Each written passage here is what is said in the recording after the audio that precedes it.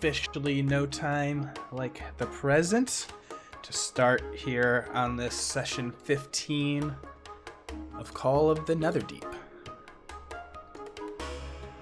We'll get into a quick recap and then go from there. The planning of what might be a heist. But how did we get there? Alright. Session 14, Sleep, Shop, and Sleuth, which, to say it succinctly, is last session summarized. You slept, you shopped, and then you sleuthed.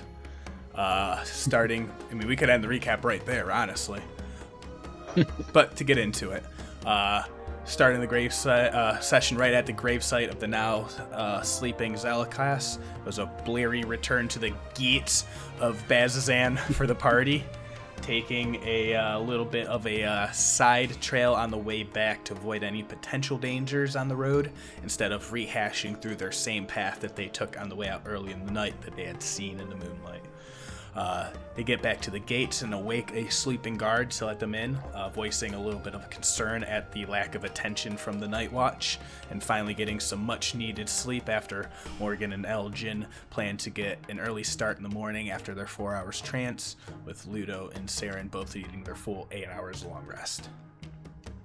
Aljin had wanted to plan to do some shopping, spending the rest of his spell slots to disguise the Moonweaver tokens he had found with an illusion spell, hoping to squeeze out a few extra coins, distorting their value, while Morgen wanted to catch up with Emery Foy first thing in the morning to try and catch the meeting with the task hand Varen Thalis.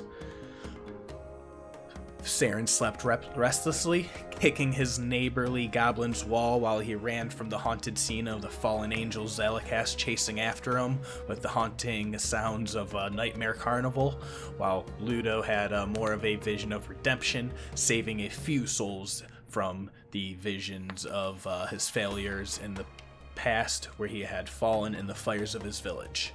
This time, he had the shield of Exandria to guide him as he charged in, saving a small few of the souls, but not all of them yet. At that 4-hour mark of sleep, Aljin and Morgen awoke, sharing a cup of tea, and they left a note as to their destinations, with the young half-sea elf heading towards the Aggregates, a general goods shop located next to the Reap in Sow, and was accompanied by Jacqueline, Morgen's raven, while Morgen headed to the barracks to look for Emery. Aljin tried to unload those illusion goods, found a familiar face with Gluzo, the bugbear from the night before, as some sort of security for the shop, and recognized them.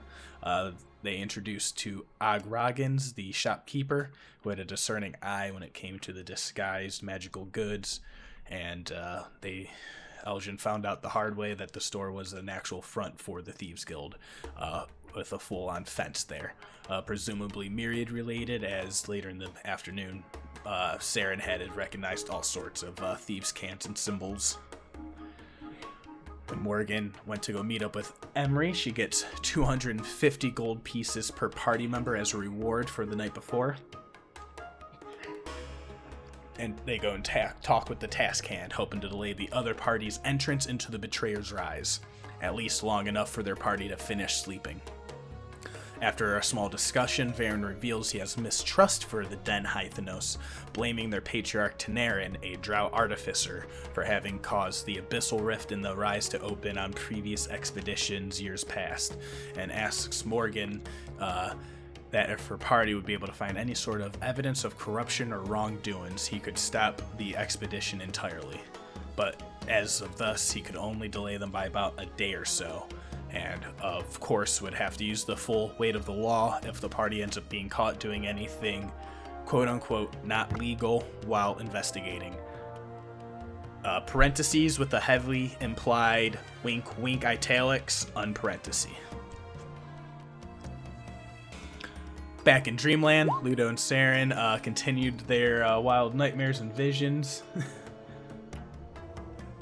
While Saeryn's still running from the bone-bloodied visions of the angel, eventually run into Ludo, both of them weirdly sharing the same dream sequence where they heard a divine voice urging them to wake up, where they both did a couple hours earlier than the long rest, but still feeling the full effects. Back at the barracks, Morgen accepts the job of investigating into the Hythenos Estate, just in time for Dermot to be trailed by Aljin after he sees the rest of the rival party headed up towards the rise. But Dermot seems to be headed to at least notify the task hand, and there's a brief and slightly terse conversation outside while Morgen slips out and has the party leave before any further confrontations. At this time, Saeryn had cast a Detect Thoughts and heard a slight omission of truth and saw that Io had been injured in the battles from the night before. Back at the shop of the Thieves Guild, the Aggregate, this time more of a heist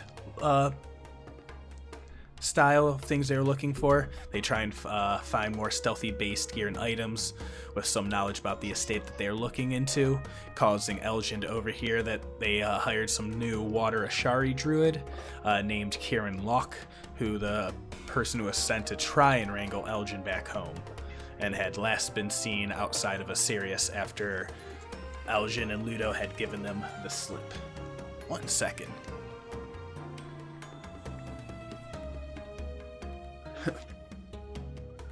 They then go to the Slayer's Stake, a local hunting guild, and look at some of the job postings and buy some more spells and materials from the resident goblin necromancer named Zanzerby, running away just in time to miss the whole exposition lore dump about a place that they will most likely never visit again.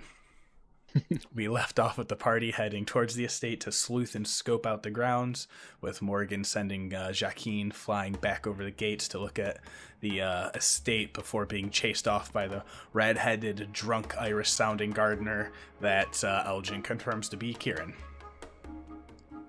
And that is pretty much where we'll start off today's session. After y'all spend a couple hours looking... observing the thing, noticing a slight shift of the guards at around, 10 in the morning, and then you watched probably getting closer till around noonish is when we'll start. How long have we been there? How long have we been there watching? I just say you guys.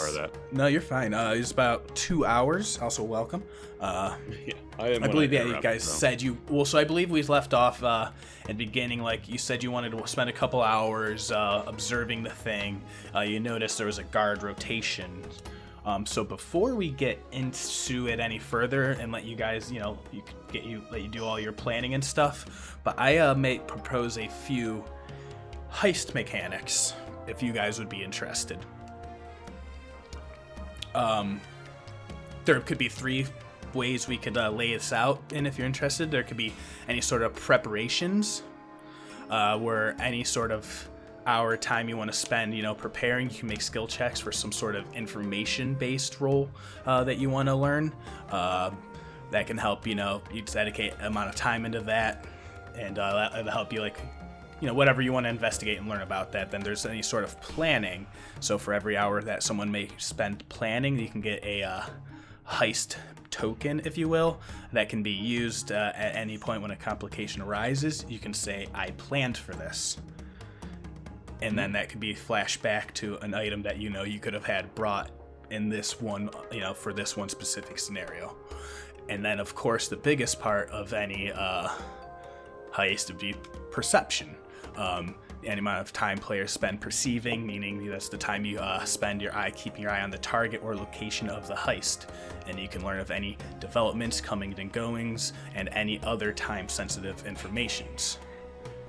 But keep in mind, there may be clocks and timetables that you would not be aware of if you do it like this, so the risk would then be the gamble of how much time dedicating to heist preparation, planning, perception, versus not knowing what might be happening. I'll throw that out to you. If you guys had other, plans, ideas, I'll, throw you right back here into the moment.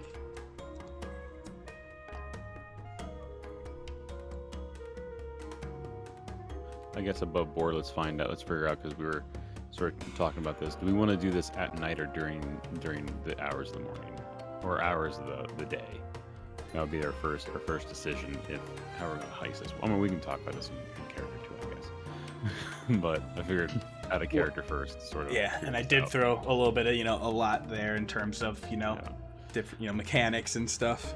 The fun mechanic of I've planned for that, or I planned for this, is we can just run in now and figure it out, or figure out start our plan or start our entrance and then figure it out from there. Mm-hmm. What is everybody else thinking? Yeah, I like the idea of going in and having the tokens. I planned for this mechanic. But I think at this point, Ludo, he knows he's not sneaky, so he's just going to go along with what you guys want to do in this situation.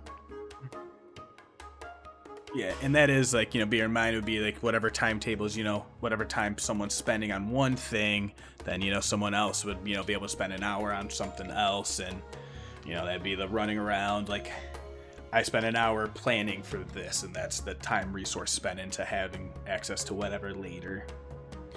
Saeryn, were you scrolling in your book, correct? At the end of last session, you were trying to get the invisibility spell. Was that? Am I remembering that correct? Yes, I now have the invisibility spell in my. Well, I think I had time to put the invisibility spell in my spell book, but the issue is that I don't have it prepared. Oh, gotcha. Okay, so that's not.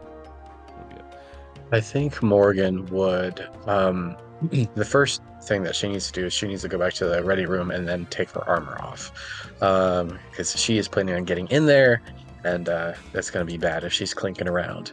But I think I would like to spend the majority of her free time perceiving the area, maybe trying to find maybe escape routes or something, or just know what kind of where all the entrances and exits are, and stuff like that. That's what she's looking out for. Finn will probably be doing the same thing. Are these gates here, the ones that are sitting at this point, are those actual gates, or are they like wood, you can't see through wood? Yeah, they're full heavy wooden doors, okay. With the heavy crossbar and stuff like that. You can see the metal latches are here, and all of that. And as far as so basically at this point, I'll say, you guys probably just did a quick little walk by at this point, right? And then you walked back over to somewhere else, a little bit out of shot. So, or would you be standing around? Because I imagine if you're spending a couple hours, you're not just right in front of the gate. Right. Yeah. Why not? Right. And then I would say, would be to take the time to get an idea of the perimeter. I would say that would probably you'd be able to send Jaquin to try and do that quick fly around. Yeah, which I think we did. I think we did that again last session. Mm-hmm. He had Jaquin had flown in to see the inside, and that was when the gardener shouted about the bird and tried chasing it off, and told the guards, hey, don't let that bird over, in the garden. Yeah, I feel like I probably would be using Jaquin, because that does keep my body, at about 100 feet away if possible. I'm just kind of using him to. Yeah, I think perimeter is what Morgan would be looking for. Awesome. Yeah, so quick swoop of the perimeter, especially trying to get at a distance, out of range of any crossbows of the guards, I imagine. The best you'd be able to see is there's the 4 guards in the 4 towers at the perimeter. There's the main gate that you'd walked up. Around the back there seems to be another a back gate that's a little wider, that seems to be where wagons and other stuff can be pulled through or loaded up. Seems lead off to some stables and some other stuff more closer to the mountain where the river runs down off of it. And then on the east side, it's pretty much a straight, full, flat perimeter. No walls or or no gates or doors or anything like that. And then it'd be further down on this right side, Jacqueline would see, you know, it'd be the horse stables and like the little river that runs up, but it's like small cracks that are up under, like it's like one of those like 6 inches half circle that comes above like the water surface where like the brick ends, and then there's like the metal bars, you know, just like a little outlet for the river. Yeah, I was actually about to ask about the, the river channel. Was that like a culvert? Is that the word? A culvert, yeah. Yeah, I'm just like, I read books. I know words. Yeah, it's exactly it. Yeah, it's a little culvert with metal bars. That's exactly what I said. So essentially, that's the only, from what we figured out, that's the only like actual visual on the grounds we can get is through that little culvert grate. Everything else is stone and no visuals on anything. Yes. Okay. Now we'll say you guys know at this point it's about noon. Or no, it was about 10. It's about 10 o'clock now, because that's when you saw the rotation. It's about 10, getting closer to probably getting 11 at this point, since you retreated and have been perceiving. Okay. And I will say that is what you learned was like there was an actual like guard shift rotation where like new guards came on to the grounds and the other ones like left off and, you know, went and dispersed somewhere into town.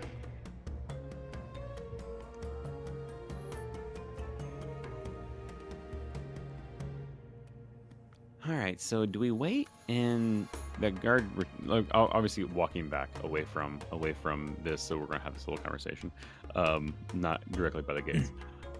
So you notice the guard rotation went. Do we think that's an 8-hour shift or a 5-hour shift or a 10-hour shift? What do you guys think? Because if we try to get to in there at the right rotation, well, we might have more guards than we'll deal with. That would be double the guards. That would actually not be a great idea. Now I'm thinking of it a little bit. Twice as many guards. We'll probably have some inside as well. That's true. But I mean, I can teleport a couple people in. I have to see it. Like I have to be able to see the destination though. So right now the brick wall's sort of a pain. And I was sort of when we were like walking up to this thinking that the gates would be like big rock gates, not large wooden walls or wooden doors. So that's not good. I mean, we might be able to see through where the river is, where the creek is there. That might be our best bet to get through if we're going to try to teleport in. I kind of have an idea. It's a crazy one though, but it might work. Is there anything else we want to plan or anything else you guys need to do before we figure something out? I think Saeryn's like looking at this door. There's a big question mark on a very particular thing. So he starts casting detect or locate object on the amulet that Io is wearing.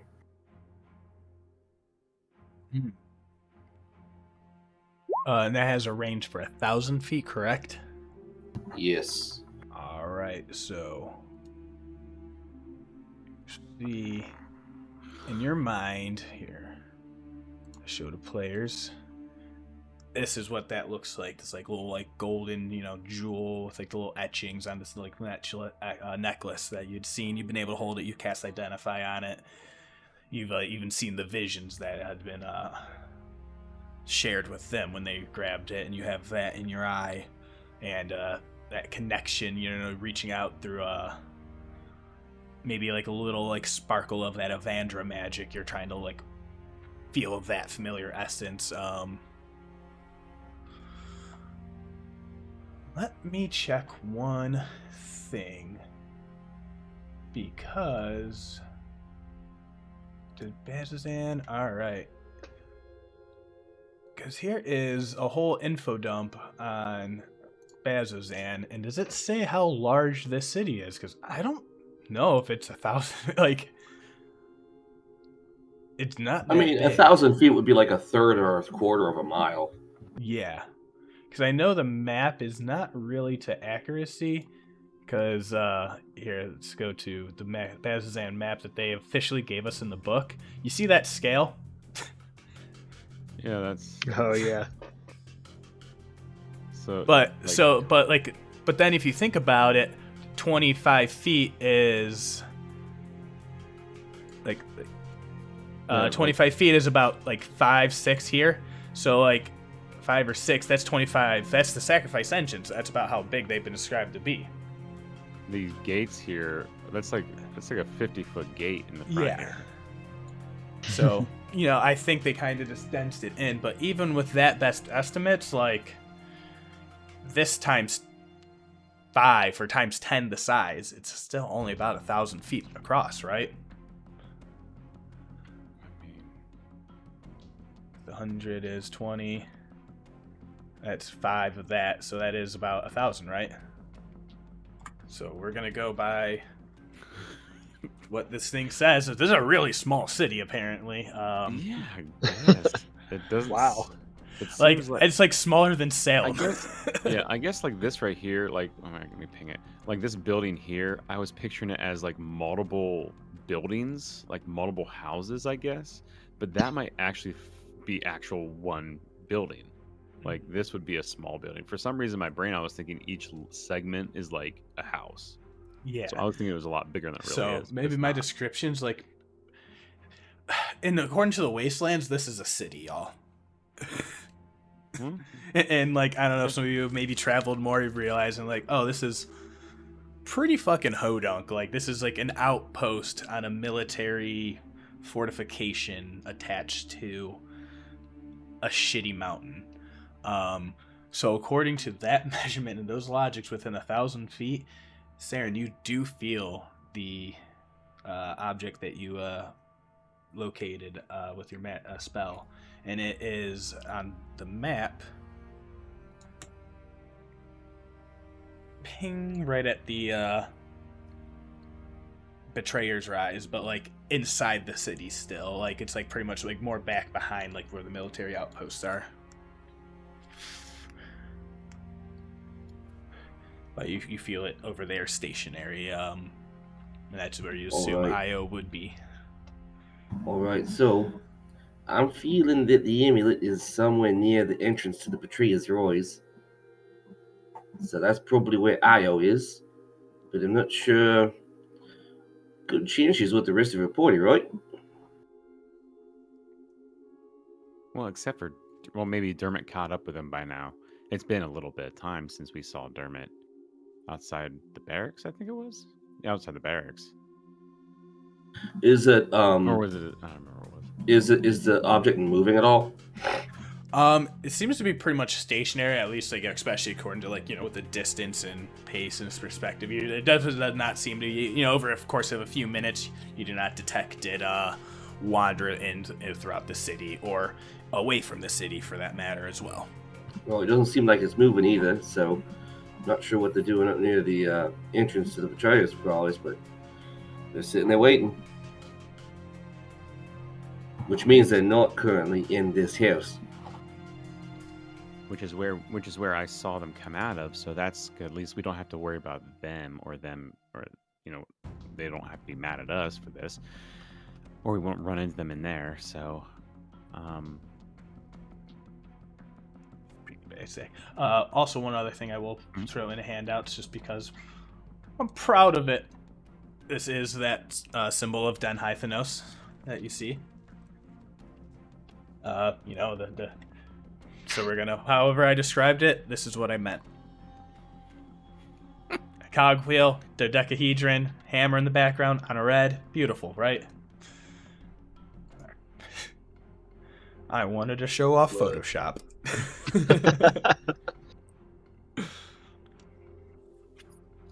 Don't come at me of license credit use free. But yeah, so yeah, at that point, you're not feeling any movement of the object.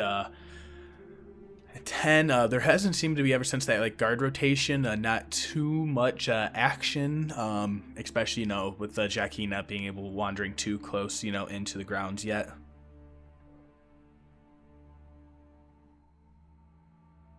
And I will say, I will say, any like sort of, I'll leave it to you guys. And All right, do we have Let any other Charles. preps to do? I mean, at this point, if we're gonna go in, if we're gonna try to get in there, we should probably do it soon or wait for dark. Those are like literally the two options. Now, whether or not when the other party's not here, or under the cover of darkness.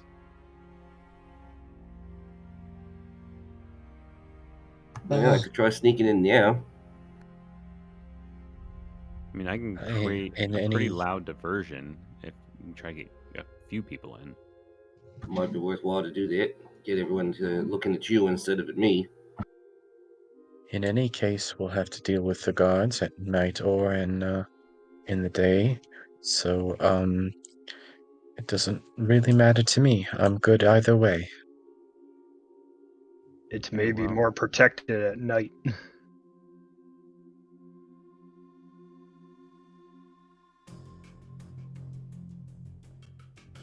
Just thinking, they probably protect the Hythenos clan inside while they're sleeping, with more guards at night. So now they might be out and about in the city, and there's not as many people around. Just one theory. All right. Well, I can put 2 people. I mean, I can sort of see through this small grate here if I like get the right angle and get a little closer. I can probably get I can get 2 people in, like pretty instantaneously, and quietly. He says with upward inflection. Have now to look at that spell. Yeah, I mean, pretty quietly. But that puts 2 people in. I can get myself in, either over the wall or through the grate. You don't have to worry about me. Okay, well, Joaquin said there was some stables close. Were those close to the water, where the water was? I believe they were down this way, right? Somewhere over yonder. Yeah, you see, like, what, like, appears to be like more of like a stable style door. It's like a swing out, wide open, like double door. Oh, this whole door is like the door to the stable? Yeah. Cool. Can Joaquin? I know it'd be harder because he's staying up. Can we see what's on the other side? Did Joaquin see what's on the other side, right where that water flows? Is there a building? Is there an outcropping? Did we know? Let me move the little token over there. You Let me can like see here or I will here. say, so are you going to send, before you move Joaquin any further, getting around, so bring him back to the front? Oh, yes. If you're sending him around the building, how far from the building is he in plain view? Because it is 10, 11 o'clock in the sun. Is he going to be like flying right around the perimeter? Is he going to be flying right over the gates, through the courtyard? Basically because, you are aware that there are the guards on the corners and everything like that. So yeah, make sure, let me know where the path is and where they're flying, and then if any rolls would be needed. I think that was just for more like above board knowledge, but Okay, sorry. because Sorry. just as part of the scouting around, just so he could kind of see exactly what we were looking at. Basically to the back, it is just like a flat wall. There's the 2 doors that are like around the same. But you weren't able to get like a visual, as like Joaquin just kind of saw from a distance when he first flew in over there. Yeah, I was gonna say, I think from what I saw, it's pretty much the exact same as what we see down here. It's that's just what I was another gonna one of those say. little It's grates. not much to see. I thought like you were saying you were gonna have him fly back over to that wall over there. Oh no! I was gonna say, I'm like, oops, some people might see him before that. Yeah, there's. If I want to go over the wall, or like, then that would be the time I think that they would see it. But if we're gonna go through the water, I don't think I would need to. Okay. I mean, All right, well, let's get close. I mean, I have a 90-foot range on my spell. I can get to you guys 90 feet from me. So I guess that's a pretty decent distance. Now thinking of it, I mean, if I want to put them here, I can be 80 feet back. You know, assuming the wall is guessing at the thickness. But then I also have to be able to see through the see the actual object. So I'll make a pass, a walking pass toward this, like, just looking as inconspicuous as possible at this point.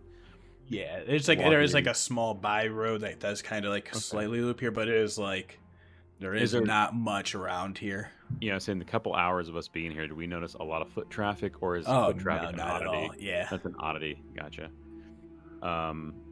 If so I get to like there and I like sort of just like look at the look down into the water, like acting like I'm trying to pay attention, like trying to look, see what's in there.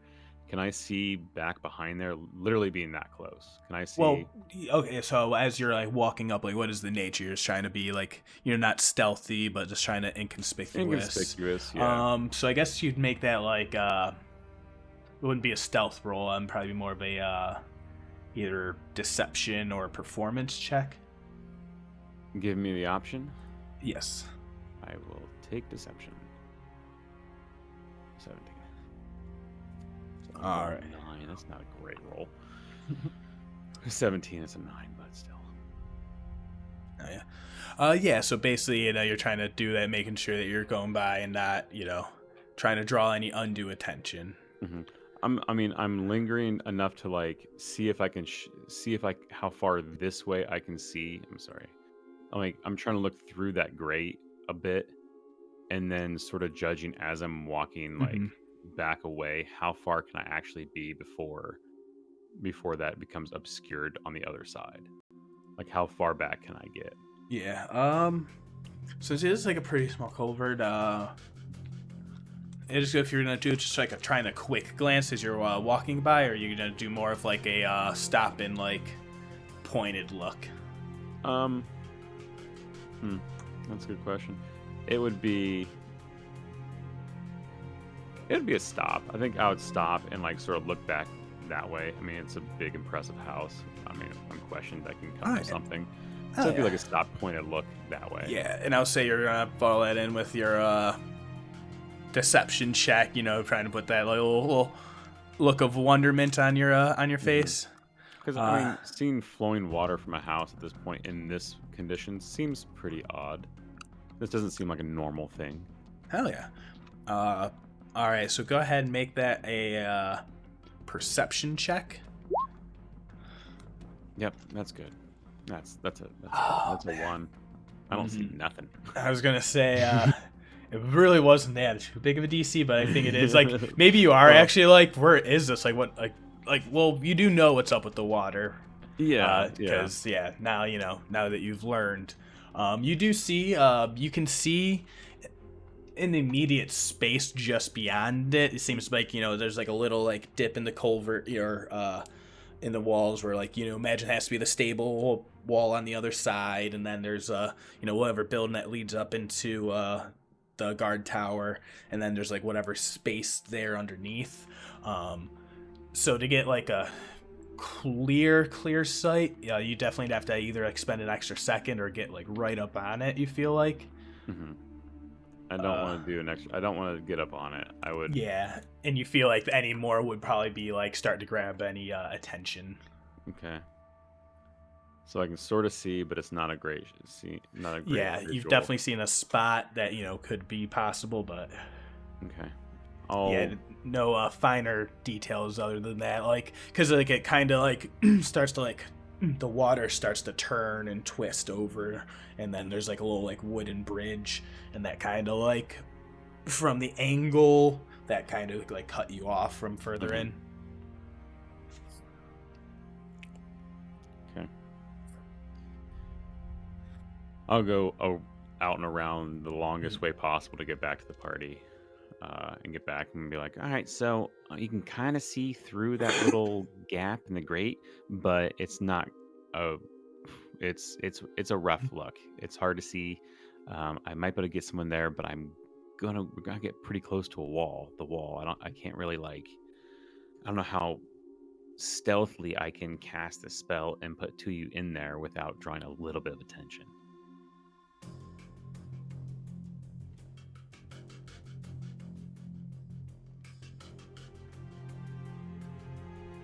Well, do you think that it's a viable strategy? Should we try that, or should we try something else? Maybe we break into the stable and go see if we can go from there, or... Yeah, I mean, stables usually. Well, I don't know. I don't know how they would lock that. Minus lock picking, but we're getting right up on that to pick the lock anyway. I suppose that's true. I imagine any lock picking would probably have to be done at night.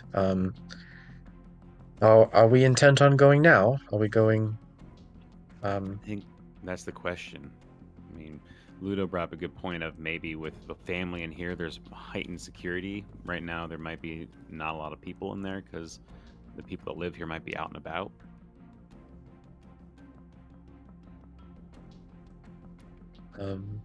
Saeryn, what do you think? Do you think we ought to go in now?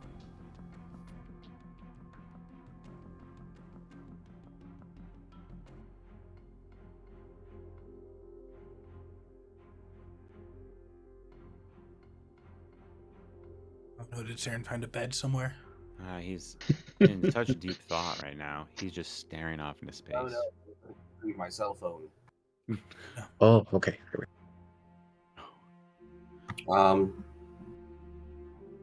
Based on the information we have, it seems like the stables is probably the best bit to get in right now. There's also the idea that we could get in now, get a few of us inside, and then hide around inside, and then that will give us a better vantage point on what guards are moving and when. Right now, we're kind of limited by this brick wall. If we were inside, then we would be able to see who's moving around, and maybe if some people were going to bed, some people were getting dinner.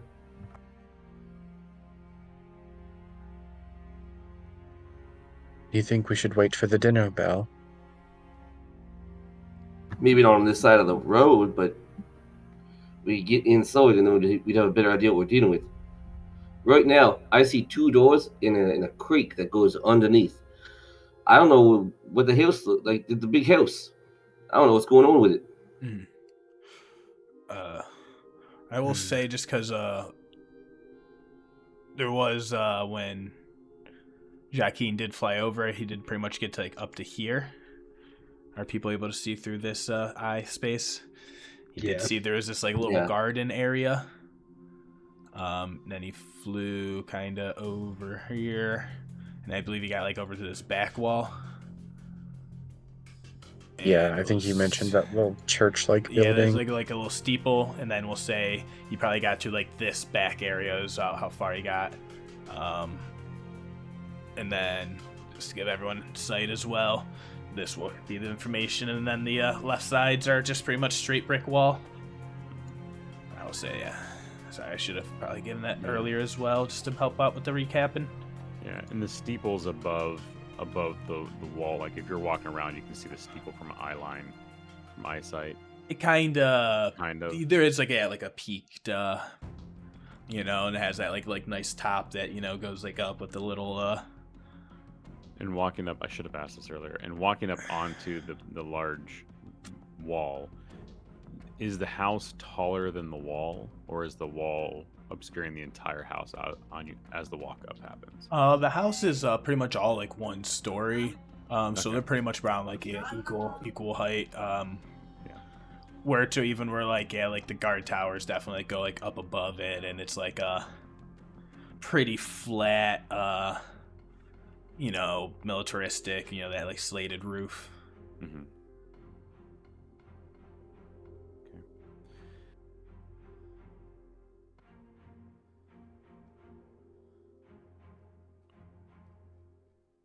Well, I have an idea, but above board, I have an idea, but it's gonna be a doozy at this point, not having any eye line.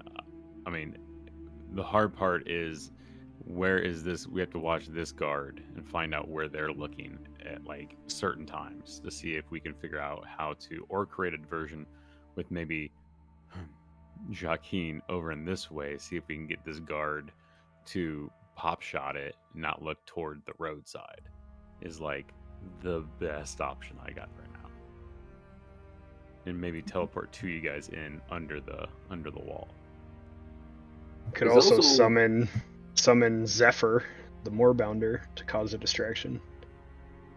There's also the fact that we could do a more direct approach, and I could just knock on the door and see if they want to hire a professional good luck charm.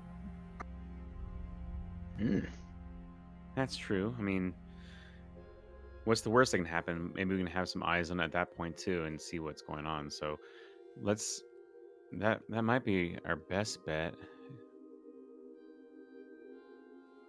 Just well, if they don't let you in, what's the worst thing to say? No, they're probably not going to kill you on the spot.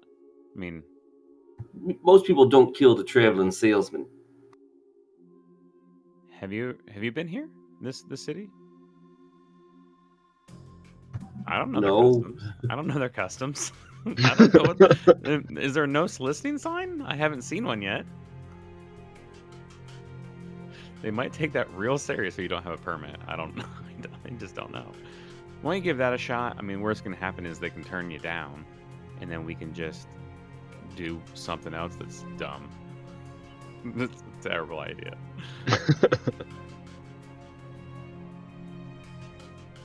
Why don't you give that a shot? I mean, the rest of us have to go off to the side just so we can see him. And then, if you want to give that a shot, Saeryn, go ahead and give that a shot. Let's just all build a giant wooden horse, and we'll all hide inside of it. And then Saeryn decides to bring it and offers it as a gift. And as soon as they wheel it in, let's try the Saeryn facetious. tactic, and then at this point, and then after that, we can figure out if it works or not. See what happens. I think that's getting in here is the biggest point of I don't know. It might be the easiest part, which is terrifying.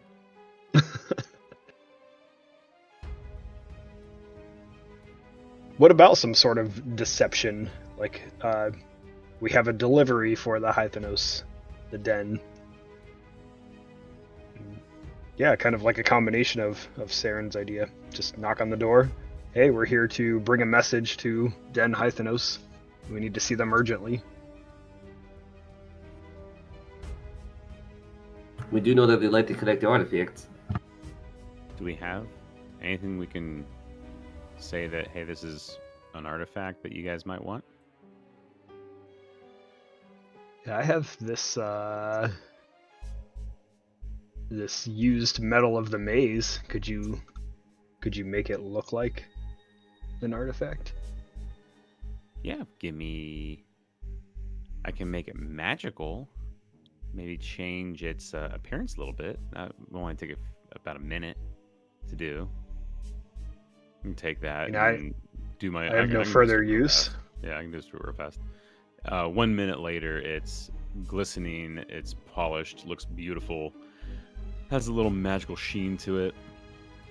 We did this trick before last time.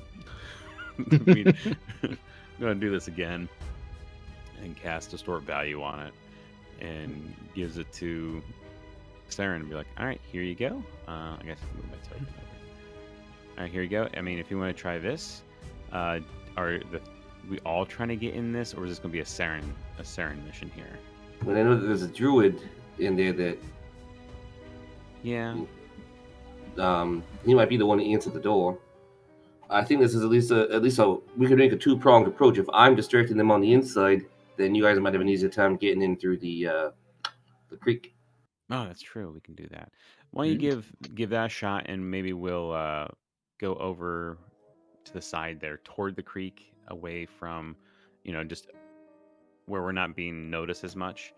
And if we see you go in, or see you talking to someone, maybe we can then sneak across the other way. Because when they answer that door, those guard towers might be on high alert for what you're doing, not what everybody else Yeah. is. Fair point. right.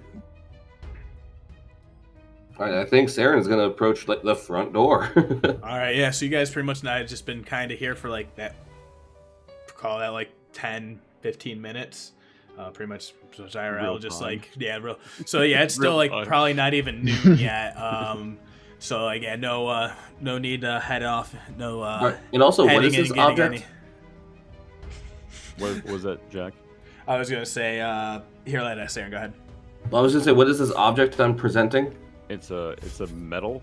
It's the one that Ludo won in The amulet. the amulet. Yeah, that he won. I don't know. Yeah, it's the metal of the maze.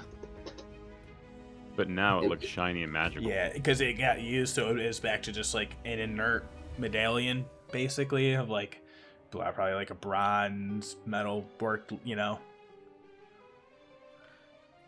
And you guys got this at the same time as the other team got the other amulet.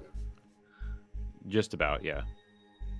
Then I'm gonna say that they're related and see if that gets a few more Ooh. Good call. few more things. Good call. Interesting. I like it.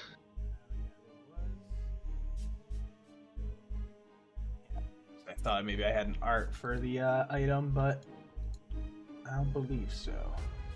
Oh, no matter. Yeah, so you guys are gonna try and like head off to like closer to the right side of the house. Yeah. So to get through there, this is like there is that road that kind of loops around nearby that like pretty much is like the only road that leads up to this house that, you know, like because you guys kind of came up that road earlier when you first came up to the house, saw everything, and then Aljin came and walked all the way down it. And now you guys are gonna try and come find a way to get to like the right side of the house, but like try and remain like out of view. Are you gonna do that before Saeryn walks up, or like are you gonna try to get to that side simultaneously? What do you guys think, Morgan? You want to get there before him, or do you want to get there a little about the same time he does?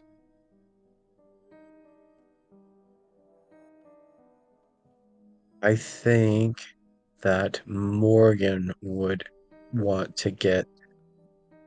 Well, I think simultaneously would be better. So it almost looks like we're dropping him, like we're like going down the road, or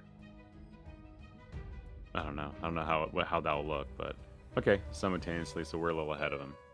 And then by the time he gets to the door, we're at the sort of the end of the road there. Y'all are coming from like the same direction. Yes. There's no right answer. Yeah, no, and it's not really. Yeah, it's not. It is not. Gotcha. Like, I know I'm probably asking to make it sound more intense, but it is just like help make sure of like what other people are seeing as like, you know, as you guys are like, coming up, walking by, what you know, what the actual perception is. Actually, can we go the opposite way? So if Morgan's, if now I'm thinking of it differently. If Saeryn comes to the left, can we come the other way from like? It's told out. Coming from down the road like this way, because I was just sort of checking out this deception, sort of checking out this creek, and now I'm bringing my friends to be like, have you seen this house with water flowing out of it? It's real weird. And if we come that way, then I can make hopefully a better, or maybe Morgan can, and point me in a better point of as we're walking up, maybe keeping an eye on that opening where we can see like awesome a better look for it.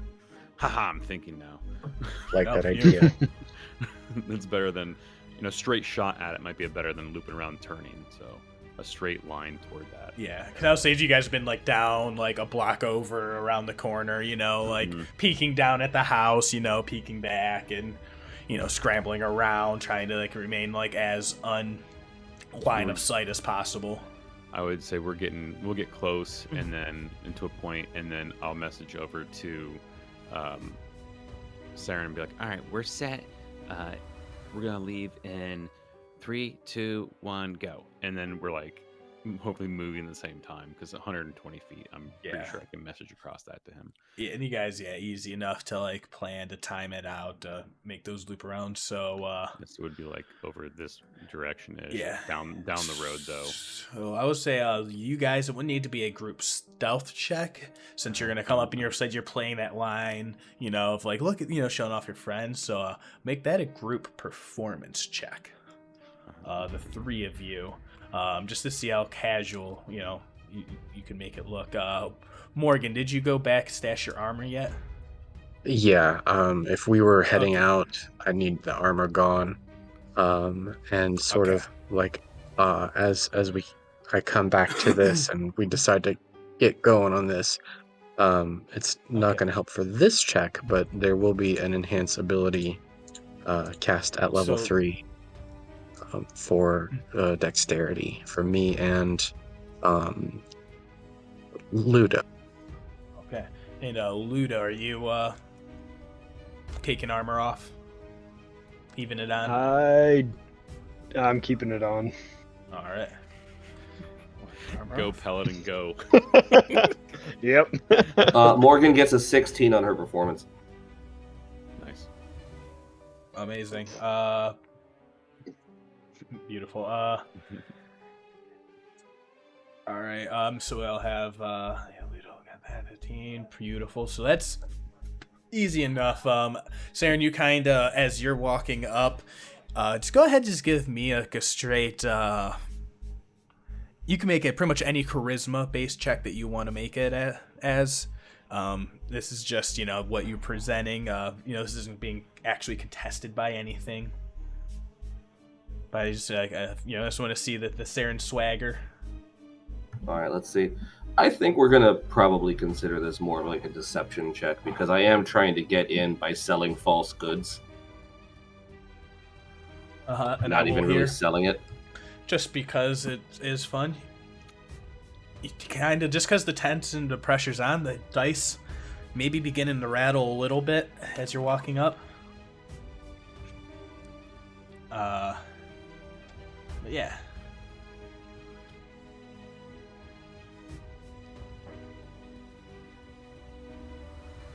We'll say you guys are definitely able to get easily enough in positions. Say, did that roll come through? Is my hand lagging? No, I don't see it either. Sometimes.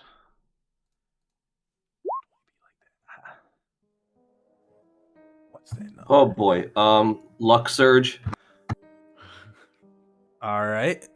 We're gonna add D4. All right. So what is this power that you're drawing on? What does it feel like as you are like actively aware of it for the first time? I think Saeryn is. You said like just hearing those dice start to rattle. He realizes this is a high pressure moment. This is a moment where it's time to pull something deep. And so the second the deception around like, oh, I'm here to I got told by some of the runners in town that the nice people who live in here sometimes go for a little bit of artifact collecting. And when I showed it off, they sent me up here to actually do a little bit of the business of my own. So I was hoping I could get inside and maybe talk to the Lord or Lady and see if they wanted to help me part with something that I think they might be interested in. Yeah. And then at that point, like once I said like, oh, he's a door-to-door salesman, I think he's like, okay, I need that extra little bit of luck on my side where this guard maybe wants to see it or something like that. Mm-hmm. And we're gonna roll this D4. All right. Yeah. So you came fuck. Hey. It's all right. You feel like you just pulled just enough, just a little bit. You do get greeted actually as you open up the door, and it's this wiry red-haired person wearing like natural flowing like druidic tunic, like a little bit of like leafy sort of decorations and threading on it, but you see it's filthy, covered in just dirt stains, the look of gardening, and all sorts of like alcohol and wine stains and stuff like that. He has like this a little bit more a little bulbous nose, a little red, a little veiny. And he says, What are you talking about, laddie? This is the Hythenos Estate, isn't it? They heard there was a bunch of sometimes they collect certain things. Excuse me, who are you? I was hoping to talk to maybe a guard or someone like that who could let me in. I'm a gardener. The gardener opened the doors in this town, eh? So I've been traveling around a lot, and it's just the first time I've seen this happen. I heard you knocking. You're looking for a garden. Oh, aye. And then he's like, kind of, just like looks around Blair, like, this guy's kind of already wasted. No, It's about noon. Are you? You said you work in the garden. Aye. And you see he's like swaying a little bit. You have a little bit of vintage on you, eh? Aye, vintage. Why, the Lord says no solicitors, no. We don't want any. Well, how about you? How do you feel about solicitors? What you soliciting? Go ahead and make a persuasion check. And I'll say, God, I am not doing so hot this time. That's all right, because this one's actually going to be just a straight D20 contested at disadvantage.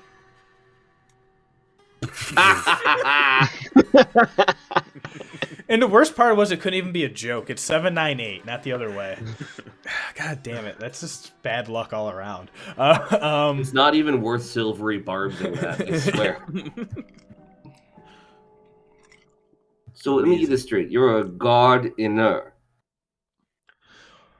Alright, well, no one else was coming up. It's almost lunchtime, and they're about to, the guards are making their way down, and I say that already had I myself repeat in early. that line a lot louder.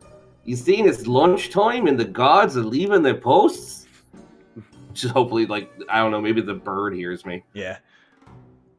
And he says, I shouldn't have said that. I shouldn't have said that. I mean, you did see it, though, but I'll tell you what, I won't tell anyone else if you let me come in and try to sell some of my merchandise. Aye. But, I also won't mention to the general people that are also staying here that you were drunk when you should have been watching their things. And then he kind of, eyes narrow and just like, and who are you? The name is, of course, Arlo Morningwood.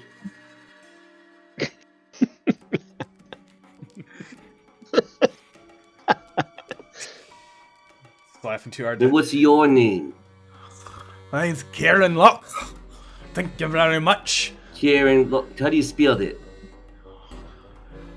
I spell it L-A, see you later. And he slams the door in your face.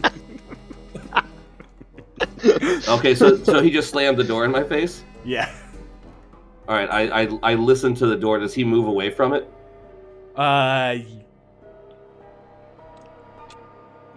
1 second. He's pretty drunk, so... He does walk away from it. Make a perception check. He's pretty drunk. The next question I have is very important. And that is? Did he remember to lock it? You do not hear a latch lock. Do I hear... I'm guessing I don't hear him move away too well either. Mm-hmm.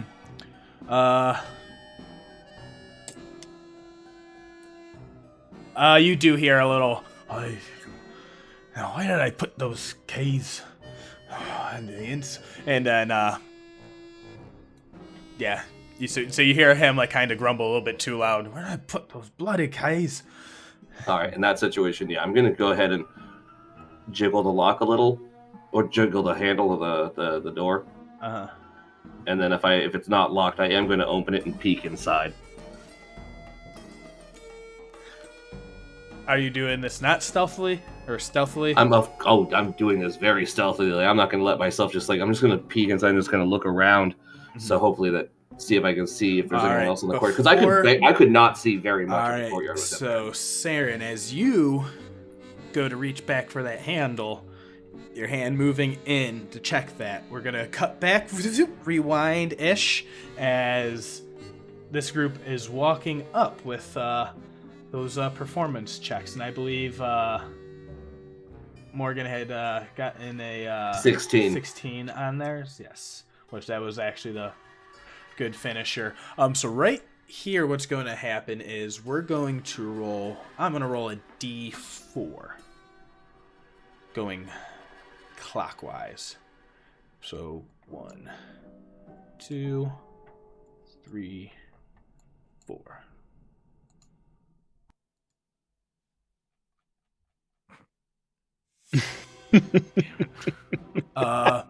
Amazing, y'all. Absolutely amazing. Because that means even with your passive perception, what you see, Morgan, is you're walking up. You see like what was like that telltale of like the side of like that crossbow that's been like sticking out, patrolling perimeter on top of those like little watchtowers. You do not see that there. And that's at that moment you hear Saeryn shout over as they're already at the door, and you've been like walked up as like Aljin's making that like animations to like look at the water. You hear Saeryn shout out, "What? The guards are on. It's lunchtime." I would whisper to my friends here. I believe that Saeryn just blessed us with the knowledge that the guard at this tower here is currently on lunch. It might behoove us to get a move on. That's great, because then we can I can get a better look in the inside if we want to try to teleport in there. So here's a problem. Saren's way over there. Can I get him? I gotta look, because if I can see him, I think I can snag him. Y'all? Let me see. 90 feet. Yep. I can get him and Ludo in if we can now look through better, not worrying about the guard over here. So I guess wait and see if Saren's gets in, and then while I'm watching Saeryn, I'm gonna now try to get down low and get a better shot, a better look into there to see if I can find a better view, because at this point I don't know what's happening over there. I can probably hear a drunken guy screaming at Saeryn at this point. But then I get down and look a little closer to that, because I'm the one that needs to see it, not them. Yeah. So for this sake, just to give you the view, we'll put you guys can all see through Jasilionis, right? Yeah. Yes. Yeah. Awesome. So it's basically what you see. Brick buildings, so the stable goes out a little bit on the left. On the right, there's a couple buildings, seems to be maybe an office, headquarters, little outpost. Then you see what appears to be anvil, a couple tables, so some sort of outdoor forge. And then as Jacqueline can kind of see, we'll say give you a little bit of angle perspective. This looks like some arrow shooting practice range, another brick wall, and then can't really see too much beyond that. All the way through the river runs through right to the other wall, and then the house on this whole side, all brick wall, no windows. A couple, there's a door there, you see. Jacqueline just saw that door swinging closed as you see that as a guard had just gone in through that way, you would assume. Okay. Now here's what I'm thinking. Just putting you two right on the other side of this wall, it seems like there is a little nook there where the stables to the left is sort of blocking that view, and then the empty guard tower right now is blocking that view. So if I put you right there, then you guys can have a better look and figure out what to do after that. But at least get you in the wall. Sort I of can get myself Morgen. in. Okay, sort of show Morgan what I was thinking there.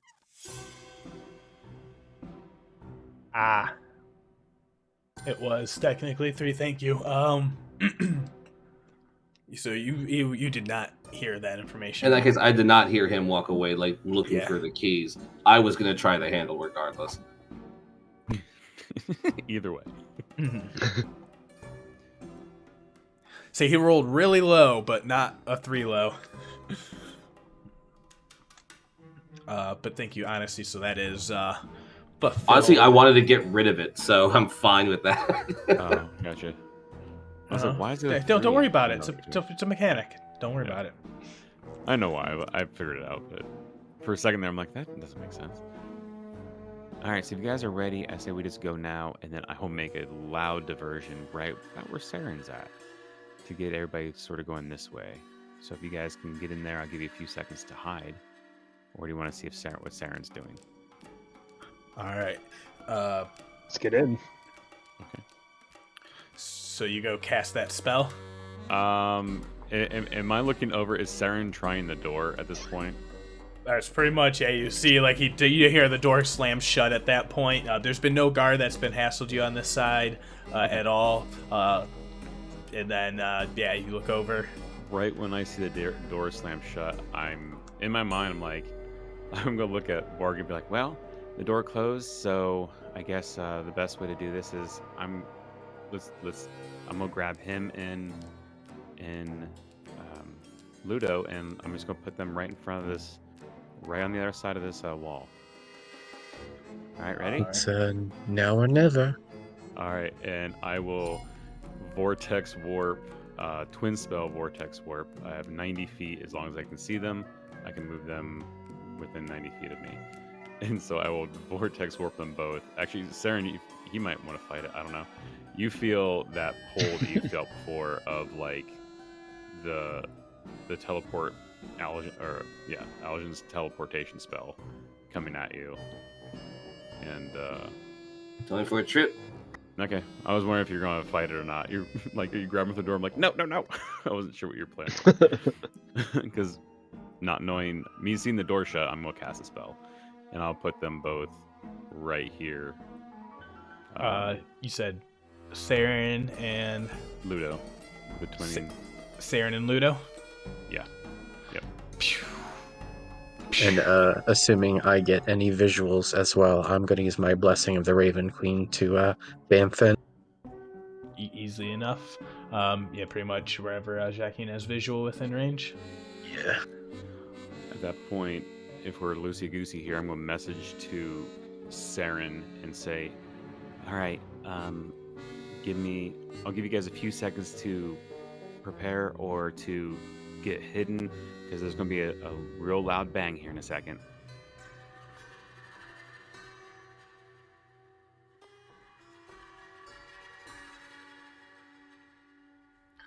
Oh, amazing. So you all pop in, you hear fume, fume, fume. Aljin, you send that quick spell. Morgen, you say you can't go through the wall? Oh, you can't. Yeah, I need you to move my token through the wall, please. Tokening. I was like, why can't you? No. You put restricted motion. Walls! Yeah. So this is actually closed now. So I'll give them a few minutes to prepare. I've sort of told them what the plan is, and letting them figure out what they're going to do. Saren's going to gesture over to like the blacksmithing area. He's like, we should probably hide over there so that when the guard comes down through the door, he doesn't see us. All right. I'm also going to dismiss Jacqueline as well.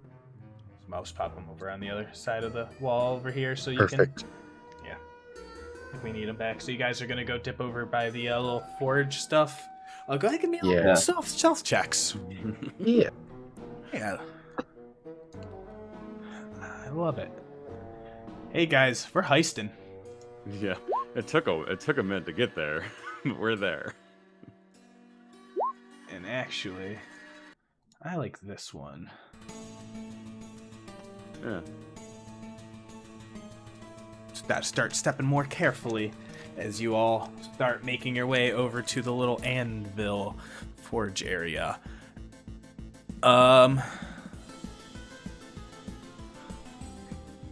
So there's this like little sets of tools. There's this little small like ember forge that's sitting there, and you can go ahead, Saeryn, Morgen, all of you, go ahead, give me Arcana checks.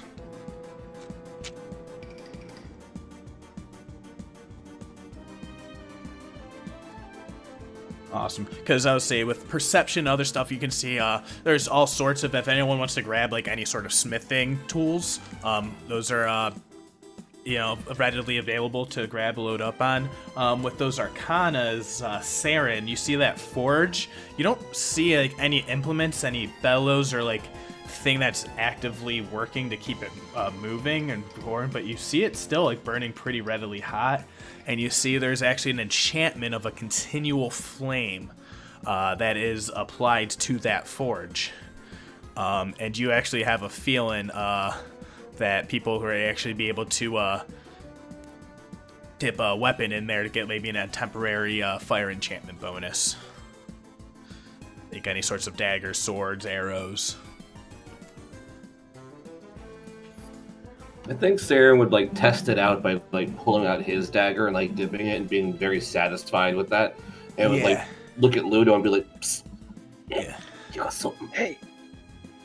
Yeah. So go ahead. Your daggers now sheds off dim light for 5 feet, and add a 1d4 fire damage for 1 hour.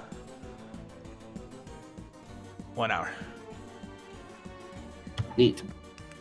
Can I still sheath it and knock the light out? It does seem to have this like permanent, like warm tempered enchantment now.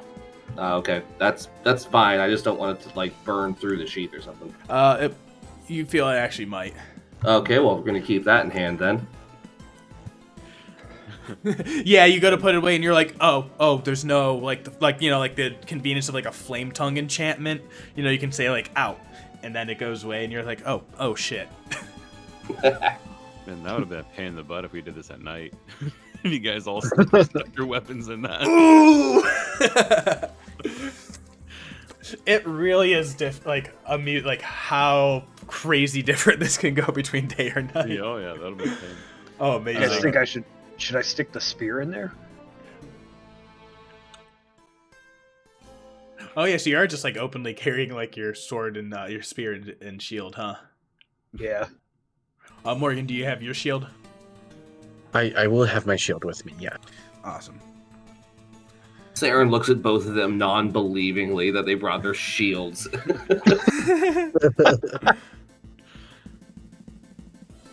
Then shrugs because he didn't like he brought it. He's had only a dagger the entire time they were cruising the wastelands of all things. So it's not like he can judge. Yeah, you like look at your glowing dagger. You look at them, and you're just like, eh. Amazing. So you look up. So you guys get that in. That's awesome. So Finn, you walk up to the door.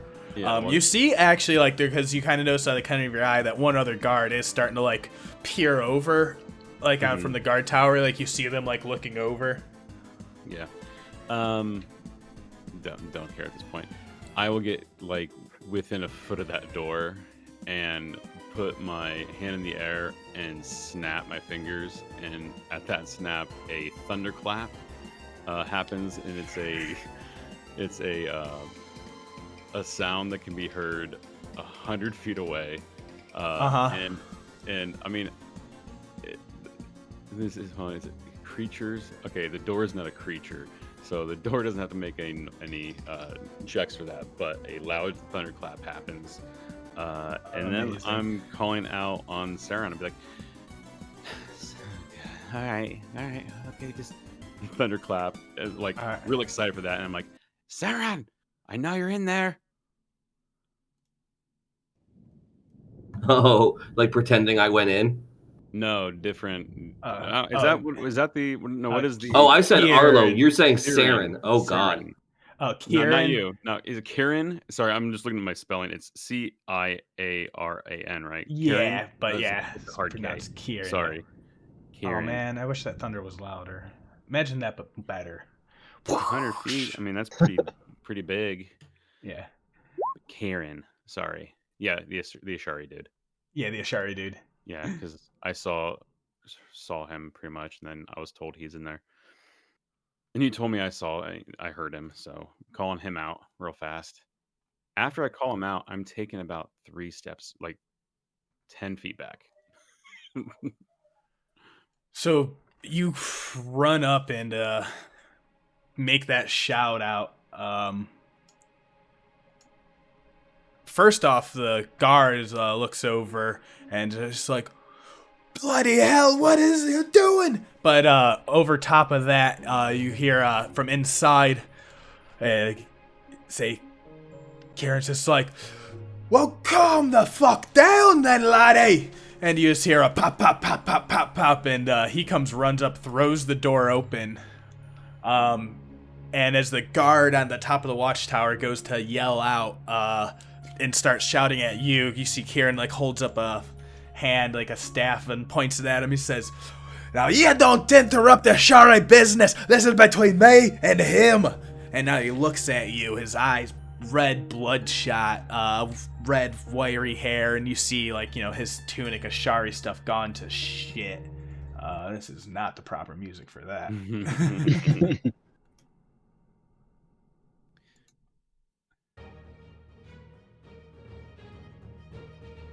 And he says, now you show up of all bloody times. Real quick, while that's all happening, Morgan, you see, come sprinting down Dash style. The other guards come sprinting over.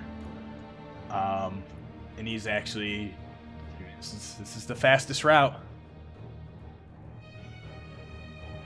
Actually, he's gonna get right here. 1 second. Luck check. Hi, he goes to check on his lord. Interesting. Oh god, it landed on the coin landed on the side. Yeah. He gets over here to the house and he starts looking around. He's like, "What's going on? What's going on?" This other guard will come running around. He'll actually have to run over here, so he'll 20, 25, 30. He gets there. And this one will come running down through here as well. But you see Kieran just looking at you, like staring bloody daggers. You've really let yourself go in the last, I don't know how long it's been. Time's a weird soup at this point. But why are you here? Why are you in this town? And he starts just laughing, and he's just like, that's pretty rich for you to ask me that.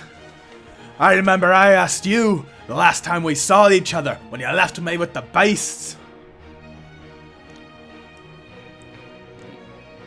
Yeah, but I figured you'd still be chasing me, and it sort of feels like you gave up. So Gave up. Once again, rich coming from you. Who do you think set the precedent? After all, you left first, Aljin. Why should I go back if you don't have to or want to? I mean, if you don't want to, that's fine. You can do what you want. I just want to know, are you still trying to get me or not? Are you still trying to chase me or not at this point? Because I'm really tired of running, and I'm not gonna Lad, I haven't thought of you besides cursing your name.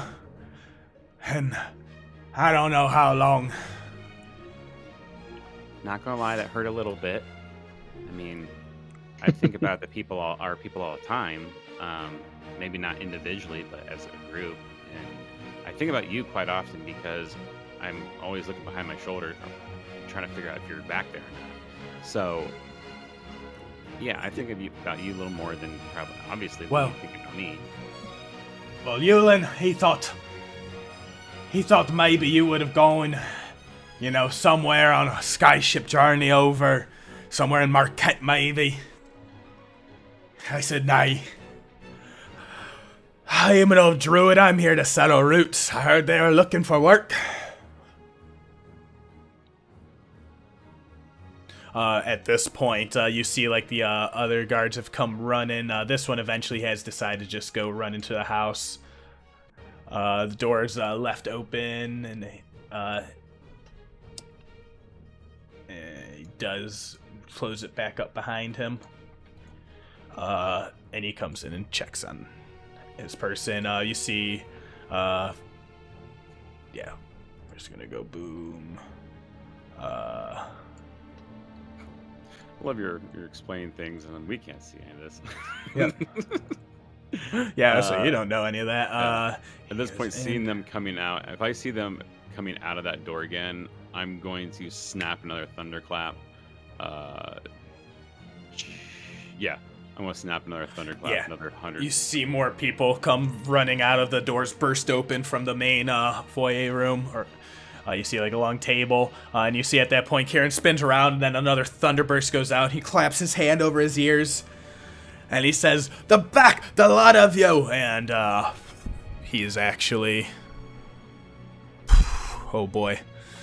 Alright, we're gonna pull up a page real fast. Called turn order. Uh-oh. No, I don't know. That's it. Well, we're gonna make this a wisdom saving throw for him. Alright. You see, like, as he reaches his hand back, like a little small burst of like water, like you see like he almost like lets loose a spell, like in his fury back at like the distraction. But then he like looks back at you and he says, looks like it blew up, ruined my life here as well now. What have you got to say? And then the two people come running out, and they're just like, hey, what's going on here? One of the people on the side shout out. Yeah. Did you, you're hiring a bounty hunter here. Did you know that? Under the guise of being an Ashari. He just does fancy magic, but it's not really the same thing. Just full on. Yeah. Make life for absolutely no reason. Absolutely no reason. hoping that my team's like in the middle of moving. Yeah. 24. Well, you see the two like little people here. Just like a little quick description.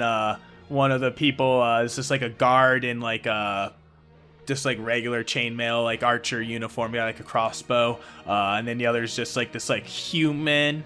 They got like long brown hair with wearing like this like more like polished like copper almost plate armor, this long sword in their hand, and just have a like metal helmet on, regular greaves and stuff. But you see, they're the one that said something. They're just like,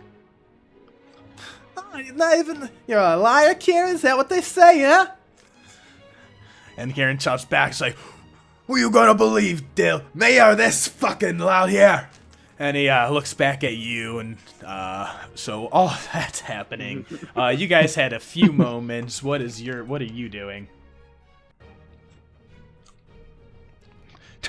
Initiative might come very soon here. Oh yeah, I know. I'm fully aware. I think there's a point where Saeryn is like, okay, we might have to start scrambling for a door because there's a lot of explosions going off. Yeah, I was definitely thinking of, we need to get in and get our shit, Get out. So, yeah, get in, get on, get. All right, so should we make our way to the house? Yeah, I think so. Also, are there any windows on the house now that we're kind of inside? There's still no windows. No windows on the house. Okay. Yep. All right. Yeah, I think I would just kind of, first dart across here and keep to the side of the wall, and I'm gonna go for the nearest door, I guess. Mm-hmm. Yeah, Ludo will follow. All right, so you guys just start sprinting across. Are you still trying to be sneaky? Absolutely. All right, let's go ahead and make those rolls for me.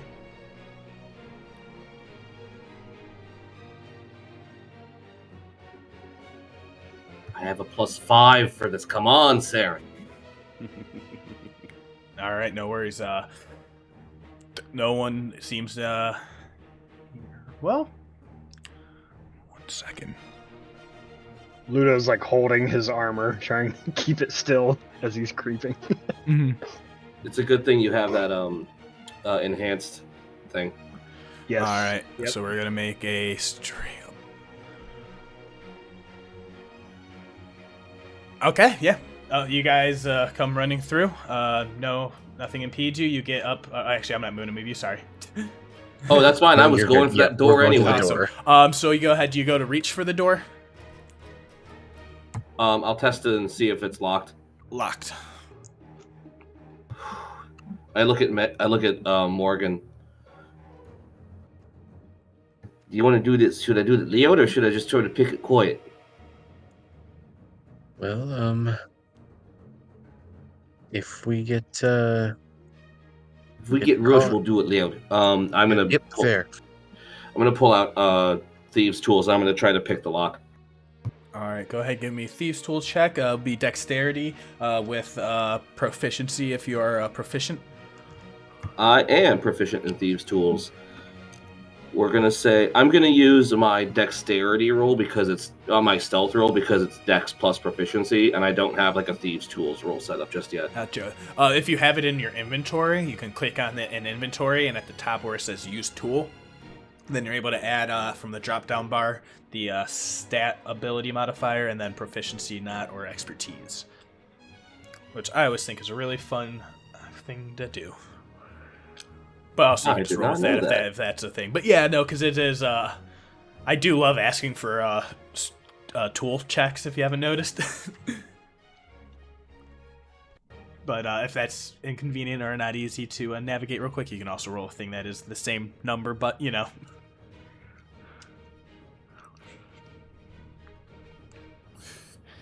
Yeah, so it's like on the hell yeah. I think that went through. Yeah, there it goes. Perfect. Awesome. So 13 as you go to jiggle the lock on that. You're trying to do that. You know, you're trying to do this nice and fast, but stay quiet with it. That is H.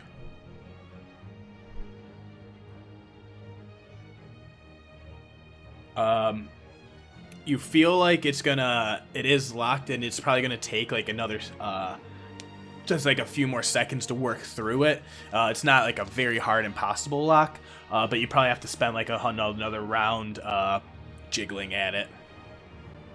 Gotcha. So you can make another roll with advantage if you do that. Gotcha. He'll turn and look at Morgen and Ludo. This is gonna take me a little bit. Keep a lookout. All right. Keep a lookout.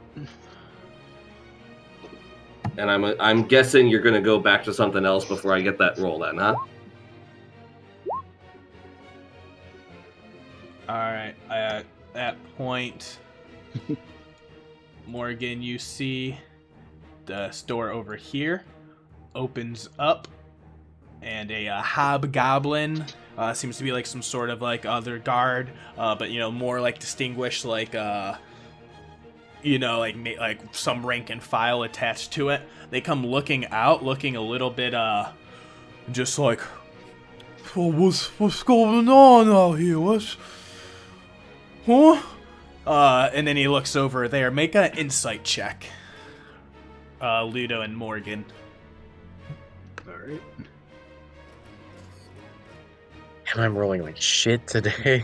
All right, Ludo, you see like it's a look of a face of confusion. Secondly, even Morgen with that 10 insight, you wonder like why is he coming out of this door now? And Ludo, like there's something like almost like guilt looking on his face. Where's he coming from? He came from inside this like little like shack, like a little structure there. Which when you look back, you see like kind of like tables of like some sorts of like tools and equipment and like shelves and stuff like that. Gotcha. But he kind of comes out and he's looking like a little like. At first, it's like a look of like guilt as he comes out and like looks out the house and he looks over at you, makes eye contact, and then it's more confusion of like he's like, what's going on? Ludo is going to cast sleep on him. You know what? He was probably already sleeping, so I like that. So hey, put him back to sleep. All right. Go ahead, roll. What level are you doing it at? Just at first level. That's like 5d8. Okay.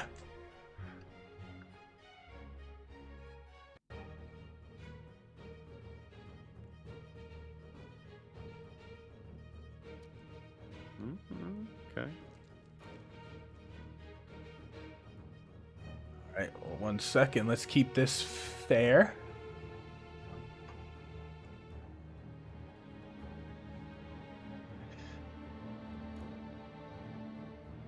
Because I was actually curious how much this has. Oh, jeez. Oh god. That's a lot of 8s. Mm-hmm. That is not average. Holy shit. But yeah, so yeah, because his average was already higher. But so maybe he got a bad roll. But you see that you cast the spell on it, and you see it almost does take hold because he was pretty fucking sleepy. But you see he kind of resists it. I think at that point we officially roll initiative now. Let me pull up the turn order, make sure it's clear. You say anything, the turn order pops up. I was waiting for something. All right, everyone, go ahead and roll initiative, and we're gonna have to take a break. I was like, oh no, what's gonna happen? What's gonna happen? Kind of waiting for him to say something, and it just no, nope. Just let me sit in anticipation. All right, but before that will happen, yeah, we're gonna. Oh, I've been muted. I was wondering. Yeah. Oh, Okay. Yeah, I don't. Oh, when I went to go roll in the thing, must have muted myself. But yeah, I was saying I was rolling for the life points, because his average was already higher than whatever. So, but the thing by things at that point, we go ahead and roll initiative. Sorry, I was like hearing you guys while I was like looking through a bunch of stuff, and I'm like, what are they joking about? Why they And then laughing? and then I saw the red mute on my symbol. But yeah, we're gonna go do break. Actually, is what I was like saying for like a second. So before that's why I haven't done any of my stuff yet. that would have been funny. You should have just left yourself muted and put on the "Be Right Back" music and not said anything. Just like, oh fuck it, they'll get the picture. All right, but yeah, so I'll finish my stuff when we get back. Hey, things could have gone some ways. This is about how I expected. Thought we'd get a little bit further. But... No, it's pretty side. We're almost in the house. Yeah, right when I realized Yeah, there was no true. gate, it got pretty sideways pretty quick. Well, that's also, I will say, just to beg the question of like, what the fuck is this place's deal?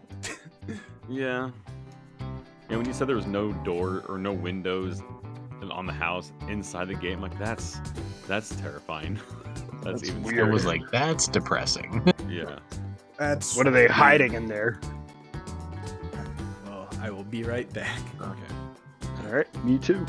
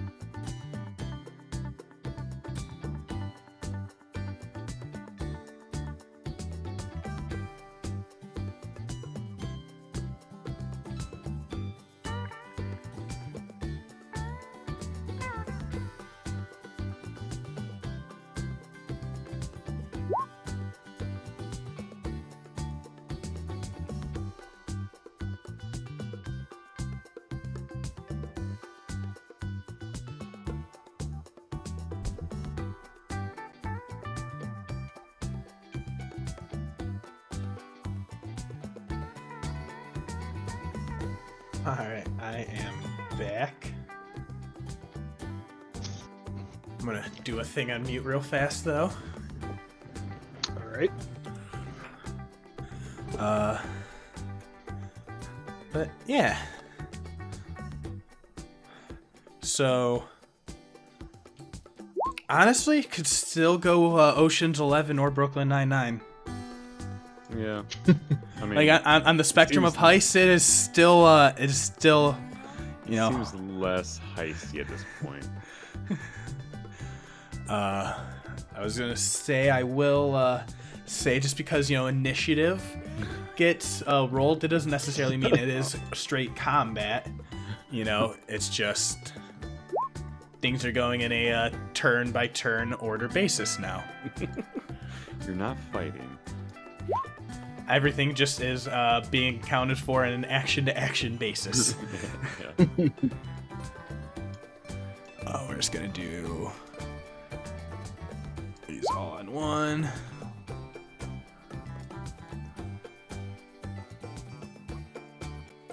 Oh, where is this guy?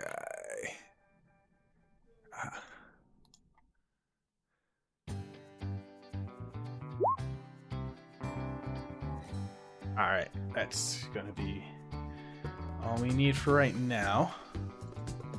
I will be right back. Let you all, you know, chat for a second. Oh boy. I'm probably nope. I'm not going first. That guy's going first. And that guy's going first, and then me. Okay. I guess I'm going to see what this guy's closer to be doing before I make a huge decision. But I can see in the house now, which makes me happy. Where is that guy at? Oh crap. What are you guys planning on doing over there?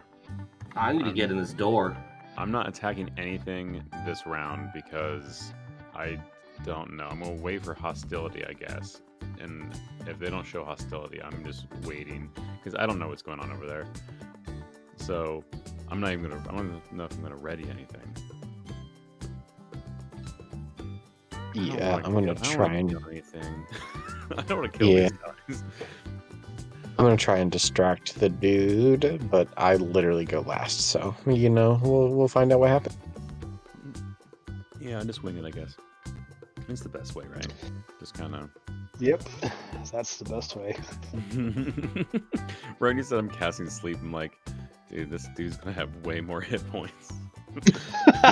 when he asks what level, I want to be like, all the levels, the highest and the most you can possibly do. I only have second level, and that still wouldn't have added 2d8. Yeah, but still not enough. If you would have had 8s on all 7, you would have came close. You would have came to the like, if you would have got 8s on all 7, you would have hit his points exactly.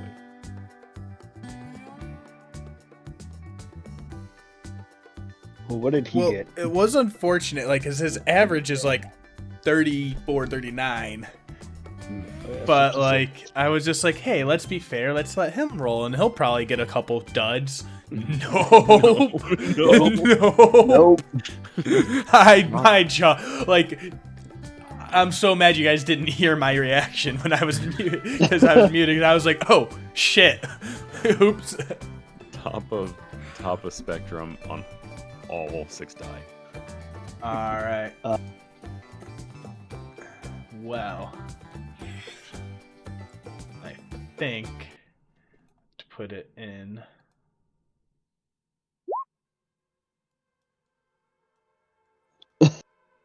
Get into time. But you said this might not be a battle. Hey, it just means time is a crunching. So you see, you're here out front. You're what was your last statement with Karen's basically like you've been arguing back and forth. He shouts back at them. I pretty much called him a yes. said he's a bounty hunter and he's not really even even in the Ashari, and that was basically the end of the conversation because he retorted after one of the guys said something. Yeah. So you see this one actually comes and moving up, stays a little bit of distance away, and they're like looking a little confused, and then they're like ready in action, and then the one person here, and you see they're like, so what's the truth here, Karen? We don't even. Who are you? You just showed up a couple weeks ago, anyway. Hey, boss, come over here. You might want to hear this. Yeah, because you wrote a really fucking good deception on that. I remember. Yeah, like a 20 something. Yeah. 24. Our sleeper party loses. Yeah. Amazing. All right. Well, so he's kind of sold over, but he's like kind of like a little confused right now. I'm gonna have him make a perception check. 16, and so he's kind of like starting to like sweep an eye. He takes like a step out, and just has like more of like that weary edge, but he's not able to like see or hear anything quite yet. Finn. So this guy pretty much knocked his crossbow. Is that what I? Yeah, gathered? pretty much. The guards, they're like hands-on thing, and like they're like looking around, and like the one in the doorway is like kind of like looking back into the room, like this hall that you now see, this like long table with the red, fancy lining, candles lined across it, and can you see at the far end? You do see dressed in like dark purple, like heavy velvet cloak with like black and silver trimming, like wearing some sort of like matching cap, but their hair pulled back into like a long tight braid of straight white hair, traditional dark drow. And you see that they are gandering over as well, like being called into attention. Okay, is he making his way this way, or no movement yet? But they yet. will be. I will officially get them in initiative. All right, this might be a little too intense. We're just having a conversation, man. We're not doing anything crazy. Let's calm this down. Calm down a little bit. Yeah, let's do this one. I will. I need to find a more light suspense soundtrack. I'm going to. I see him over this way. I'm going to look at him and cast message, and just pretty much say, I just want to have a conversation. Just come on out here with your guards. That's fine. About your gardener here. I think he's not exactly who you think he is. And that's going to be my action, is to hopefully get this guy to come out here. Oh. I'll let you do persuasion or deception. I mean, You're kind of lying both. I'm kind of lying. I It mean, is, yeah. Intent is lie. Is the intent of 15. All right. We're just gonna roll a straight.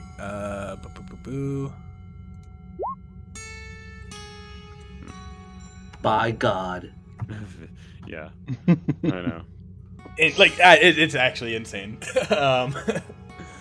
And you just see him like kind of glare over, and I will now officially put him in track. And they rolled pretty well too, considering. All right, you hear a response, and then you do hear a response back in your head because the message can't respond. And he says, "Well, then let's have a chat, lovey." I'm not moving. I'm waiting for. I mean, he hasn't said anything to his team yet, so I'm just sitting here at this point.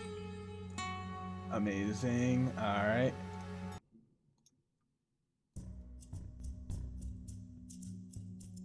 put that on. So you're pretty much that. You can use action for message. You're just holding, staying put. All right, back over to Saeryn, unbeknownst to you. Back over on the other side of the house. I don't know. Fuck all's happening.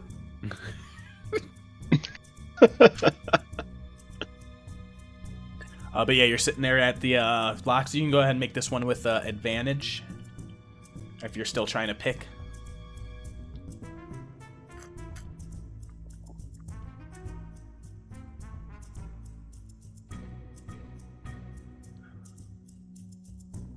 First one's a 22.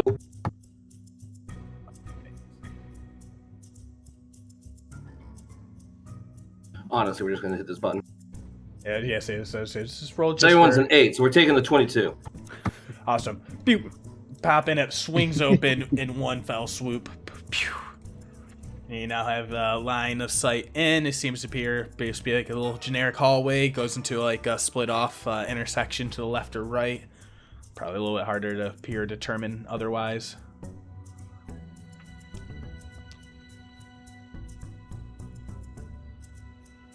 Oh boy, it looks like a little hallway type thing. Yeah, and I'll say that won't count as your... we'll say that was a bonus action for you this turn. Neat. Just because you were already sitting there working at it, you know. I'm going to listen in there to see if I can hear voices or someone like in the next room. All right, go ahead and give me a perception.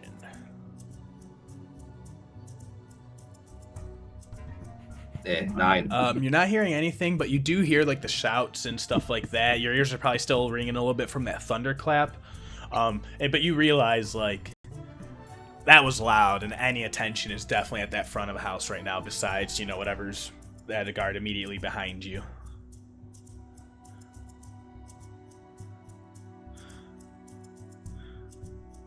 All right, tell me some more about the stables. This arrow thing that's behind me.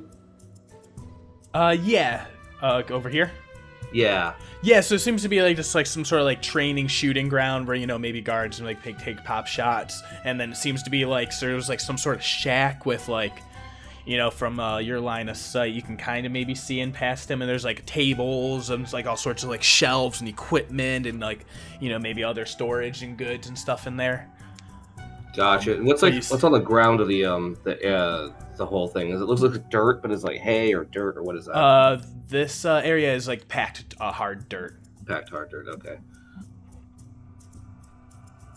My immediate response is to look for something to light on fire, but I think I'm gonna dodge that one. Fair and too much swallows bounties. Yeah. I think Saeryn is going to just kind of stealthily sneak into this next room and take another look at to get a better sense of what's going on in here. All right, yeah. So you got your full movement. And as you move up, you see this intersection goes to the left or right. Here, I can actually go into your vision, see what you see. But yeah, it's hard to determine where they go off from there. Guess I'll move into the center of the hallway so I can see what's going on. Yeah, you're not noticing, hearing any movement or any sounds from within. Immediately to your right, you see a door that is wide open, and it does appear to be like a larger bedroom, like a large, like more, you know, from what you can see, probably like almost king-size bed. Seems very well kept, like a little bit of a cabinet in the back, and then there's like a little bit of side table. From that perspective, going over to the left, the hallway splits and takes like a right turn, and you hear, you know, possibly some other sorts of corridors. The hallway going further down to the left inside the house, it cuts off into like another turn, but you're not able to see too much more from there. But you do seem like this is pretty well, you know, well maintained, well cleaned, but like well tread as well. Gotcha. Okay, I think my next move is going to be entering this open door. All right. Even with that 9 perception, you're looking around, you're seeing like a well-made bed, very low-key, like not too much ostentatious ornamentation, but it is like a larger breathing space, like what might appear to be some sort of master bedroom. There's a chest over on the right side, and then like at the foot of the bed, just like, you know, some sort of like storage compartment, and then a cabinet on the far wall. Seems to be a couple slips of papers on the table and like a cup of tea that's still steaming.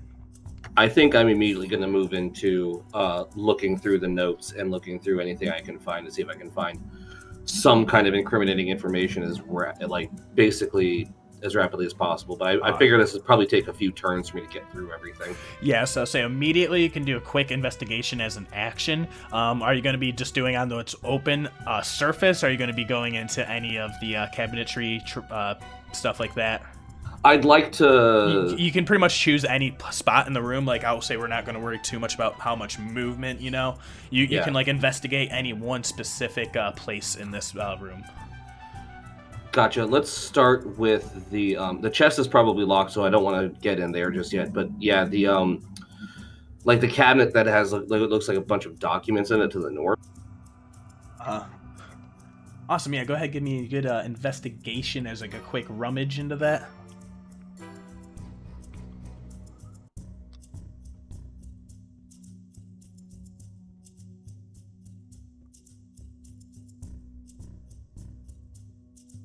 I rolled a 4. You do have your luck surge back. That's every long rest on a long rest. Okay. Aha. I forgot. Yeah. Thank you.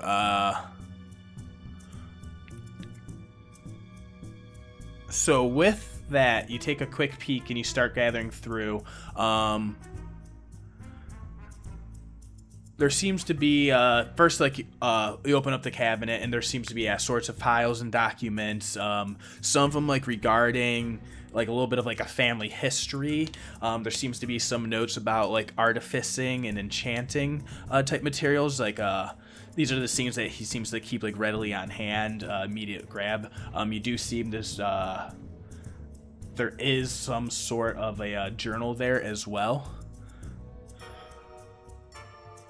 I think stashing the journal would probably be like, I can read through that later. Awesome. Yeah, go ahead. You grab that journal then. And then you see, like, you're looking around. There might even be, you know, like, you're looking for that keen eye of, like, hidden compartments. Nothing, you know, immediately sticks out to you, but you are seeing there's plenty of potential space for that with that 14, but, you know, doesn't necessarily guarantee there's anything there. Yeah. I will say a quick glance with that. The journal, if you look open to, like, the last page, you see there's notes about, you see the name Irvin pop out at you. Oh, no, Scooby. You see a name Dill written on there as well. And then you see references to the chapel. Just at, like, a quick glance, you know, you're just, like, gotcha. You know, scanning the page and like, seeing what you see. Stash that in my bag, and we're gonna continue investigating the room on later turns. Yeah, I was gonna say that's nice. Long turn, yeah. That's a lot of 6 seconds technically, but really technically all he did was pick a lock, walk in, go in, swing open a thing, and a little bit of a stretch. But so now back to it. You see this person who had that sleep spell cast on them, and they just look over and they're just like, who are you? What you doing? Why'd you try to do that to me? Yeah, it says that to you, Ludo. Oh, do I get to respond? Or do I yeah. have to wait? Oh yeah, say yeah. Do you want to respond? Oh, you looked sleepy, friend. I was just trying to help you rest. What? Who are you? Guards! Anybody? Where are the guards at? And he starts yelling out for the guards. You see he's, like, looking around for a creature to give a command to, but doesn't see anybody.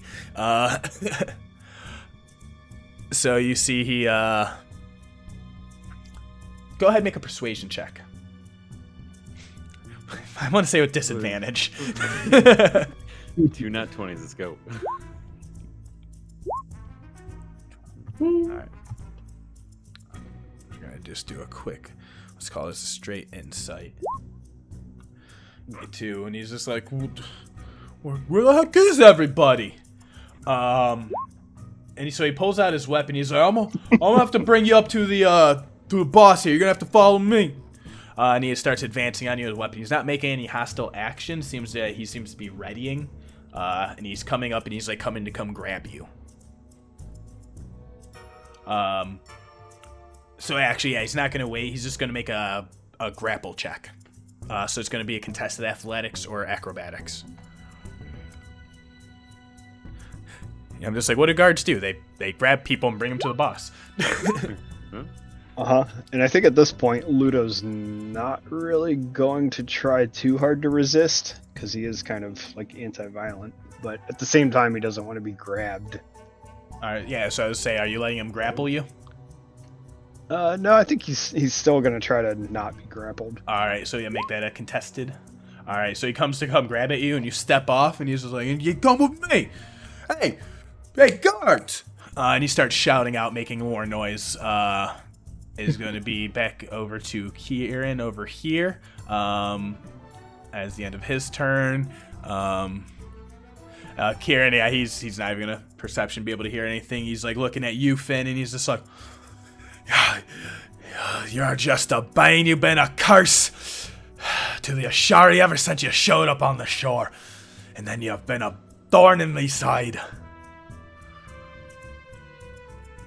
Do you make a response, Finn?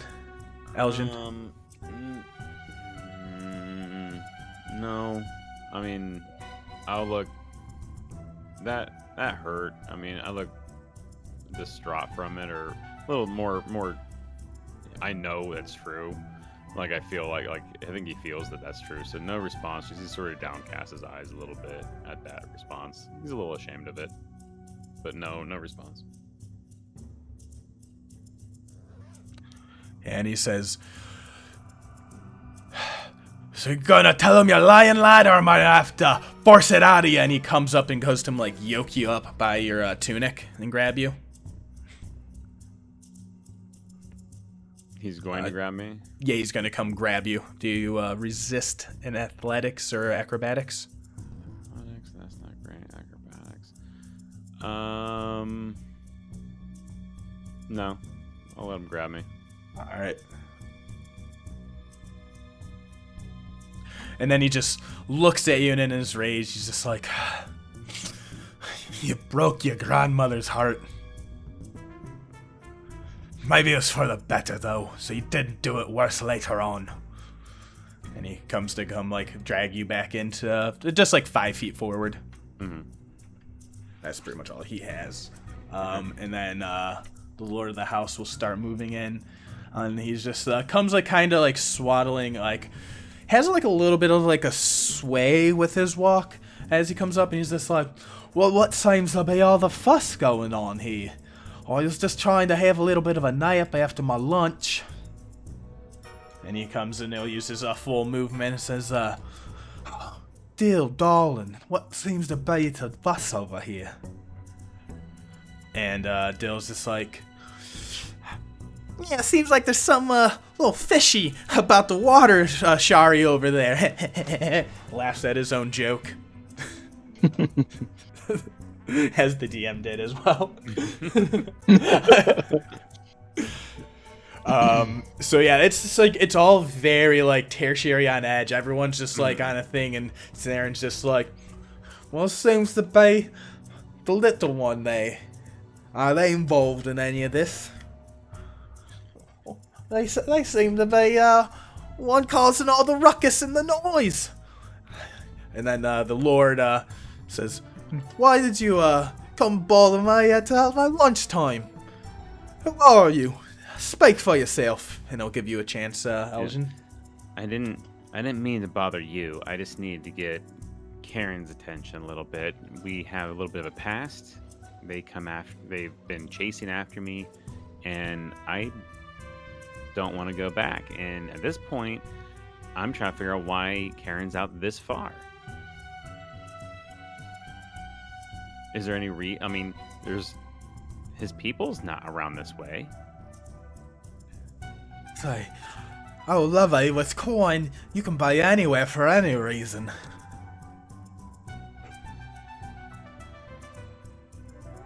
I will say that's probably the end of what he can do, and an arguable 6 seconds. Yeah. But yeah, we're staying right on the line here. I love it. This is actually very tense. It's very yeah. All right, Ludo, you have resisted the grab from that this person here. He was looking at you and he's like just starting to demand, you follow. Mm-hmm. Oh, no need to get handsy, friend. We're actually here looking for some of our other friends, which you may know. Do you know a man by the name of Dermot? Dermot, is that the one that talks funny? Sure. Yeah, it's coming from this hobgoblin with like the squashed face, and like his face is like pinched up into like a sharp nose and like rows of like pointed teeth and just like bushy whiskers, like Hugh Jackman style, like spilling out of his like chain mail helmet, and he's just like, yeah, what about him? We mean you no harm. We're just looking to deliver a message to a friend. Well, how did you get in here? What's all that ruckus up in the front? Oh yeah, we were let in by some of your friends. I who let you in? I mean, that's you're supposed to be the charisma one. Go ahead, we'll call it just straight persuasion. Deception. Pelin's gotta lie. Yes. Jesus fucking Christ. Jesus fucking Christ. We can't do checks, or we can't do like intense checks, but we can lie. People are stupid, and he's just like, "Was it that drunk gardener again?" Yes, I believe it was. He just rolls along with it. We'll have to go find him. All right, you follow me. And then he looks over and says, "Hey, old lady, what you doing over there?" Do you doing anything else, Ludo? Any actions? Any other stuff? You have like a little bit of like a free. Are you just trying to like convince him? Like what is your intention here? Yeah, his intention is to avoid violence. I mean, I feel like that's always his intention. Yeah, that's what it comes down to. Uh-huh. But I think his intention would be to kind of like try to move this guy along because he knows that Saeryn's inside and Morgen's right behind him. So yeah, even though he resisted the grab, like still kind of like coming along with him, like showing that he's not resistant, but he's not like, trying to cause harm, but he's not trying to like get away or do anything. Okay. All right. So yeah, you're like basically gonna like move up 5 feet forward to get next to him, like with the intentions, like okay. Yep. Okay, Yeah. and you're like trying to use that as the story as you're telling. All right, yeah, go ahead and have you move up next to him. But kind of trying to like take his sight with me. Yeah. So that Morgen I'll say it, and he has you like with one arm kind of like corral you with the arm that has the shield, and then with the right hand he's like kind of pointing over at Morgen like, okay, and you little lady. And then do you have anything else you want to do for your turn, Ludo? I don't think so. All right, Morgen. Okay. So I think Ludo is trying to get him to basically turn that direction, yeah? Mm-hmm. Okay. But they're like they're keeping an eye on both of you for. Yeah. I think I would like to do like this sort of like similar approach, but coming like around back that way. And then as soon as I get like full back behind them, I would like to use my bonus action to once again Blessing of the Raven Queen through the open door. Gotcha. All right, yeah.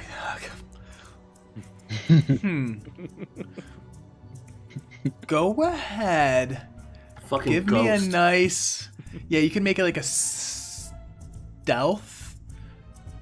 or a... Yeah, make it a stealth-based check as you're like just trying to... Or you could do like a performance persuasion as you like try and like naturally like make it feel so like they're not suspiciously following you with their eyes, you know, as you come to move around to the other side to what they would assume is a flanking position. Just to bring this up, the last sentence of the blessing of the Raven Queen is, during that time you appear ghostly and translucent. Sure.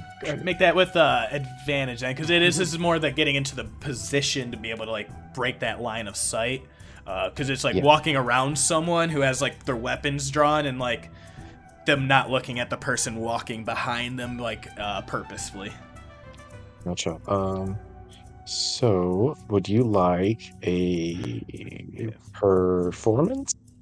Yeah, say performance if you're trying to make it more natural, or stealthy if you're trying to like just do like that quick little step before they even like can follow you. Perfect. We'll try performance. That with a Awesome, beautiful. a nat 20. Yeah, easy enough. So like they don't even like. So what that like allows is basically you completely disappear. You can teleport wherever you want over there. And as they're looking at Ludo and they follow you out of their peripheral, and then like they go to like turn around to the other side to like, you know, as they're like doing a full circle around, and then they like do like a double take like that like in Pulp Fiction, just the what? 1, 2, looks back the other way. And he's like, hey, where'd that old lady go?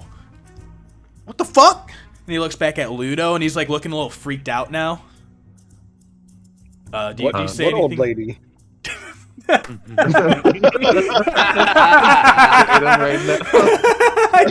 We all knew instinctually that had to have been the response. Because I'm going to say, Morgan, make an intimidation check with advantage, with Ludo making a deception check with advantage, just because those combined.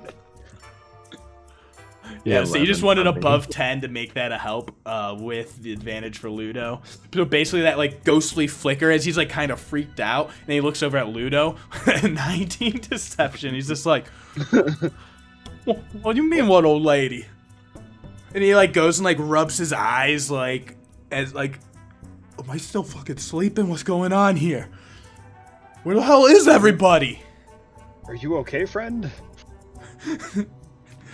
And I'm gonna make a wisdom saving throw for him.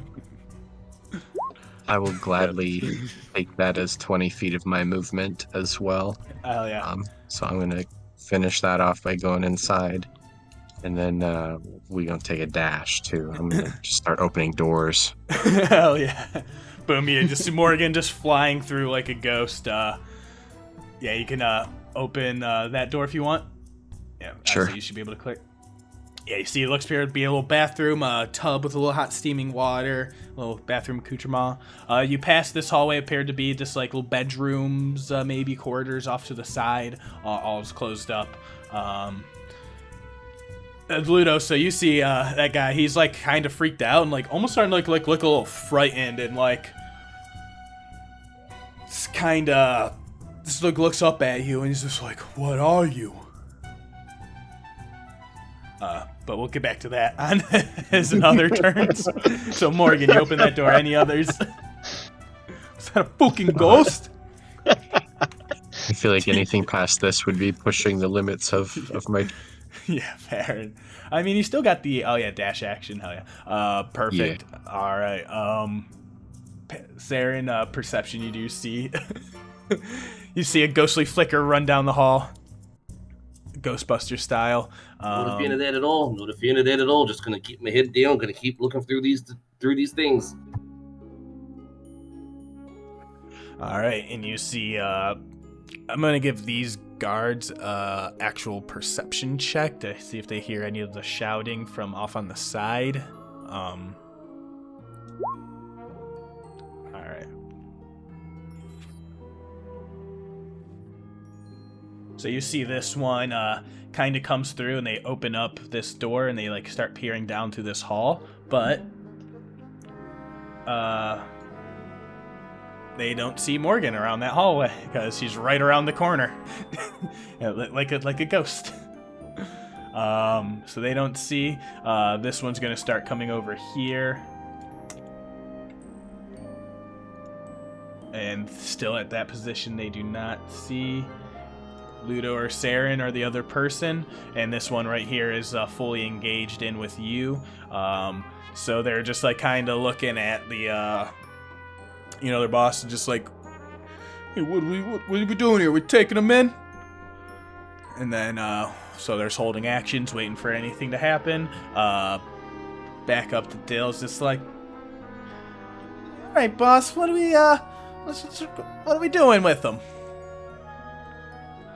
And Tanarin's just like, well, we're going to have to get to the bottom of this, so I think we're going to have to take both of them to the temple, I think. Maybe get a little bit of truth out of them. Alright, come now, follow. And you see he comes in and like waves to have you, tells him to start bringing everyone through the house. So Gil will come up, just like, Kieran, what was your name again? And he points to you. My name is Finian. Kieran says, that's a fucking lie. Oh come His on. name is Aljin. What's your last name again? He really doesn't. He doesn't really have one. He just Aljin. Yeah, I was just say like whatever. I think it is a Vandal Wave Rider is like maybe like basically you would have gone by whatever your grandmother's last name is. Yeah. But he says his name is Aljin, and he's a grandson of the leader of the Water Shari. And that was you see her Dill just like, well, that's a mighty impressive. Sounds pretty trustworthy. It doesn't sound too good for you. And pretty much they're holding action, just like waving, beckoning you forward. Is your turn, Finn? Okay. Damn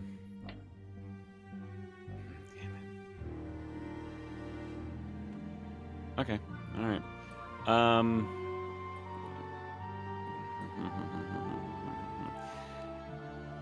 I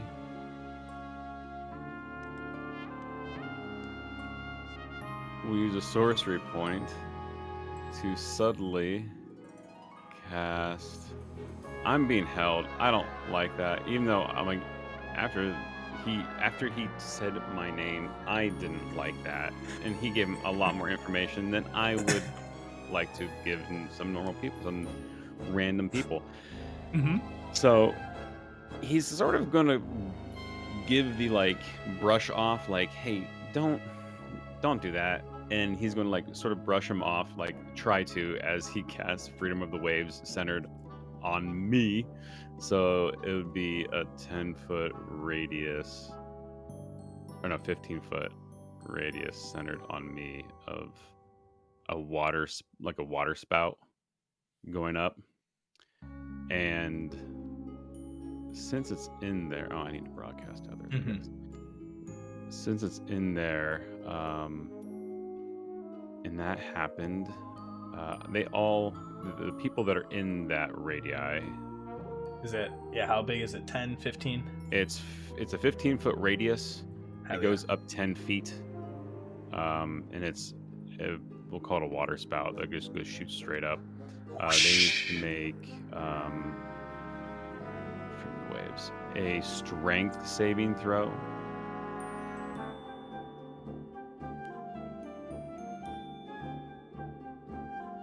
Amazing. Or they will be prone, and then due to its ability, since I'm in it, I can also teleport within an unoccupied space, which would be this space here that's unoccupied. Then I'll scream. God damn it! Yeah. So Kieran, saves. That's fine. I just wanted to use it. Mostly that's used for a teleport. So they don't fall. The one person that fails is prone, and they also take 8 points of bludgeoning damage. All right. I'm like, I'm sorry, guys, but that's not going to happen today. You said 8? Karen, yeah, 8. So Like, Karen, I'm sorry I ruined your life and everything, but no, I gotta go. And he's going to, that was his action. He's going to use his bonus action to go 10 more feet because of his ability to, what is it, temporous magic. Yeah. And then he's going to run 35, 10, 15, 20, 30. Hoping. Yeah, that's. I'm sorry, your life. I gotta go. You see Kieran resist it, and he says, "Oh, you little shite!" And he takes the 8. Fucking my god! All right. Nice. And that's my turn at this point. I'm running at this point, trying. Awesome. You see the one standing next to the Lord fires a random crossbow shot out when it happens. Just he does not know what happened. He completely sails wide and it hits the water. The other one's ready. Do not have any angle. He gets knocked prone. That gets lost. You're completely out of the thing. So yeah, that's your turn. Amazing. That's my turn. Yeah. All right. Well, I think now it goes into more. Well, that's happening down this way. I don't know what's going on up that way. Well, I mean, there's a very someone who's very loud and doing a lot of damage on this side of the map. Everybody up there should be going somewhere else. Try this, Saeryn. So you got those papers, that journal, that quick scan of the stuff from the turn before. Yeah, I think next we're gonna hit this chest. All right, go ahead. You gotta check it. Give me a. Or do you just go to pull it open, or do you go to take a look over at it? I'll try to open it really quickly. Try to. Is this locked? And just check if it's locked. If it's locked, I'm gonna unlock it. Awesome. Yeah. It is locked.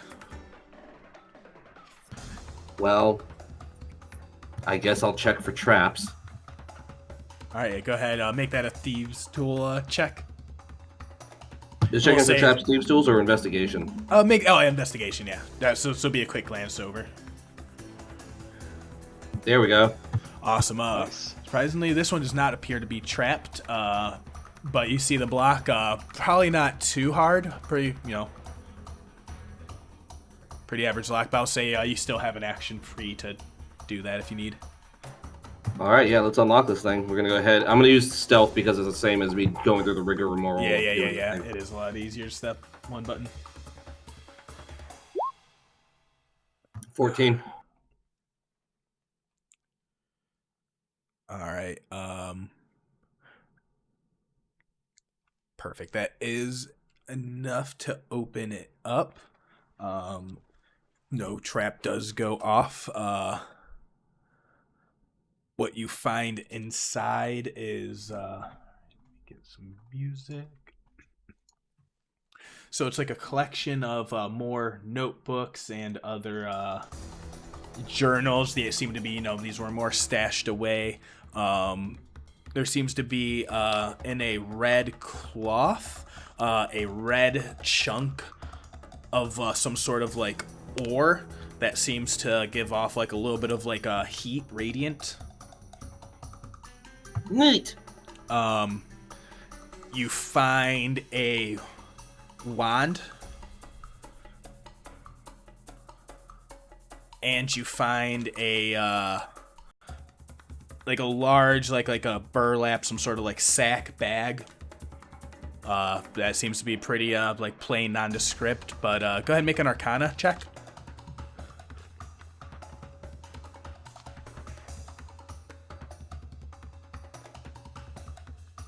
Oh boy, it goggles of object reading. Amazing. It does appear to be magical. This bag.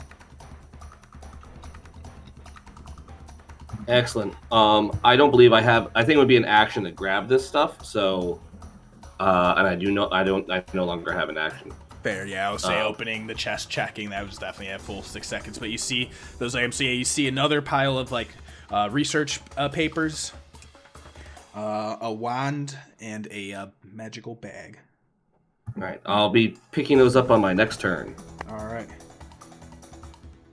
But I can't do anything about it right now. So. I don't know. And then there's that red ore. Yeah. Yeah, the red ore is That the was a one little bit of heat, I'm interested in all the stuff. Yeah. All But, right. yeah, like I said, that's going to have to... I don't think I have anything I can do on a bonus action.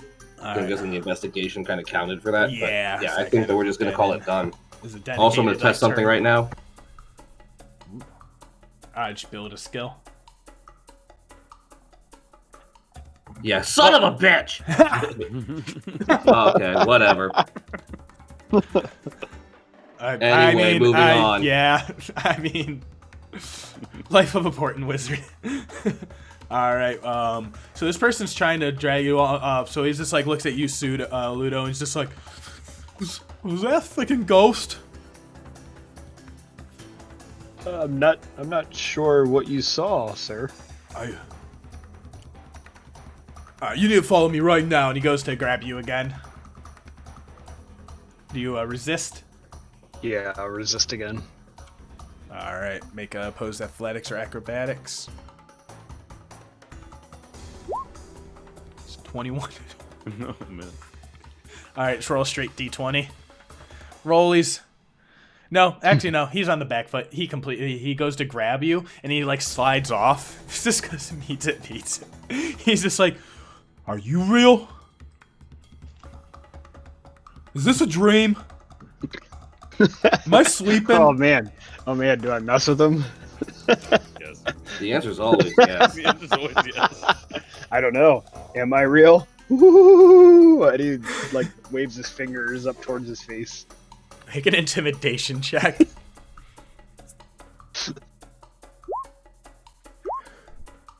Probably looks goofy. yeah, I think that He just kind of looks is just silly. like, what the fuck? This is the stupidest dream I've ever had. So that's gonna be that's his whole turn. I mean, this guy's been floundering, but I think he might be on the real back. It's now Kieran's turn. Oh, you little fucking shite! He's gonna run up 10 feet.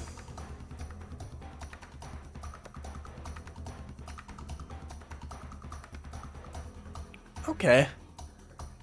Interesting. I don't like that. 1 second.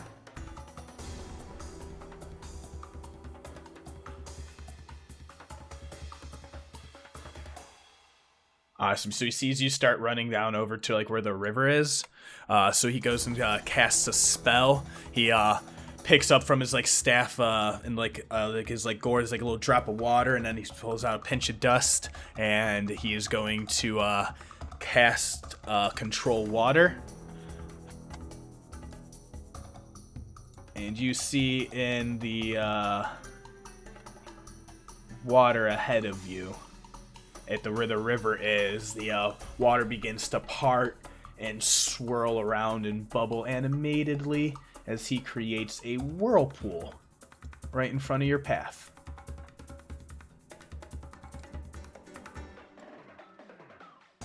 Okay. Like sort of blocking the path. Yeah, I'm just looking for my cool thing. Which one are you in? It is funny when I'm like watching my thing, just like watching how much I scroll over the thing I'm looking for in my replays.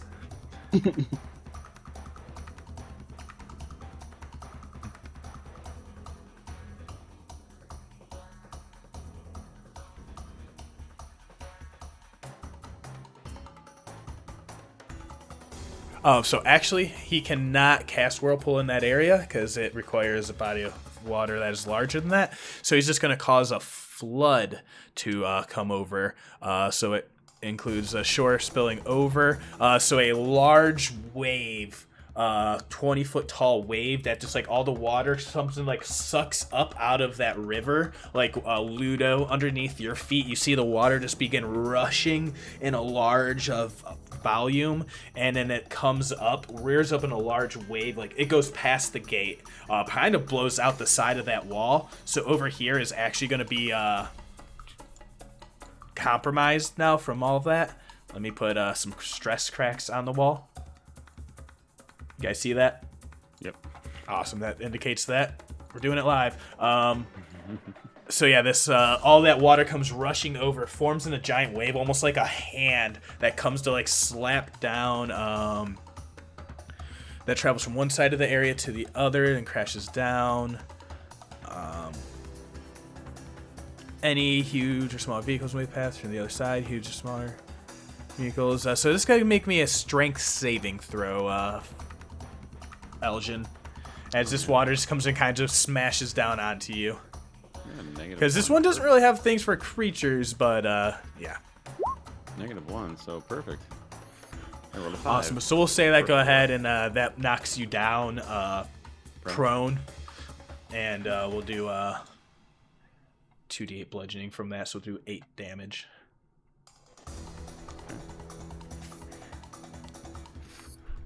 Awesome. Yeah, so I took a second to figure out. I was like, ooh, water battle. This is interesting. Mm-hmm. That's really funny. Yeah, so he does that as his action. And then he's just going to come run up the rest of his movement right there. And he says, oh, we're going to throw you down into the cell for that one, laddie. Hey, get to save old Dill tonight.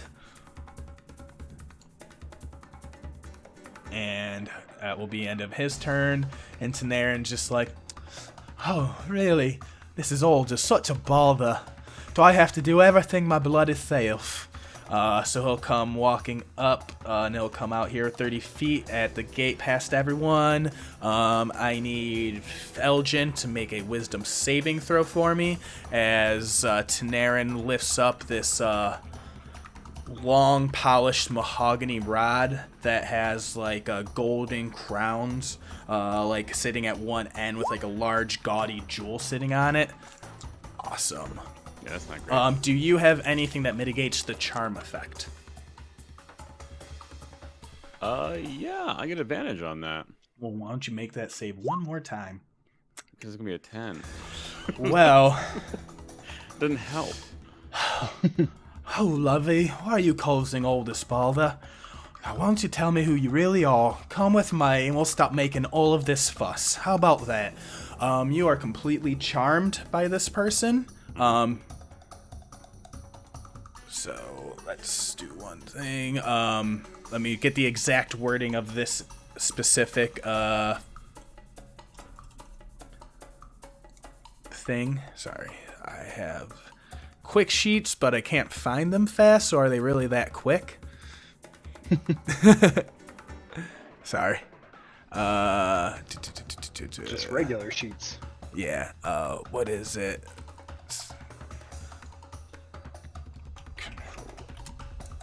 Okay. Yeah, so it is you are charmed. Well, charmed this way you regard them as your trusted leader. And if harmed by you or your companions okay.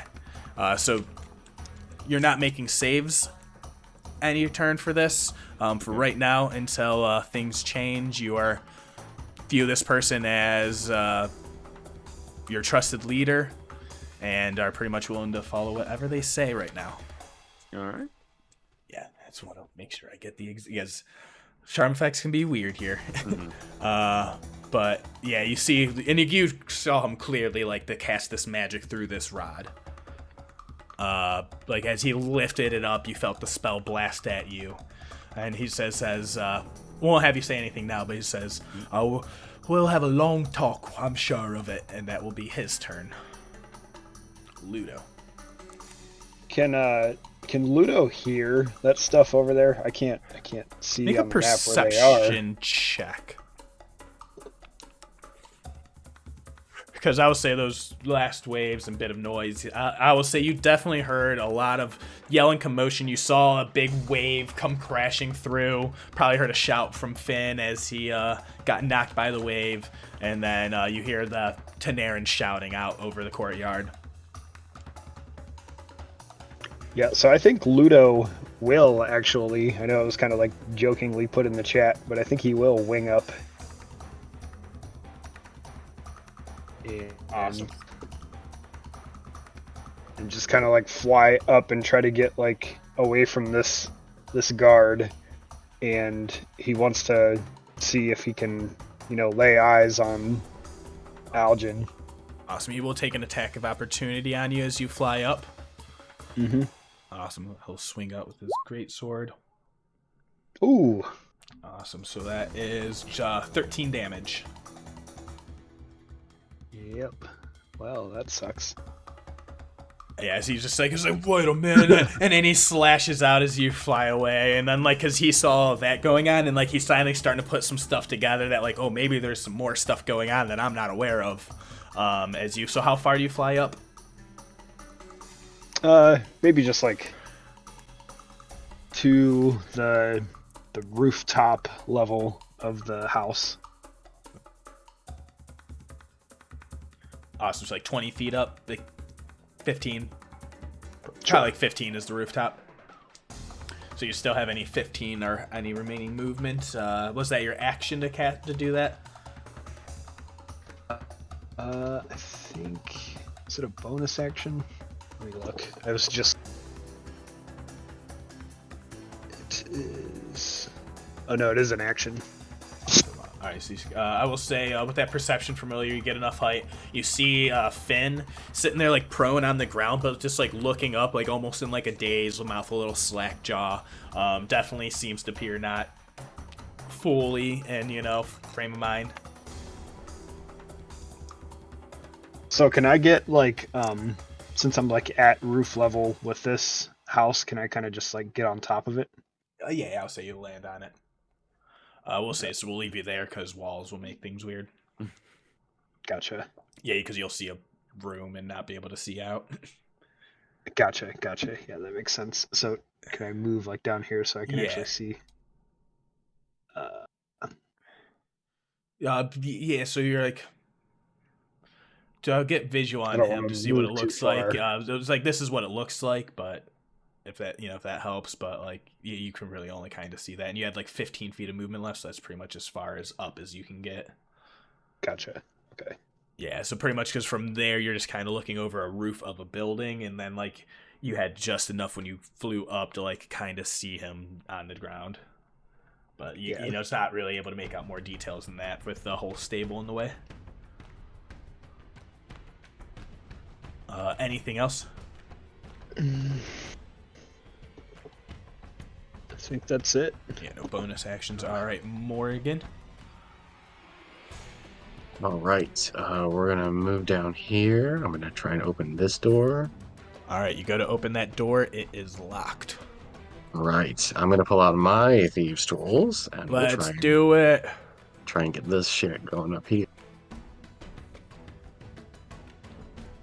Am I making this with dexterity? Yes, that'd be dexterity plus. Do you have proficiency? I do. This is one of the things that I chose at the end of my trance. Amazing. So go ahead and make that with dexterity plus proficiency. And I am still concentrating on my upcasted Cat's Grace, basically. So this is with advantage, 19. Deft witchy hands, kind of just you more or less just like you don't feel like you know you definitely did it, but you're like the lock just kind of bended to your will. Like you're just like just open, and it just springs open the door. Beautiful. You see this room. Oh, sorry. Oh, not that one. So you see the room in front of you. It seems to be more of a like file notary type room. Go ahead and give me a perception check for free to look around. Sure. 17. Beautiful. So right on the very top of the desk, like you see why this is like, there's more of like tax, financial, household information, a notary of roster of like people on staff, and you notice immediately like everything is like a lot of red ink. You see like scribbled notes on the very top page is like, we need this expedition. Like push for pressure, call in favors, stuff like that. You see, is there anything else that you want to look for specifically in this room? Any one cubbies? As far as anything in specific for this room, I feel like, I'm going to start nabbing things on my next turn, but it's going to be pretty much anything that I see that's got anything red on it. Awesome. So yeah, you start grabbing any of those stuff with that perception. Now, you see there's some scrolls that are tucked away up on one of the shelves that you're bound up that you're not sure what could be in those, but there's definitely tons of stuff and shelving. And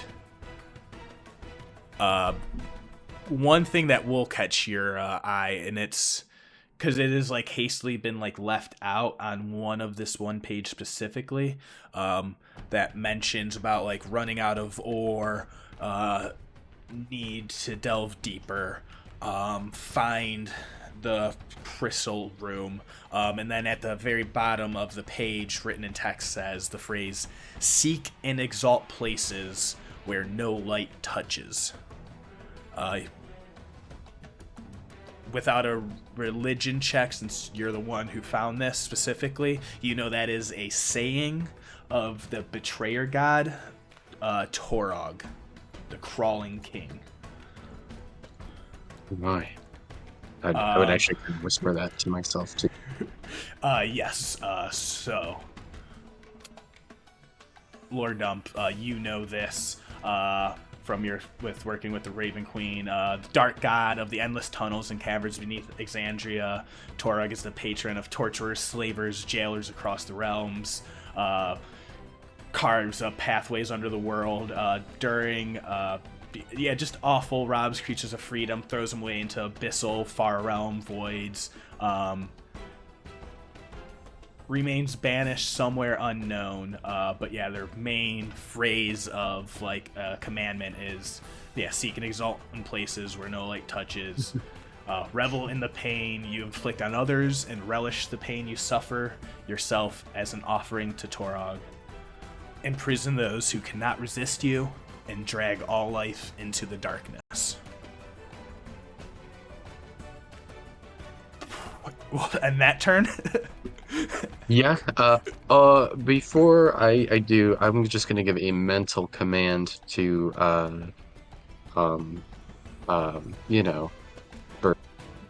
Jogging. Yes. So the mental command is to be somewhere safe that can see the stable, basically. For Jacqueline? Jacqueline, yes. Awesome. Is it an action or bonus action to bring him back? Because you dismissed him earlier, right? Oh shit! I think I did. Yes. Yeah, you did dismiss them. Yeah, I think I specifically mentioned that I did. I think it's an action to bring him back, so I'll do this next. You'll start putting that in the will. Awesome. Yep. All right. So we are going to move on. Insane. This one's going to get up from prone. He is kind of pissed off. He's going to run up and start to aim a shot up at you. And Tanera says, "Oh, no, don't do that. We don't want to break the enchantment now, do we? I got them under my control, don't you worry." And you see they kind of straighten out, feel a little vindicated. And then Tanera and you see the guards yell out, Where's the guard captain? Where the fuck is he? And they'll start go running off in this direction with a dash. And that's about as far as he can get. And then he'll probably come up over here. And Ludo, you're up on the rooftop, so he cannot see you yet. That is insane. Series of weird events. How has all this happened? And then finally this guy, I think, got tripped up in the garden. I'm going to say he comes running over, the one from the back corner. This one gets up and runs over, and he's just like, "All right, boss, what are we doing with him? You said taking him to a temple? What the fuck's going on here anyway?" And he's just gonna kind of like take a look around, freaking out, but kind of sees that like Finn, so he's gonna take his dash and come over here to right next to Finn. Yeah, because he's actually a little bit back because he had to get up from prone, so that was half his first movement. We are back to Finn. Which I was told to come with him, right? Mm-hmm. You have not been given any clear instructions yet. He has basically just been like, "All right, come on now, Love." But I mean, that's basically been like the extent of it. I will say, lenient. So basically, yeah, like what would you do with the person you trust most right now? So he's the person I trust the most. The leader. Yeah, the leader. Tanarin. Yeah. The leader is the person I trust the most. Yes. And he's, I mean, my good friend there, this is how I'm looking at this, my good friend there, that he's my leader, is around all these hostiles because they're aiming crap at me. And if they don't like me, they don't like him. Is my logic flawed? Is my logic flawed? They're taking hostile actions against you, but you do know rationally they're not attacking him. But they are making attacks against you. All you know right now is, and I will say that it's a sliver of like, people know when they're dominated, in some level. Yeah. I always imagine. But I will say, basically, you haven't been giving any direct orders or commands. But you're not able to. It's basically been a calm down. Come with us. Calm down, come with us is basically all you need. Is all you've been. Okay. So get up. There's half my movement in 5, 10, 15. That's all I can really do. Yeah, you walk on up over there and see Kieran goes to reach out to grab you. Ludo, you will see that clearly from where you're at. Okay. And that would be the turn. All right. Yeah. Sorry. Whew. Mind control gets weird. Saeryn. Oh boy, I guess I'm going to use my action to scoop up everything in the that chest. Object interactions. Possibly into that. I'm not going to put it in the bag. I don't know what that bag is yet. I'm putting it in my own bag and look at the bag and be like, I know what happens if this does something weird. Wait, I don't have a bag. I don't have a bag of holding, so that bag is going in my regular bag. All right. You grab the bag out of the chest. Yeah, I'm grabbing the bag. Go ahead, it eats me. As you grab the bag from the chest, you just hear in your head, "Whoa, hey, what's going on there? You gotta ask the guy's name first before you go and grabbing him."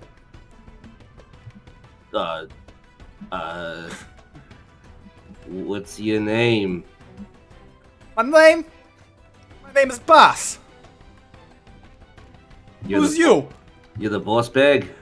Hey, you're talking to me all wrong there. I'm the bag. You gotta respect me. My name is Arlo, and I would like you to come with me. You know, Arlo, I like the sound of that. Let's get you out of this chest. Let's actually get you out of this chest and take you some places. How long you been in there? You know, I don't rightly know myself. It feels a little bit like forever. As far as I've known. You should get out there and see the world, my friend. What is the world? We are going to have a great time, you and I. All right. Go ahead and add a bag of scolding to your inventory. Son of a gun. Yowza. Is that a thing I can get in manage inventory? I hope I created it. He's like, maybe. I might have actually homebrewed it already. If not, we'll just put a bag in and we'll rename it. I don't have it. It doesn't show up. I don't. Right. That's so funny. I'm gonna ask you for a list of stuff at the end. Yeah. That way I don't have to worry about tracking stuff. All right, so scooping everything out of that. Yeah. I want to move over to the table. All right. Yeah. Pretty much the last thing I haven't checked. Actually, before I move, I want to check under the bed. Oh yeah, look under the bed. Just give me a nice investigation real quick.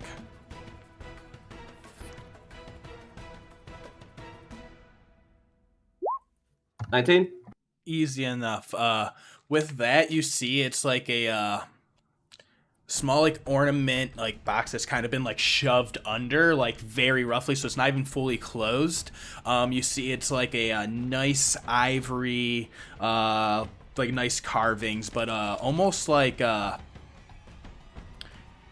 black and red etchings. And the like as you look closely at the etchings on it, it's like more demonic, old school nature. You immediately think it might be like from the Betrayer's Rise, is the first like that same gothic architecture.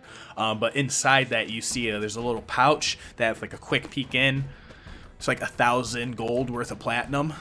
The level of I'm taking that. And then you see there's 3 little doses of like little brown wraps in like this like clear paper that you immediately spot as brown sood. Brown sood? Yep. Them are drugs. Facemess isn't familiar with that. Is that just drugs? Yeah, it's a drug. Spice is the street term. Spice. Gotcha. In you have heard of someone in Marquette. The meat man had a very extensive drug enterprise in Spice. If I can, I'll grab that stuff too. Yeah, we'll say that's all real fast. Just like that, because that's just out. That's not even in a chest. Yeah, no, yeah, like stuff. that was like that. You get investigation that tells you he had that chest open and was probably about to do some drugs when all of this chaos happened, and they had to like hastily throw it under their bed. Yeah, and I think that's probably about as much as I can get away with in a turn. Yes.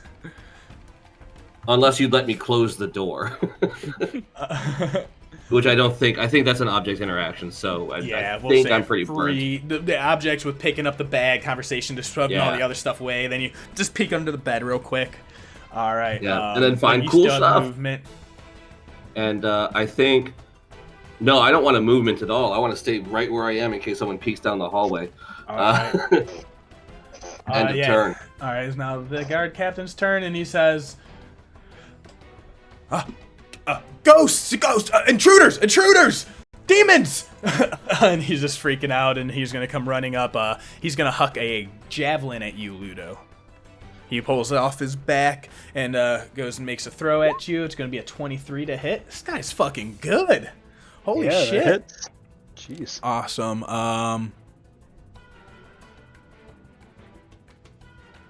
Hell yeah. So he does that. Hit you deal next damage. Each of it hits you. Alright, yeah, you're not within 5 feet, so yeah, it's an 8 piercing damage to you, and he's just gonna kind of come running up and says, guards to arms! And then the one just looking over is just like, where the fuck have you been? And that will be his turn. And that'll be Kieran, and he grabs you, Finn, and he's just gonna come drag you along, or attempt to drag you along. So you don't. I mean, you don't have to follow. You don't have to listen to this guy. Oh, okay. If I'm not listening to that guy, then no, I'm gonna stand my ground at this point because unless I'm told. All right. Yeah, so make athletics or acrobatics. You know, that little bit of resistance left in you. Yeah, that's about right. 5. All right. Yeah, you see he does grab you, so you are technically grappled as long as charm now. Pulls you forward with the rest of his movements. And he just says, "Oh, here you are." And then Tanarin will take the turn, and he says, Now, honey, you're really gonna have to stop putting up a fight. Me and my men, we're gonna take you into the back now, yeah? We're gonna take you into a temple, we're gonna take you downstairs. I'm gonna lock you away. You're not gonna resist or fight or none of that. You're not gonna shout out for any help. Does that sound good? Oh, a temple sounds nice. What kind of temple is it? What god do you? Well, on the surface, it's for the looks, and, for looks, you see. Oh, yeah? Yeah? I know a little bit about that. I met a very nice, I think he was a troll. He was very, maybe not. He was very tall. He gave out pamphlets. I think I might still have one. Lovey, you're going to need to stop talking now. Well, okay. And he just pulls you, and I'm sorry. I hate this guy so much. I hate him. I mean, if Finn asks a question, he's gonna interact. Yeah, no, exactly. He's gonna talk to his best buddy. Play the line, like no, Yeah, that's exactly it. He says, "Now follow after me," and he's gonna start walking in 5, 10, 20, and he's gonna use his movement and wait for you. Mm-hmm. All right, Ludo, you see all of that. Can I see? Yeah. So how far away is he from me? Is Aljin? So it's like 35 feet to get into the wall, which you can kind of just see, like, he's pretty small, so you're mostly just hearing that, and you saw him kind of get dragged over, because I would say if you, like, hover, like, 5 feet up more, like, just crane your head. So that's, like, 40 feet, and then, like, the walls are, like, 15 feet high, and so he's, like, a good 40 in a straight line.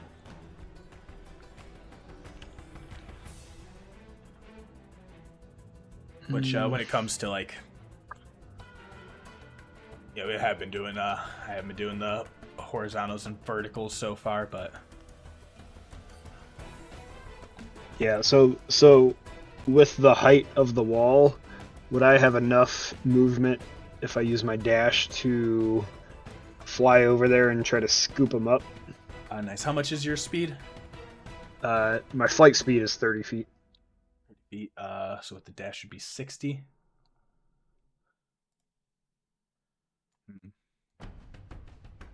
Because that's why it always gets weird, because with diagonals it gets into, it's like 40 feet, that would be straight on. Right. And I will say, I have a lot of maps. I will say, let's just I stick with diagonals for everything, just because it makes life a lot easier. That's a straight line of stuff. So yeah, you can do that with your dash. You'd be able to get there right next to him, because you'd be using your action. So it'd be like you'd have to use like an action to grab him, probably. Unless you want to come and make a shield charge on him. How close is he to the that guy, the guy who has him charmed? You saw them like walk into the house, but they're within like 30 feet. Oh, okay, so they are spread out. Mm-hmm. Yeah, the person grabbing right now is that like druid from before, and then there's those 2 guards right there. Gotcha.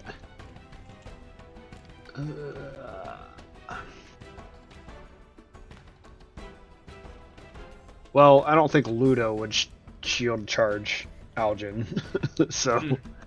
No matter what Aljin puts in chat without the DM. Had it been a minute before you said that, Jack, I already had it in chat. Amazing.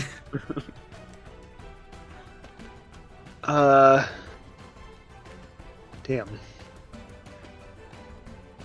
Alright, yeah, I'm just gonna use all that movement to fly at him. Awesome, yeah, say move, I have to move you for him. So you just come fly over the stables there, and then we'll put you there. Just make it a straight line, yeah. And bonus action, Shield of Faith. I guess I'll put that on myself. I'm just gonna Shield of Faith myself. Yeah, as you see you come flying over, yeah, everyone's like, oh, and then like they're looking at you, ready to combat. Are you still up in the air, or are you landing next to him? I think still like hovering. Are you like 10 feet up? Yeah. Or where you have stayed at 15? I think once he sees like Aljin's surrounded by these guys, he definitely wants to get in between, but he knows that he can't really do anything on this turn. All right. So yeah, Shield of Faith and staying out of their range. All right. Shield of Faith up. Perfect. All right. Moving on, Morgan. Okay, because I'm always difficult and there are always weird rulings and the things that I like to dabble in. Hit me. In the Find Familiar spell, it says, as an action, while you have it temporarily dismissed, you can cause it to reappear in any unoccupied space within 30 feet of you. Do I have to have line of sight for this? Can I do Technically it? does not say so. Okay, I actually looked up the Jeremy Crawford ruling, and they're like, when you initially cast the spell to get it to appear, yes, but then to use that part of the feature, no. I think I have. See, I heard people use that to pop around. Get familiars in. Okay, so we are going to use the action to pop the familiar above the roof. Okay. I'm you've going to definitely give been it. hearing a lot of commotion. Yeah, I'm going to give it that mental command to stay as far away from things as possible, and eventually get sight on the front of the the state. Yeah. So Have him make a perception. him make a perception. It is a plus. I'll say it's right above you on the roof. Perfect. Awesome, yeah, we'll see it's like right there in the corner. So immediately he sees a bunch of guards outside, does not see Ludo at all, as it naturally scans out, but it'd probably be like 15, 20 feet up, right? I'm gonna put Or him would you have 30. gone the full 30? Yeah. If you put him as high as possible, then he definitely sees this scene out here. So I'll just put him out here, so that's probably where you want eyes. Yeah, because he's gonna fly his 50 feet. Here's up what the front looks like, and you see Tanarin. Actually, you wouldn't see him from where he's at on the roof, because he's like over that overhang. But yeah, he sees this in the courtyard. These two guards. He sees them and sees Finn surrounded, just kind of like arms loose, limp at the side, just like that posture. Even Jacquin's just like, well, what the fuck's his deal? Doesn't he know he's like surrounded? Maybe Jacquin. So is Finn outside the main gate too? Yes.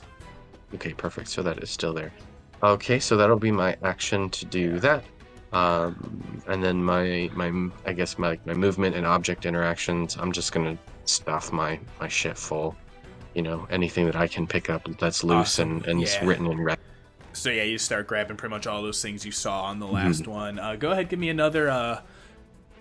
You can make it an investigation if you're trying to dig in more stuff, or if your perception, you're just grabbing whatever's more visual.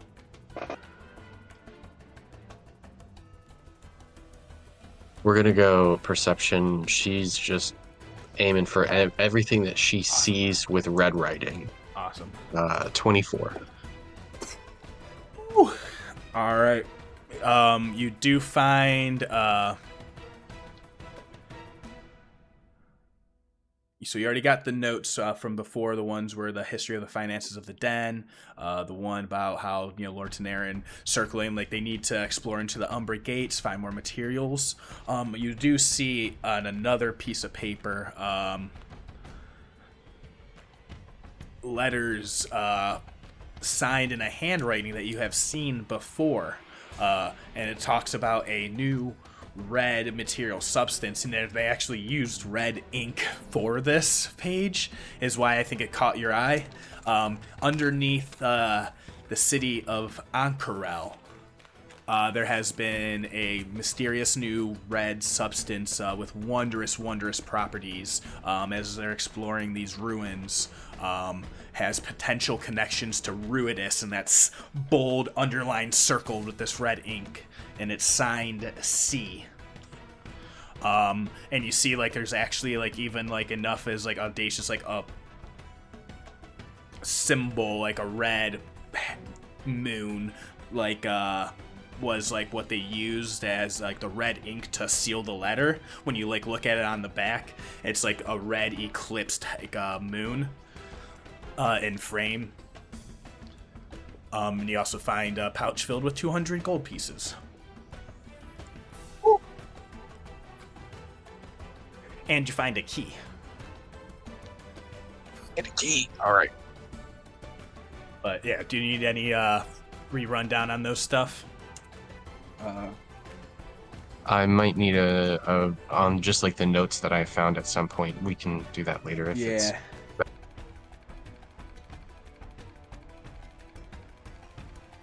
Trying to make sure I keep track of what's all been thing. This is probably an episode I'm gonna have to like listen to twice. Yeah, me too. Amazing. This is insane. I love it. This is fucking D&D. So pretty much you spend that whole time and you grab all of that stuff that you see. So you have that. That's that whole turn, basically. Yep. All right, moving in. All right. This guard's gonna come scrambling around.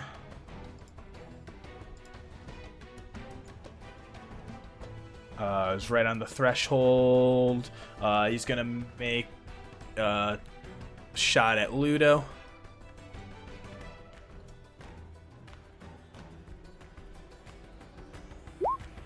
At 18 to hit Ludo.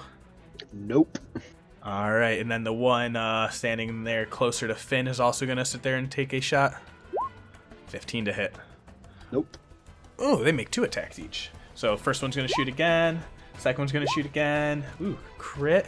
Awesome. So he's going to pump his archer's eye into that. So that's 13 from that. And then he's going to use another D10 die on that. So that'll be another 2 D10.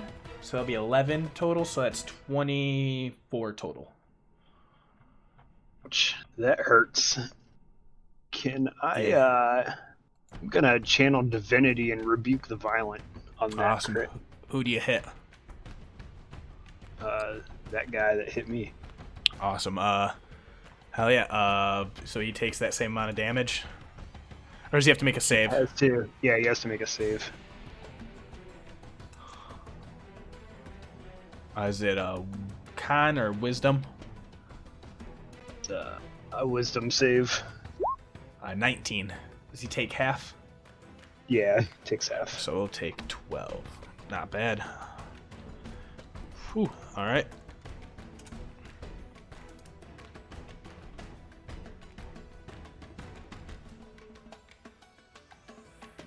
That's their turns. This one's gonna come running up. Which guy was that, by the way? This was the one that shot you with the crit. Okay. Yeah.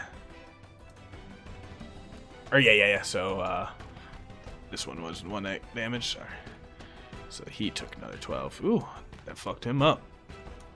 And that was the one that you see already been hit from taking some damage before. From whatever Finn did. You weren't there for that. The guy who is on the ground, the Blood Hunter. You didn't know that. Whoops. Nope. Good to know.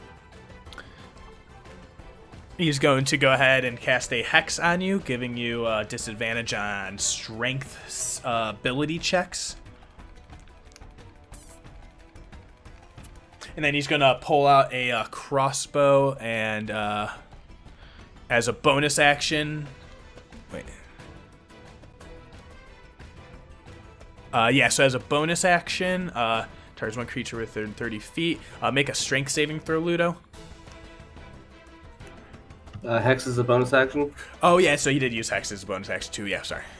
He'll start with the Hex first. Thank you, because I have Blood Curse as a bonus action as well. So you have the Hex. He's just going to make a crossbow shot on you twice with the heavy crossbow. First one's a 17.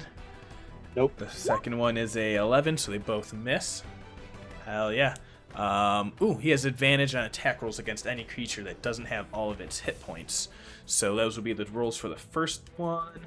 So this will be the second shot. Both rolls be 15 to hit. Miss completely. All right, so they're just taking shots at you in the air. Finn, they're shooting at your friend Ludo. It's really weird. Everybody's... No, guys, don't attack him. What are you doing? I believe I'm grappled. So pretty much you'll just Karen's like dragging you along, yeah. Yep. And you're just following along as he moves you. Yep. So your action is readied to be dragged, I guess is a stupid mechanical sentence to say. It would be at this point, he would drag me for the full 30 feet because I would no longer be resisting. Yes. All right, so Saeryn, back to you. Does Saeryn hear the shit go? I don't think I do. I'm pretty tucked in here on the other side of a house. Yeah, I mean, go ahead. It's going to be like a 20 perception DC. I might as well try. Might as well. There has been a lot of stuff happening.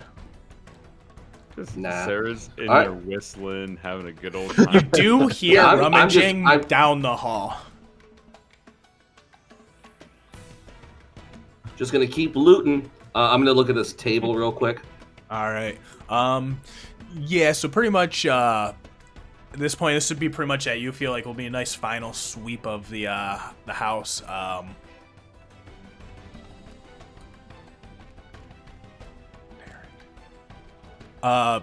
So yeah, you see more documents, notes that you see. This is like the letter that he had been writing, and it had been to other family members in the Hythenos, and it actually reads, "The spirit of Ronaldo has returned, a consecrated soul. A waste walker by the name of Irvin came to me, showed secrets of that artifice that only Arden would have knowledge of, plan to use them as to dive into the Umbra Gates once more. Just need more resources, need more time, stuff like that. But you see that there is a phrase he says, reaching out to these people, and the letter reads, "I have been contacted by a group known as the Consortium of Vermilion Dreams, claiming amazing red substances from Ankarel, and have a contact they're sending in the city for me to make a trade with. That will happen at midnight." God damn. Okay, grabbing that. Didn't realize I was going to get good stuff off of that, so I'm just, going to have to grab all that stuff. Mm-hmm. And then we're going to take some movement because I'm done with this room. Yeah, stay pretty cleaned out. For a room that has nothing in it, you got a lot, like on the map. I think I get to about there, spot the guy real quick, backstep. Yeah. Oh, yeah, I forgot about him because he's been like kind of watching down, and he goes like, "Oh, hey, intruders in the house!" And could I possibly stealth to see if I could like peek around the corner before I just walk out into the hallway? Would you have?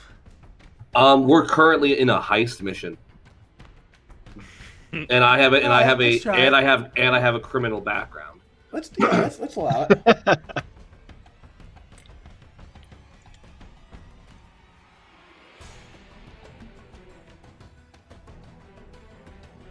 I was going to say it was a really, really high DC.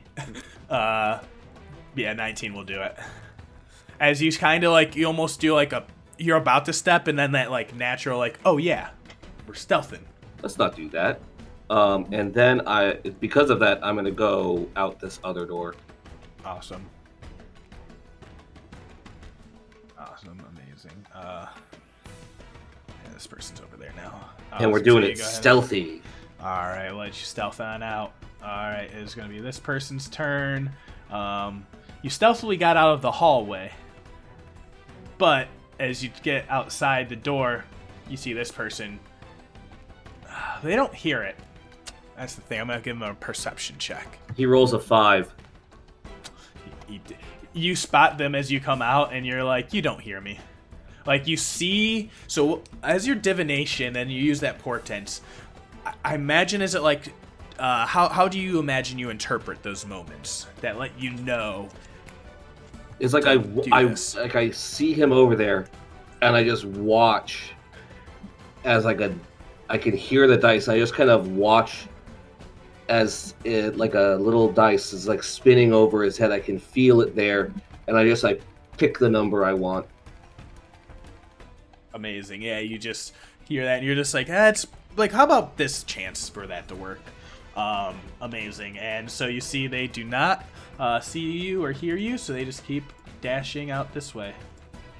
This is not the Arlo morning would you want? All right. All right, it's his turn. Now there's going to be Kieran, and he's going to do full movement to drag you, Finn. Mm-hmm. So he's going to bring you all the way up to this guy. Go ahead and move me. Yeah, sorry. I'll let. Well, I didn't know. Yeah, where you wanted him to be dragged. Yep. Yeah, through all the people. He kind of shoulders past and brings you right here to the front of that person. So there, you are not allowed to take grapples as opportunity attacks in D&D5E, unfortunately. I will say you do have a chance to make an opportunity attack on Aljin if you want, Ludo. I mean,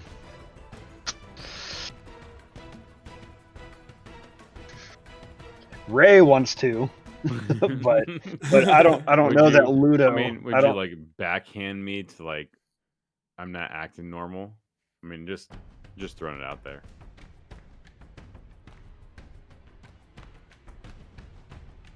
I guess maybe. Well, how is he grappled?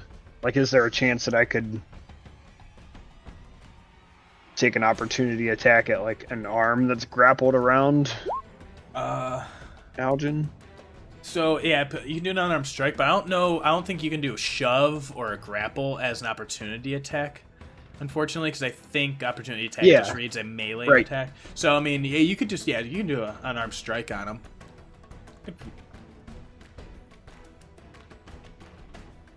All right, yeah, let's I'm gonna do an unarmed strike and try to just knock him.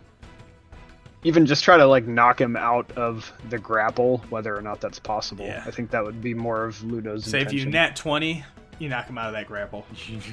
Nat 20, you might kill me. A 17 hits my 11 armor class. So you take 4 bludgeoning damage. You're not going to take damage from that. He's just trying to smack you out of it. No, I'm taking the damage. It doesn't. He bitch slaps me. It's a smack with. Yeah. But it's a smack with a healing hand.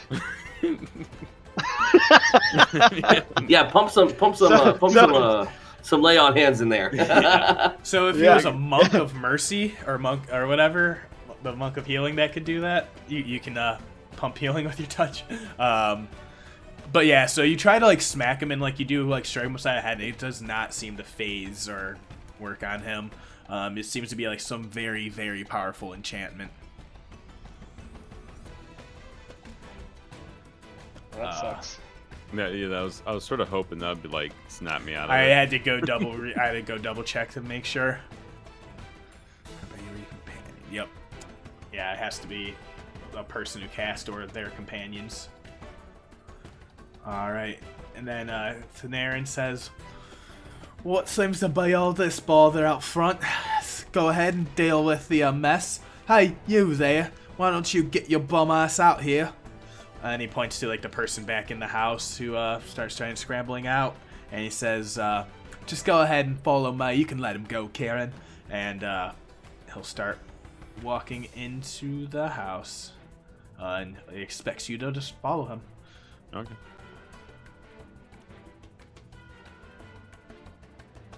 All right, Ludo.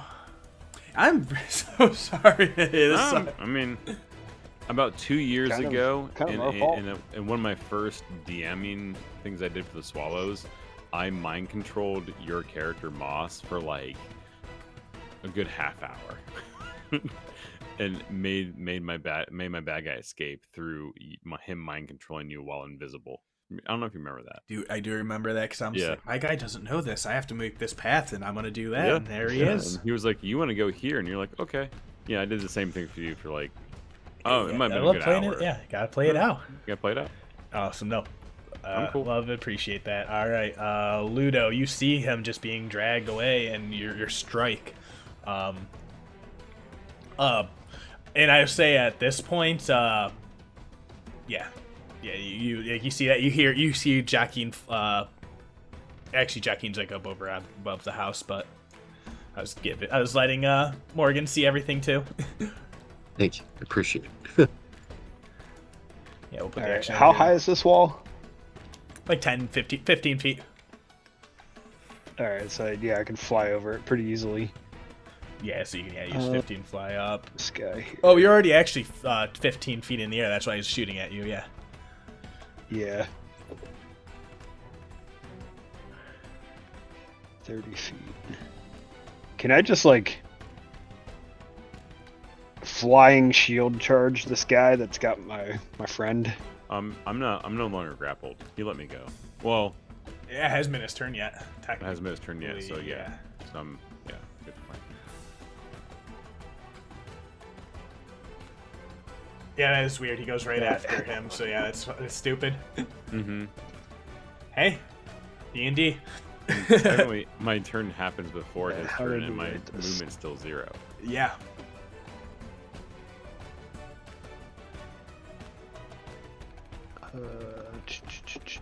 But yeah, he is still technically grappled by that guy. So I don't technically have to take the dash action, so Oh yeah, I'm if not you just, gonna do the shield charge. I'm just gonna fly right over there and start sticking him with my spear.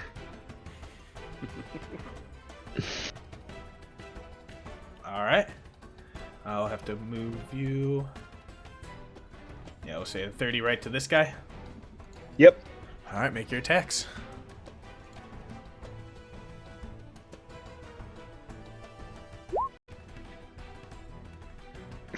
$13 just misses. All right.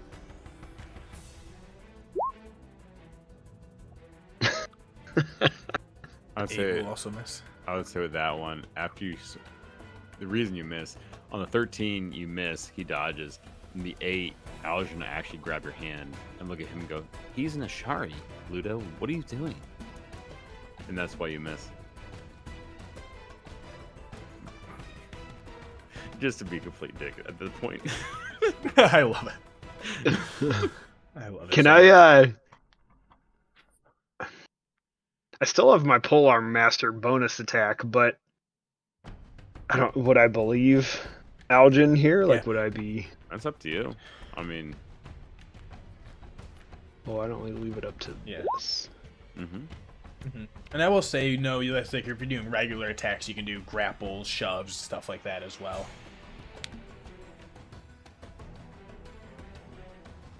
It just like replaces Well, I already your did attack my- that you take.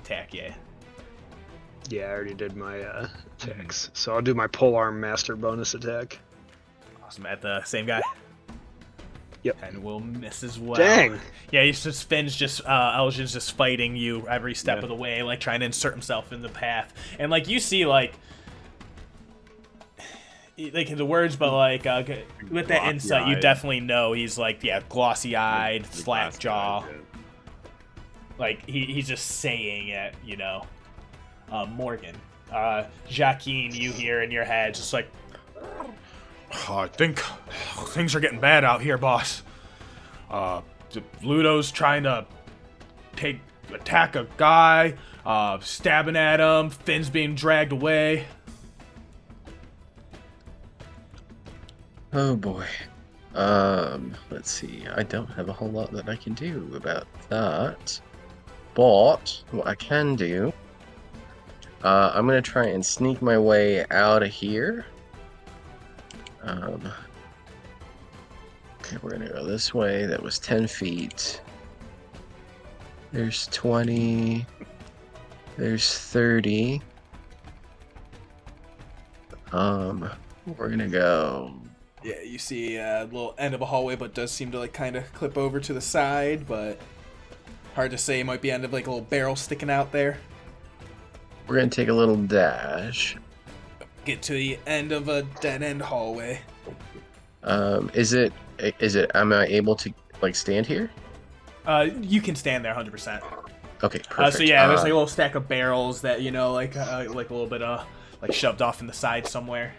Yeah, I think I'd just sort of like to head over here real quick and, just kind of like tuck in for this turn. All right, go ahead and make a stealth roll. Yeah.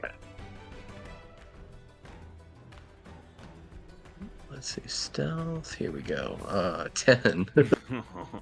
Right, you feeling real good? Like the barrel starts to rock a little bit as you like reposition, move around it. You feel like a little bit of liquid sloshing inside of it. Anything else? That'll do it for me this turn. I can't do anything until next. All right. Shit, we're in it. You gotta keep rolling. Yeah, these three are gonna come over and they're gonna make their round of shots at Ludo's the only one right there.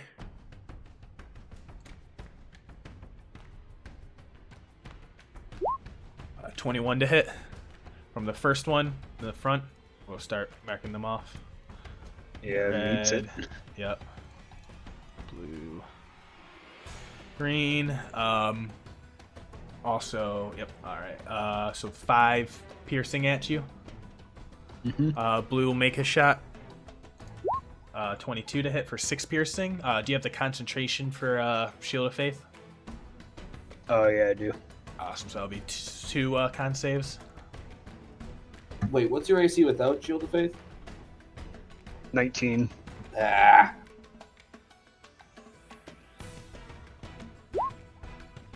All right, so it dropped on the first hit. You took the 6 piercing.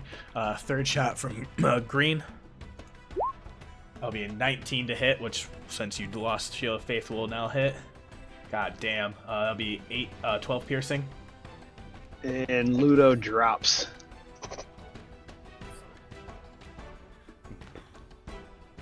All right. We're gonna do a check here real fast. It's been a few rounds. Luck check above board from me.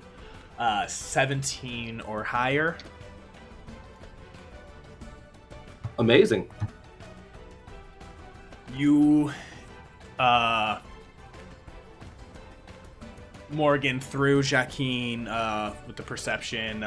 Finn, y'all can hear as well. You hear the stomp and clatter of troops and movement coming up through this direction. You hear shouts coming down from out on the road. Maybe, perhaps all this chaos has finally drawn some attention.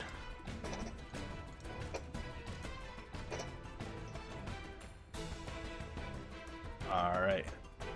We're moving on. Well, they seem to still be a little bit away. That was so that's now be Dill's turn, and they're gonna come up. So Ludo, you drop to the ground. Yeah, so you had to fly down there, so you're down prone, and Dill's gonna come up and just like stand over your body, and it says like, "What do you want me to do with them, boss?" And he says, Saeryn says, "We'll have to go and drag them inside downstairs too now. Looks like another specimen to work with." And then I won't let them give Finn any commands. You see all of that happen, Aljin. You're still technically grappled. Mm-hmm. You watch Ludo, your friend, drop down at your feet. Yeah, I was going to ask about that. Yeah. All right. How does that, like, and you see that, like, what does that make Aljin feel? Very, very angry. Who's the one who shot him? That was told I wasn't allowed to resist. Green one. I know. I was told I wasn't allowed to resist. Right, but that's sort of, I don't know. I was going to ask about that because I'm like, that is going to be a different. I mean, it's up to you, I guess. It's up to you, I guess, because you told me not to resist. He told me not to do any of that stuff and just to come along at this point. So yes. That was what your instructions from your trusted leader are. Yep. Real fast. I'm gonna look at What do you have on you directly related to Sehnine? Oh, I have my amulet. I have one amulet that's mine that I always have with me. Right. I'm gonna tell you right now, it's gonna be a DC 25 Charisma save. If you want to make it, straight roll. Yeah, I mean, it's... yeah, okay. We'll just make it. Damn it. Jesus. 24. I rolled a 16. Amazing.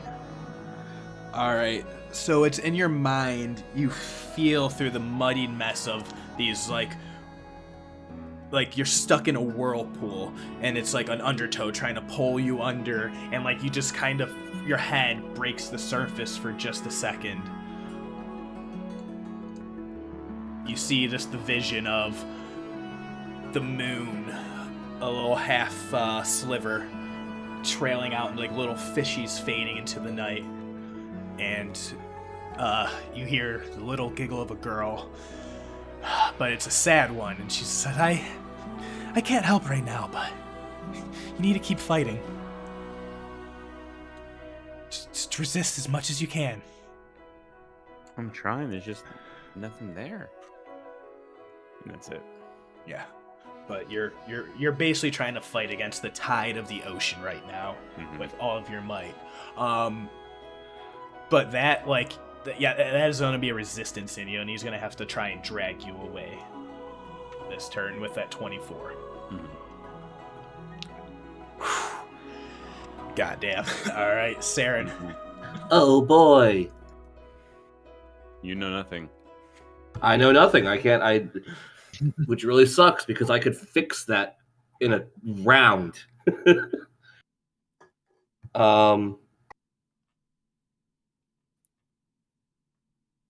Can I get a free object interaction just to kind of close this door quietly? Yeah, you just kick it back behind you. Closed, and then I'm going to move. Alright. Peek around this corner. Hey, look, a door! Yeah, you see a little gate that leads out into the back area. You see nothing else, no other action. You can make a perception check as you're moving out in this area. I'll allow. Imagine, you're trying to speak, you're not moving around. I will say you do hear a bunch of stuff and shouts and chaos up near the front. But it's very hard, you can't make out exactly what's happening, but you hear all sort of commotion. Well, guess I'll make my own commotion.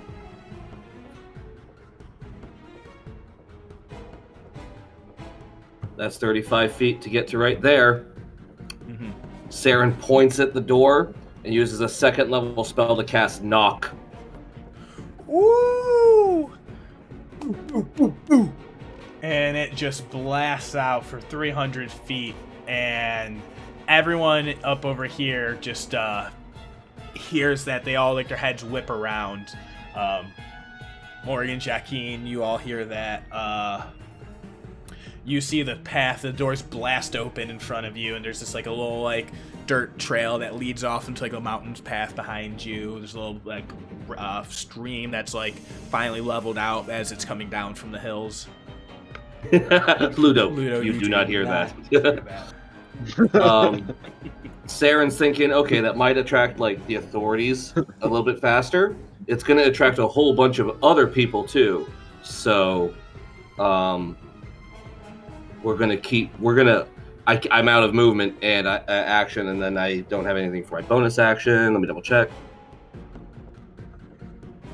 Why don't I have rogue levels?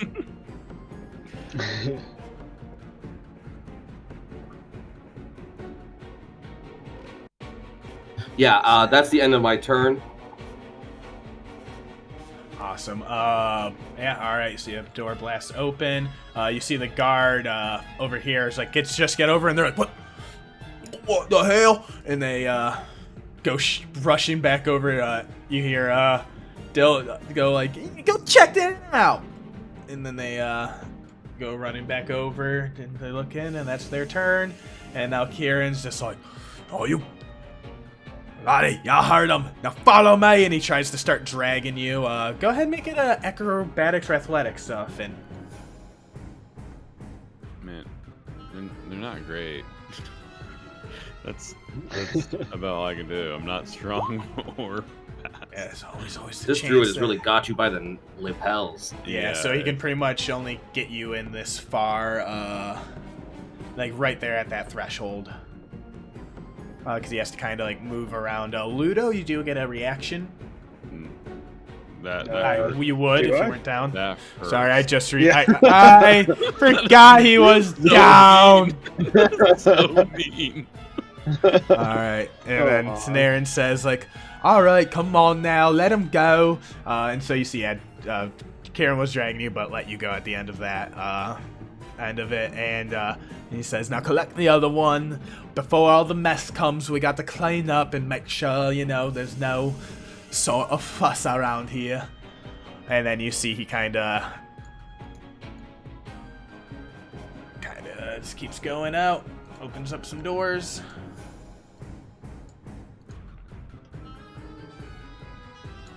Oh, there's that door. Yep, they unlock that. Alright, and that is their turn. Ludo, go ahead and make a death saving throw for me. That 20 would be great. Hey, baby. Avandra delivers. As an 18, that is a pass. So you're at one success, so we're going to go to Morgan's turn. And I'm gonna say, well, yeah. What do you do? Okay. So how far is Jaquin from Ludo at this moment? Like 15 feet over, and then like they're 30 feet in the air, so like 40 feet. Okay. I will give Jaquin the mental command to land on Ludo. Yes! And eat his Oh no, yeah, I was gonna say the bird's gonna start pecking. Take his eyeball out. Ludo knuckles Yeah. back. With... All right, yeah. So Jaquin goes and flies over.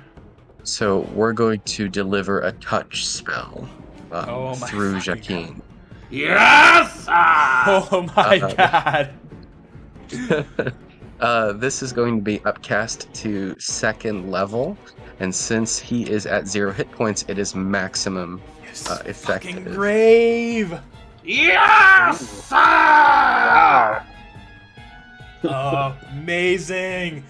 Like, so Morgan, what do you see when you see through Jaquin's eyes, and you see this whole thing then being dragged and starting to fight back a little bit, but not like full conscious mind. Ludo rushes in, gets rained down by arrows, and drops at the floor. So it's a mixture of panic and just like terror. Not only is like everything else kind of going, not great, but also like she has that self-preservation as well, that I need to get myself out of here too. But that is 20 hit points to Ludo at a 2nd level cure wounds. It's so fucking good. Thank you. And you just feel that raven energy wash over you. And you just hear like a peck, and it's like, hey bro, get up. Gotta fight. Gotta get our bros out of here. No bird left behind. And you hear that, Ludo, as you wake up from the bird. Thanks.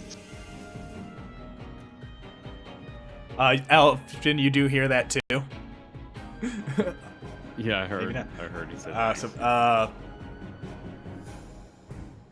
all right, so it's back up to the top. And these ones, they see that bird fly up, so I'm gonna have them make some checks. 9. Nope. So he's just gonna see Ludo get up and take a shot at Ludo. Be a 16 to hit. Will miss. Yep, misses. All right. Blue's gonna make a perception. Oh yeah, they're gonna shoot that bird. 23 to hit. Jacqueline. He's got. And a burst of raven feathers. All right. You feel that disconnect Morgan, and then the third one, green, is going to take another shot at Ludo. Be 15 to hit. I can't throw any of those archer's eyes on there. That is sad. All right, and then Dill's just going to be like, "Oh no, you don't." And then they're going to go ahead and try and make a.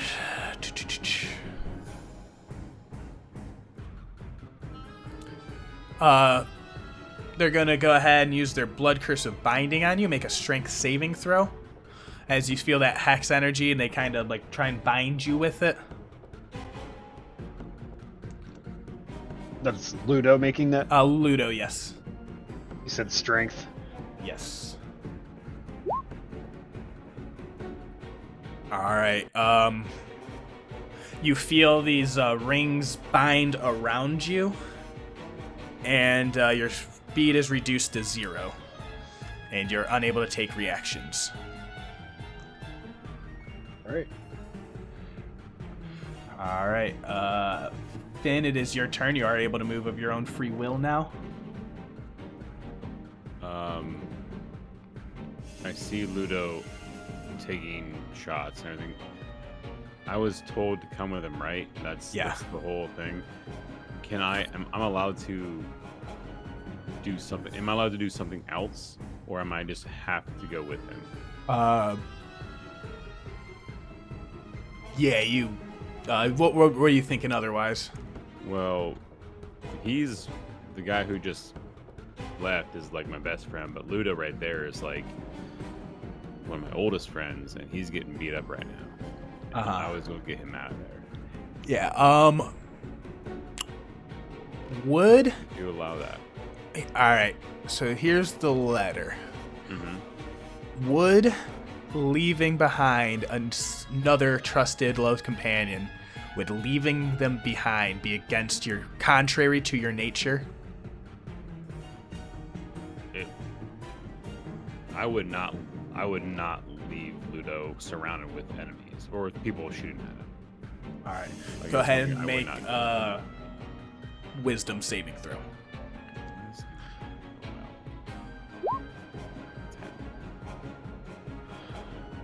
I'm just gonna start walking. You're trying to fight against it. I was here 5, 10, 20, 25, 30. I'll be right about here. Unless I have to use my dash. I mean,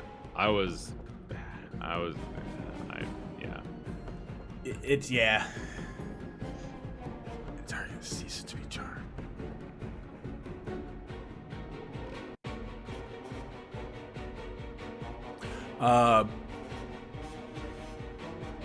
So you follow along, following the letter. Go ahead, give another charisma saving throw.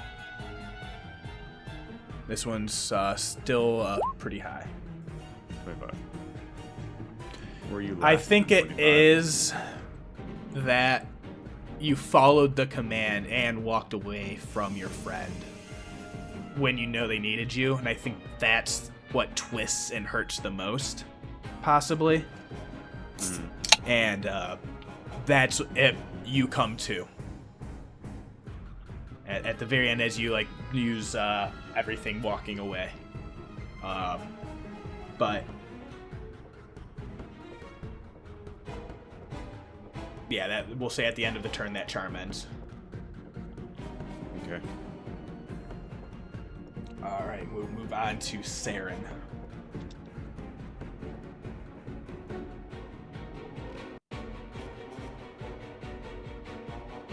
Okay. We're going to continue doing strange things.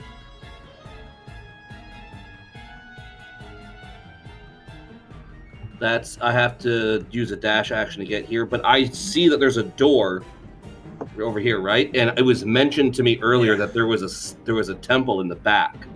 Yes. I can get right up on the door using my action and dash, with action to dash and movement. All right. So I'm gonna get up to there. I'm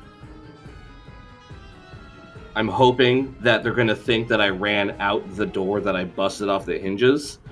Amazing. And so I'm gonna stay here, and next turn I'm gonna try to open this door. All right.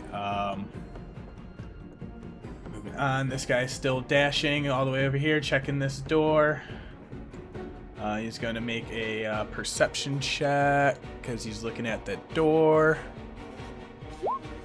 Does not see you all the way down there because he is a fucking dum-dum. All right, Kieran, it's going to be...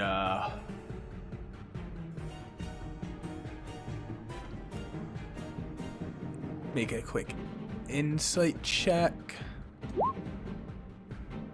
Alright, I think he does. He like kind of looks over and he's not sure of like to attack Ludo or come like after you and drag you in. So he's gonna try and come in and grab you again, Finn. Make one more athletics.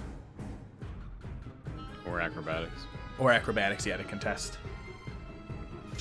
I'm rolling trashy. Does have you grabbed again. But that's all he can do.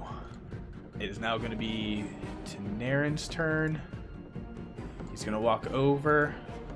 He's going to open up this door. And he's going to see you, Ludo. And he's going to walk out. Oh, now what do we have here? And you see this drow, long hair braids, white hair, wearing these velvet robes, carrying this rod. And he looks at you and he says, well, I was wondering where the others were. Maybe. Looks like I have a lot of questioning to do tonight. Well, see, I was just gonna present you with this token. Interesting. 1 second. Well, he says, so what you doing, trying to peek where you don't belong? I mean, isn't peeking where we don't belong something that you and I kind of do all the time? Seems like you're the kind of person who likes to know things. Oh, well now, there's knowing things, and then there's sticking your nose in where you don't belong. And... I mean, most of the gods would have us think that we don't belong here at all. Maybe we shouldn't be listening to them so much. I read the notes! Yeah, so what did you say exactly? Like... It's like, if he's saying like we shouldn't stick our nose in places only, I'm sure that the gods would love it if we didn't. If we love it, we stuck to just worshiping them and then not looking around for, you know, the actual truth of things. Make a persuasion check. I'm fucking sweating. Yeah, it's. I'm nervous. Good. Alright, well, fair is fair. Let's roll an insight. I was about to say I was gonna use that 5 earlier on his insight for things if I got inside, but I didn't get inside. Oh, well. So who do you work for then? Because we're in a little bit of a pickle and we're gonna need some cleaning up. Unless you're not supposed to be here, lovey. So unless you start saying the right names. And he's gonna walk up and has weapons and stuff on them, and they're gonna come walking right next to you. I'm a freelancer, you know how it is. I pay where the money takes me. Mm-hmm. Well, luckily we'll have some more folks here in a second, and let's all head on downstairs, shall we? And then it will end their turn. Ludo. We'll go with Ludo. You're back up, right? I have to stand up, I think. Yeah, you have to use half your movement to get up from prone. He can't. But I can't. I'm sorry. But I His can't. His movement's 0. Your movement Yeah. is 0. You make that save again at the end of your turn. All right. I Let's. mean, he can technically take a swipe at the guy in front of him. I think it's disadvantage attacking prone. Disadvantage 'cause he's down, yeah. Or like any spells or other actions you have for bonus actions.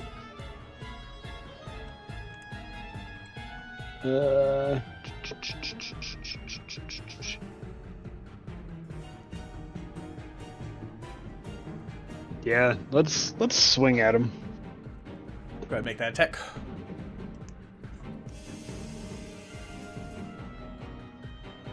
Uh, 21 and 16 will hit. Well, it's the 16 because it's at disadvantage. 16, yeah, since it's disadvantage, prone. yeah, will hit. So yeah, and you're using one-handed for 6. Yep. Alright. Can I throw a smite on that? Yes, you may. Even though I'm prone. Prone smite. Smite prone. Yeah, he takes the full damage on smites. And he loses the hex on you. Oh, damn. Sweet. That means What do I roll for a smite? It'd be So- 2d8. An extra 8. Fuck yeah, so that's gonna be 14. Alright. That's first attack. So yeah, can I stand up then? No, because it's no, because that's a different ability that has the thing on you. Oh. Gotcha. He used a blood curse to Oh, it's bind the you hex. after the hex. The hex is the one that dropped. I gotcha. Alright, I'll take a second swing. At disadvantage. Oh! But you still got the 9, and then you could play another smite in there if you want. Yeah, we're gonna do that.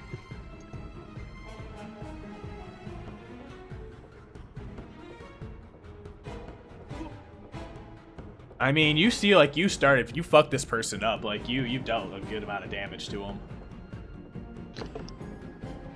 And then I'm gonna bonus action cast Sanctuary. Can I do that on myself? Yes.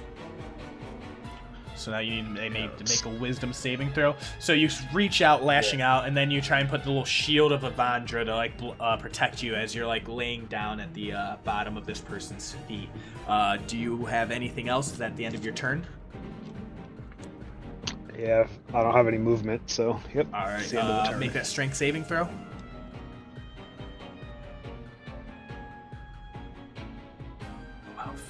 Still just not enough to get there. So you still feel that binding, but you still feel the magic of Evandra protecting you. We're going to go back to Morgan now. You felt that jolt as Jacqueline got shot.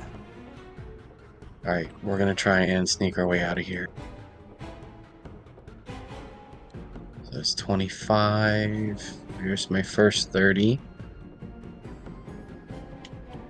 And then I'm just gonna go straight up with a dash. How far was that? That was 20. 25. Go ahead, make a stealth roll. Absolutely.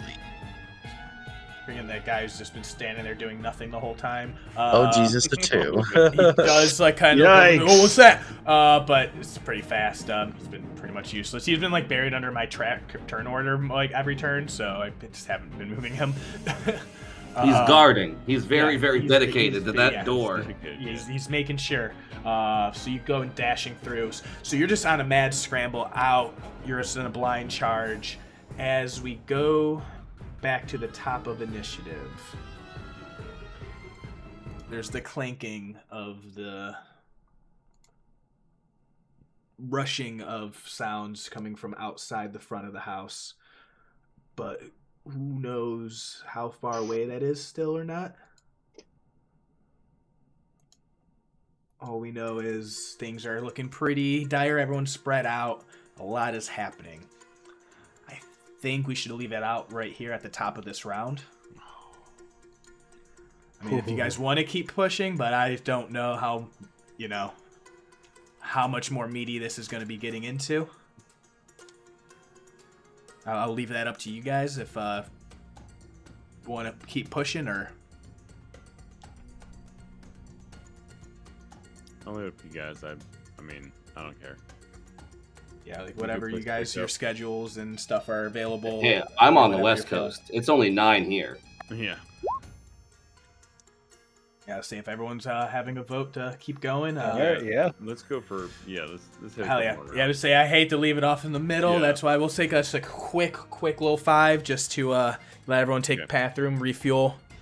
And right. yeah, to see, yeah, because I'm gonna say I'm pretty wired too, but I just had to worry as I looked at the time and I'm like, oh dear. No, it's a little late and yeah.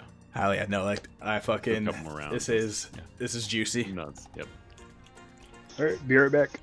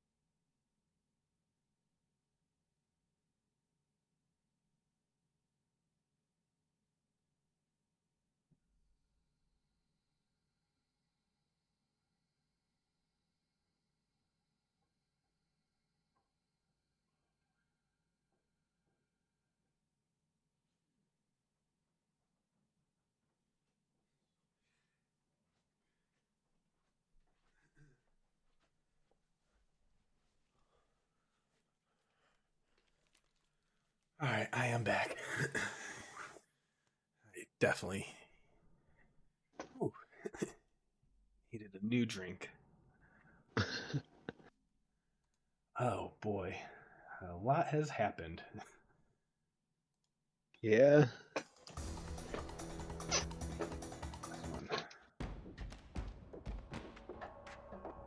All right.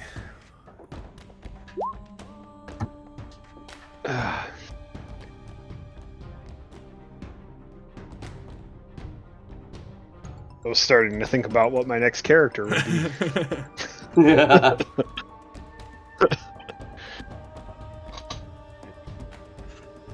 All right, so we're on. It's as everything was getting closer. All right. So just wait to hear back from Aaron. I would say I definitely understand why he wants to keep playing now that he's back in control.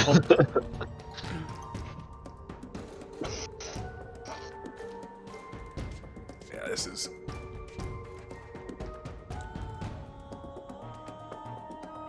It's the first time looking at the Netherdeep, all the gifts. Oh, the bird splat. Amazing. All right. How's everyone feeling? Pretty good. I feel like I can get away. I've got a plan too, but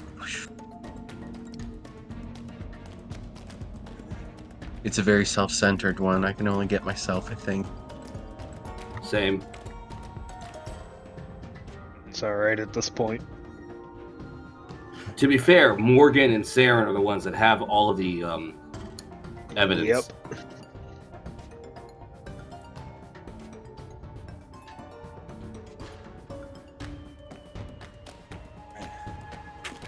Yeah, I will say it does seem like sounds of stuff coming in the distance, probably still a couple, put it mechanically, probably a couple turns away. So there's a lot of chaos still happening. I also just remembered Saeryn still has a glowing dagger. Yeah, just running around with like a little glowing dagger, like, hey! Hey! What are we doing here? Who are you? And then you see her from your pocket. What's going on out there? Hey! Yowza!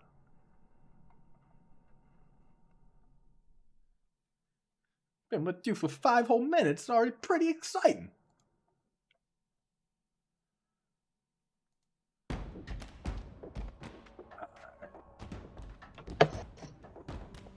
I feel like Arrow definitely needed a big old jug. Sorry. Oh no, you're good. Alright. Waking the family up on the couch. They were asleep. Oh no. Getting them in bed. I'm like, Yeah. Go to bed. Take care. All right. Well, we were back at the top of turn order. You see these archers are gonna come move into the courtyard, and pretty much they got Ludo nice and surrounded. And they're like, "Gonna come cleanly or what?" They say to Ludo. Or what? Or what indeed. And they're going to take their shots.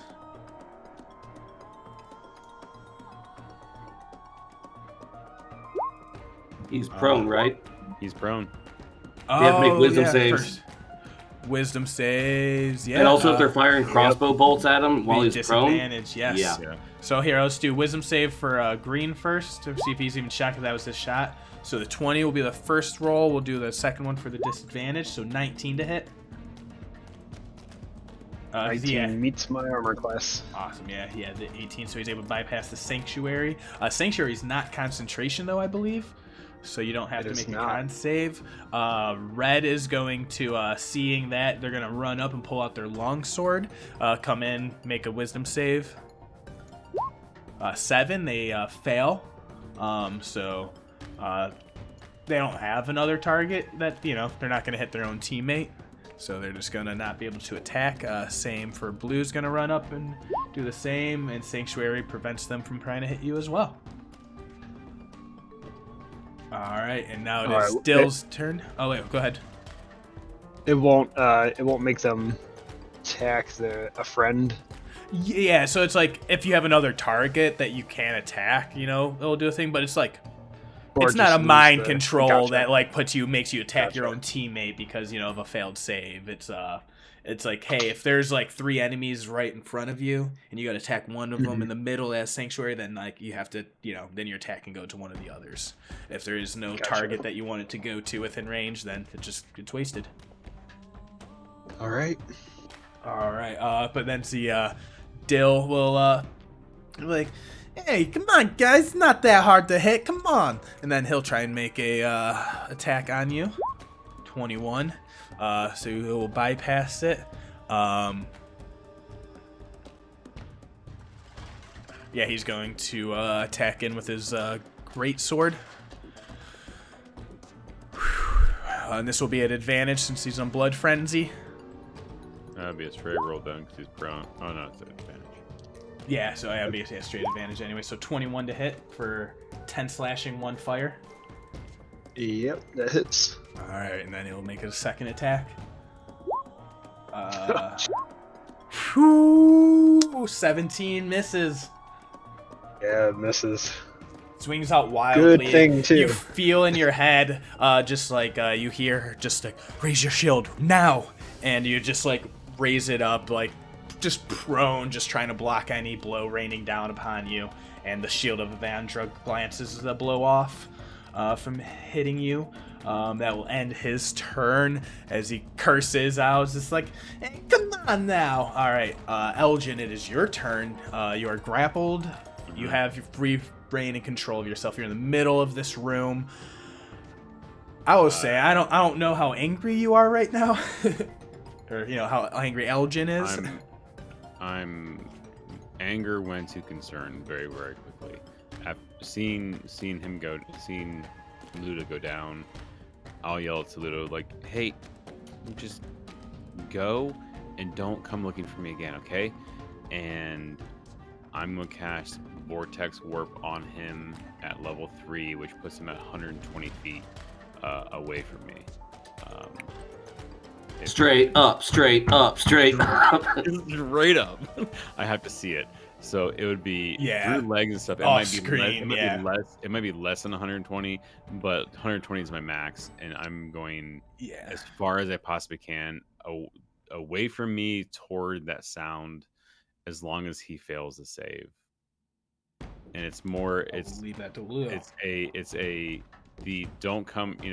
If the don't come looking for me is a plead of you need to survive. And you feel the pull, like the waves coming and crashing on you, trying to pull you away from this, just getting you away. I'll let Ludo decide what he wants to do though. Yeah, I think he's pretty beat up, so I think he's gonna listen to his friend. You're 120 feet away from me. All right, and you just feel that pull of tide, and I'll say bring you out here out of the thing, but like that can pop you down a little bit of the road within sight, so you can be like a little bit off screen. And I'll say it's like you actually get put right up like next to where you see a clutch of Aurora watch guards have been rushing up. Varen is at the forefront of them. Varen Thalis, the task hand, riding on a moorbounder, so he's like a little bit ahead of the pack, and he just sees you magically teleport in front of him. And he says, "Oh, now what's happening?" And at that point, if I'm grappled, I can't move. But knowing that I'm grappled, I'm going. This is such a shitty move. I'm going to just drop. Just go limp. Yep. I'm dropping. Alright, yeah. Just make yourself go knock prone. Just ragdoll. Yep. Yeah, I was gonna say he's gonna have a disadvantage on a check to try and drag you from that. And it's gonna be like. And he says, "Just after fucking stop resisting, laddie." After I see him leave, I'm just dropping down. All right. That will be the end of your turn. It's not technically a teleport. It's let me look. It's a good point. What is That's a the good phrasing point. there? Yeah, I was thinking about that, but I think it's you move without. Find it here. Provoking attack of opportunity. Yeah, it still is a move. So you just move 10 feet. Yeah, it's a weird. It's a class feature. Wait, you're a storm sorcerer, right? Yeah, Tempest Magic. As a bonus action, cause you to. You allows Post you the to fly. language to VTT. Yeah, let me hit this real quick. Beyond that, post it. Nice. So you can use your bonus action to cause it surrounds you immediately or right after you can tell it. You don't teleport. Yeah, it's Allows making you to you fly 10 fly feet. using movement of up to 10 feet. Yeah. Well, it doesn't use movement. It's just fly up to 10 feet without provoking opportunities. But I think grapple would probably. Yeah, that's what I was thinking. If I'm grappled, I'm still at 0 movement. I can't Yeah. move with him. Because I think- I could probably move 5 feet with him. Because But I think the thing I can compare it to that is different is like Eldritch Blast with the Graspadar or the moving ones. Those are like those move like forcibly move you. Yeah. You know, like so you are being moved again. You know, so it doesn't matter Yeah, what your using- speed is if something's moving you, or this is you're using movement it's of an actual it's a bonus movement on top of my normal movement. So yeah. being grappled reduces my speed to 0. This wouldn't affect that. I don't. Yeah, yeah. I would say if it was like where we get like you can push If it said- yourself in 10 yeah, feet up the direction. Or if it said you Which yeah, teleport 10 feet. silly I mean, raw. Which is weird because you can fly up to 10 feet, so I could go 10 feet in the air. I could go up 10 feet if I wasn't grappled, but I'm gonna say I can't move because Yeah, that it grapple. reaches 0. Yeah. Yep. Just be as specific as that. Yeah. Yep. But all right, but no, yeah, you made the sacrifice. You did the thing. You got Ludo out of there. Amazing. Saeryn, you're sitting there. You have Tenair and Hythenos looking right at you with a rapier drawn and a rod in their hand, and they seem to be like looking down like at the rod, like oh dear, and then looking back up at you. So it. Do I hear like the troops approaching? You start, make that perception check. It's very, very low DC. You heard Finn shout from inside the house, Ludo, get out, don't worry about me. Not a chance. I'm too focused on that rapier. But it's you heard all that from within the house, but like that perception is to hear like anything else beyond the walls right now. From like in the very back of the courtyard, you're pretty far away from the road. Yeah. How tall are the walls, precisely? 15. 15 feet. Okay, hold on. 15 feet. All right, so Oh my god. with a running start, I'm able to reach up and grab something 13 feet off the ground. Strength, yep. And Before I use Mirthful Leap. Yes! Yes! I was wondering if that's how you're gonna get out. Oh So- my fucking god. Let me double check the action economy on this. Jack's just happy hitting TPKS at this point. All right, yeah, that's just cost distance movement as normal. Okay, so I'm gonna look at this guy. So I'm guessing you wanted us to go down in this room behind this door.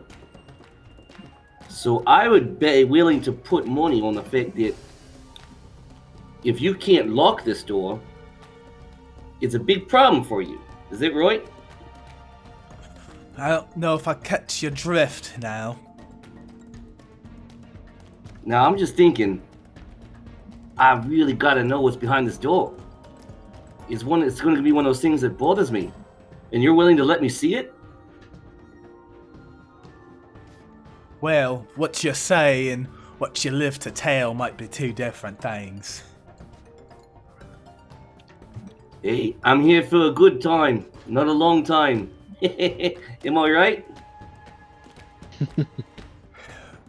Oh, you're not here for a long time at all. And then right as soon as he starts speaking, I knock the door and I blow it off the hinges. Amazing. And then I sprint away. Blast open. as you I do see, look inside. I want to see what's in there. So first things you see, not even like no check required. You see a nice little temple, little rich velvet ropes or like a carpet leading up to a very simple, very like almost austere altar. Like seems to like a little like golden symbol, like idol sitting on it, but almost has like almost like curled up horns, or like are they reaching arms? But there's 2 candles that are lit already.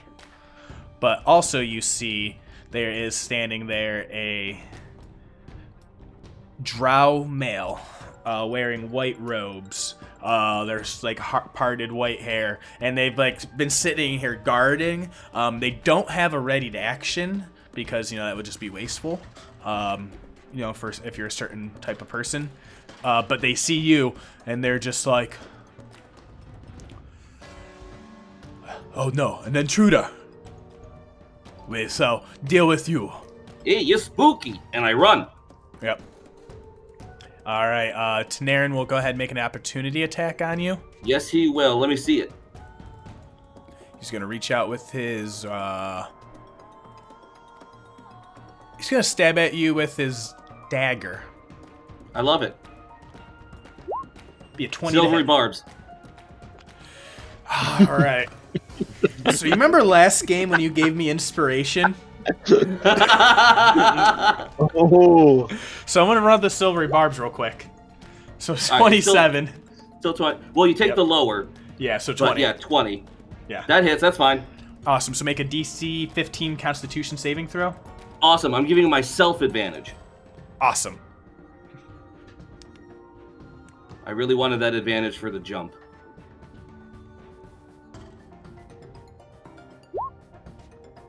Easy enough. You resist the poison of the dagger as it swipes into you. I'm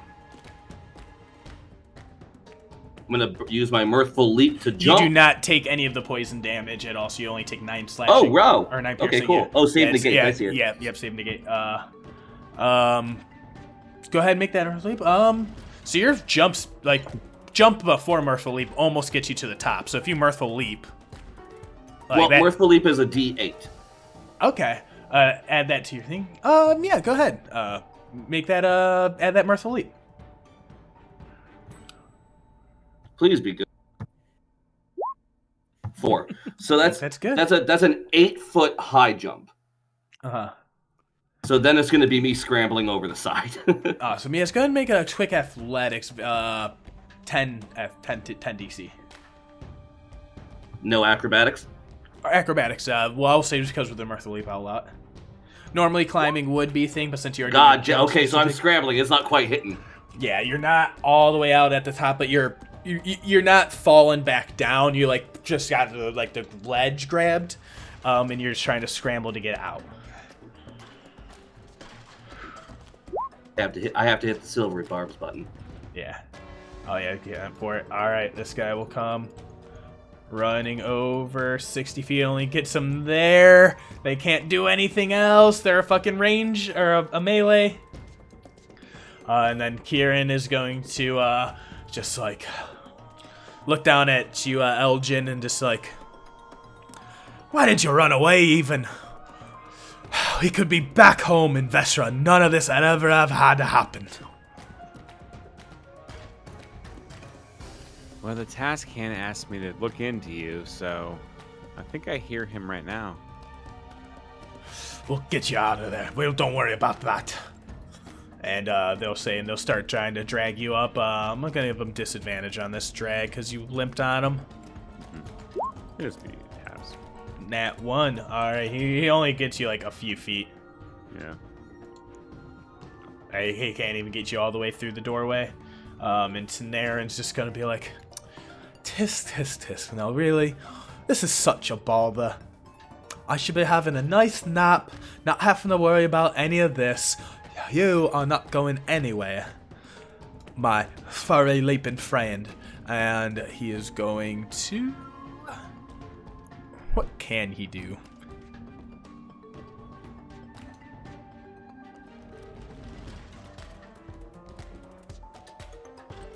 They see you scrambling up at the top of the... It's horribly undignified. Yeah. Oh, boy. All right, 1 second. I'm going to have them make a quick intelligence check. All right.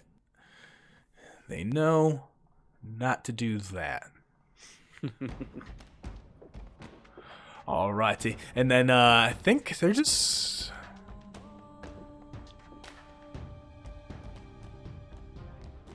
Sorry, it's like you see an artificer paralyzed in battle of like, what can I even do? Oh no, when's the last time I even fought? I have to get my hands dirty. Disgusting. Yeah, I mean, their one trick is pretty much done for. They're gonna bonus action, cast a spell. And then they're going to, how far up on the wall? You're pretty much right at the top. Yeah, I'm pretty much right at the top. Yeah, they're gonna come. I'm like halfway over. Yeah, come do a running jump and attack you. They're gonna get me in the ass. Yeah, they're gonna come stab you with their. No, they're gonna. Yeah, they're gonna try to stab you. They know they're not good at grabbing. Enough force might shove you over. Be a 27 to hit. I don't even have a silver barb, so prevent it. So because so my reaction's burnt. Save. All right, 1 second.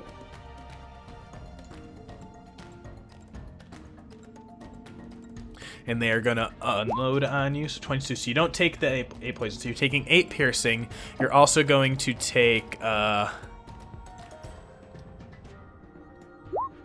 12 radiant damage as their dagger bursts with light and it hits you, and now you are shining visible light, dim light for a 5-foot radius and cannot become invisible. Oh no! They hit you with a branding smite, and then they're also going to pump in their what's it called? Arcane Jolt, which will hit you with another 8 force damage. So 28 total. Yep, got it. And you are glowing a visible bright light now. A dim light, 5 feet. And they say, well, I got you tagged, and I only lookouts know what that means if they ever say it. So you better be real careful, friend. There's no response. I'm like halfway over the side. He stabbed me in the thigh. Yeah. All right. Ludo, your turn. You just got teleported away. You're off scene. So you're in front of the Varen, the Tascant Thalis, and he's sitting on a moorbounder. You see a little troop of 5 or 6 guards rushing up behind him. And he says, "What? We heard all sorts of commotions and bangs, and explosions and thunder sounds." Yeah, we weren't as sneaky as we hoped to be. We got attacked. Well, so you were trespassing. Guards, arrest him. And then he points it to the guards behind him, and then they go ahead and grab you. Go ahead and make an insight check.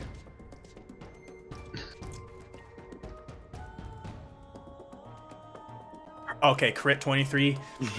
You know exactly, There, finally. there's no shittiness. You do not feel shittiness. He is playing it by the book optically right now. And he sees that nod of understanding. He kind of gives you a very slight discreet nod to let you know don't worry.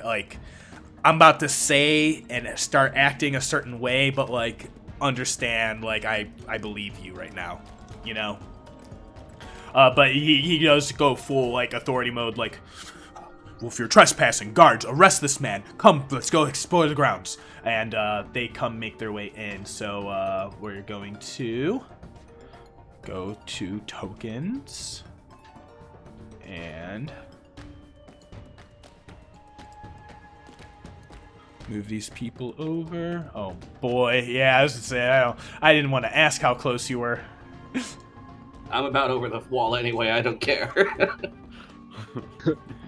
Yeah, you see they're all over here. And you see these two come up and come to grab you, Ludo. So he sends 2 to come grab you, and then they come rushing in up to the front of the gates.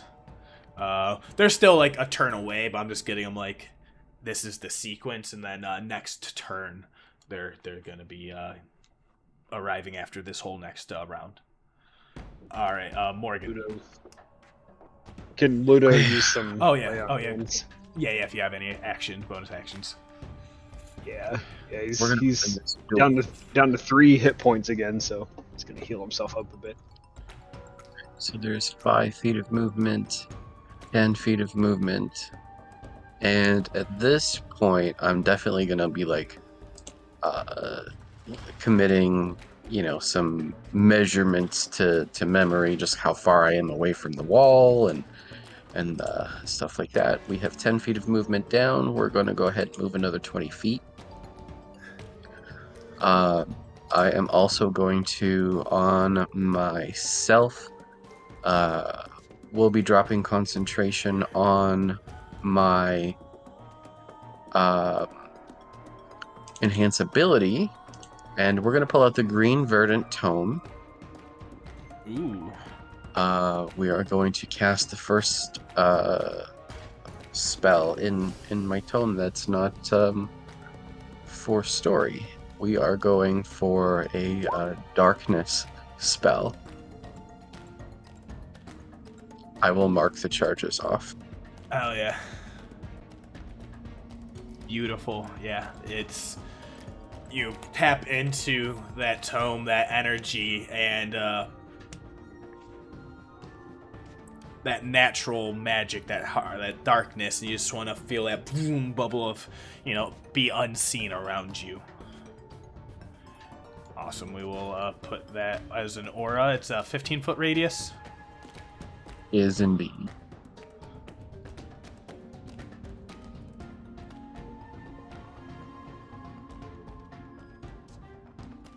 Awesome.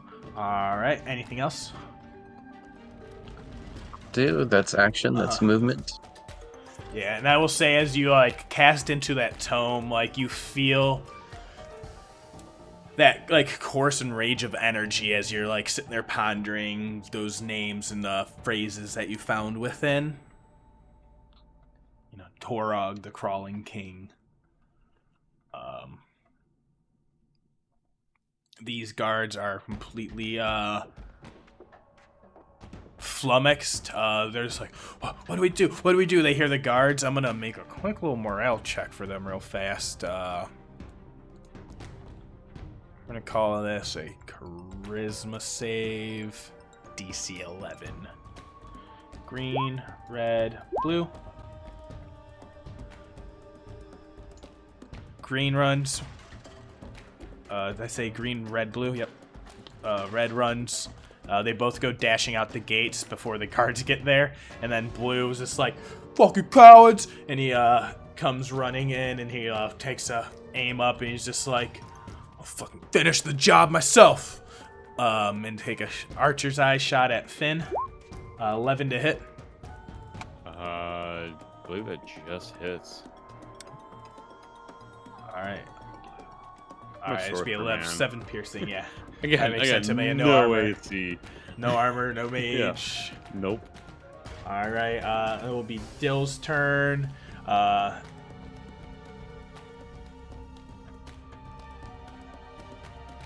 He's gonna make a morale charge. He hears the guards coming. This one's gonna be a DC 9 for him to beat, or DC 10. Okay. He's, you don't run away from your paycheck. And he'll come running in.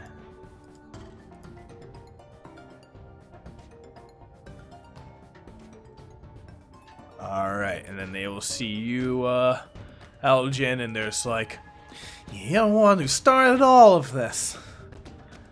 I think I'm just gonna knock you out and take you down there. Gotta get you out of here. He's gonna take a shot at you with the heavy crossbow. That'd be 10 piercing damage. Yeah. Okay. Alright, yeah. Alright, is your turn.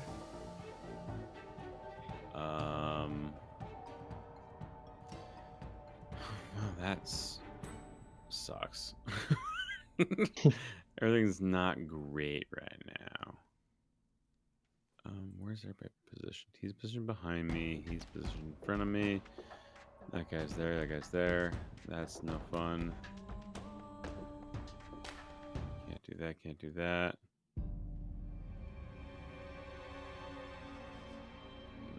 Okay. Well, I'm just going to... I'm on the floor, technically. And he hit me, so I'm going to... Oh, yeah, that would have been a disadvantage if you were prone. Oh, yeah, I was prone. But I'll that's... make the shot again, yeah. That's fine. It misses. 12 still hit. 12 still hits. Oh, yeah. It would just be the difference of 5 HP, which I'll give myself 5. Technically. Yeah, So we that... just rolled that one. Whoops. Which would be Second, 11 HP instead of 5 HP. There you go. Having those two there, technically at this point I'm on the ground. I will definitely... He's perfectly in the way. I'll definitely hit him, both of them, with a Rhymes Binding Ice. They need to make a DC 16. Both the guys in front of me, from where I'm at, an angle at 30 feet. Dylan that way. Awesome. Strength, con save? Con save, yeah.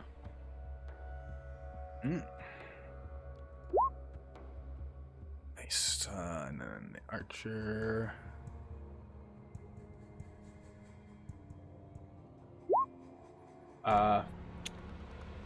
Beast takes Archer. Half. Archer takes half, and the So other one it'd be takes full. Holy shit. You see that archer is barely holding. And I'm just sitting there. Alright, and that guy is frozen, right? Yeah, whoever failed is frozen. Put a net on him. And someone has to shake him out. Alright. And any bonus actions? Still zero no, movement. I'm still 0 movement. Alright, Saeryn, your turn. You're scrambling. You just got stabbed in the bum. Yeah, I'm just gonna kind of get over the top of the wall. Yeah, and I'll say full action to disengage, climb. No checks required. You're right there. You scramble with your little hooves and feet and can do it to I would say if you want to do a full dash away from the wall, you might have to, But if you want to just disengage, climb, easy enough. I would like to use my movement to get away from the wall, but I don't think I'm gonna get very far. Yeah, you see you're able to kind of hobble. You have to kind of hop down. Yeah, I think going down climbing down the 15-foot wall would probably use all my movement, actually. Yeah, I would say if you're trying to do it carefully and not trying risk taking a tumble. Yeah, so that would actually, I believe, be all my movement. You said if I use the dash action, there might be a problem. I can't afford to have a problem. Yes. So, you see, awesome. because technically a 1d6 could down me. Amazing. So you see this one, he kind of comes and has been very sleepy. This guy's been having a bad day. He's going to try and make an athletics to come chasing up after you. Oh yeah, let me get you to the other side of the wall. Here you are. And then he's going to try and make his athletics action to climb up there. 13, and he's kind of struggling just like you were. He's kind of caught up at the top and even had to spring up off the boxes and not doing so hot. So he's not able to. Not having mirthful leap is a problem. Exactly. And you say Karen just has you held right there, and he's just eyes wild, and he's just looking around and seeing you unleash this magic, and he's just can you tell me why? What was this all for?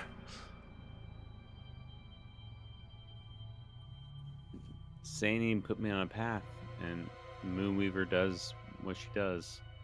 I mean, I had to follow. Gods. Curse the gods. I'm not going to respond.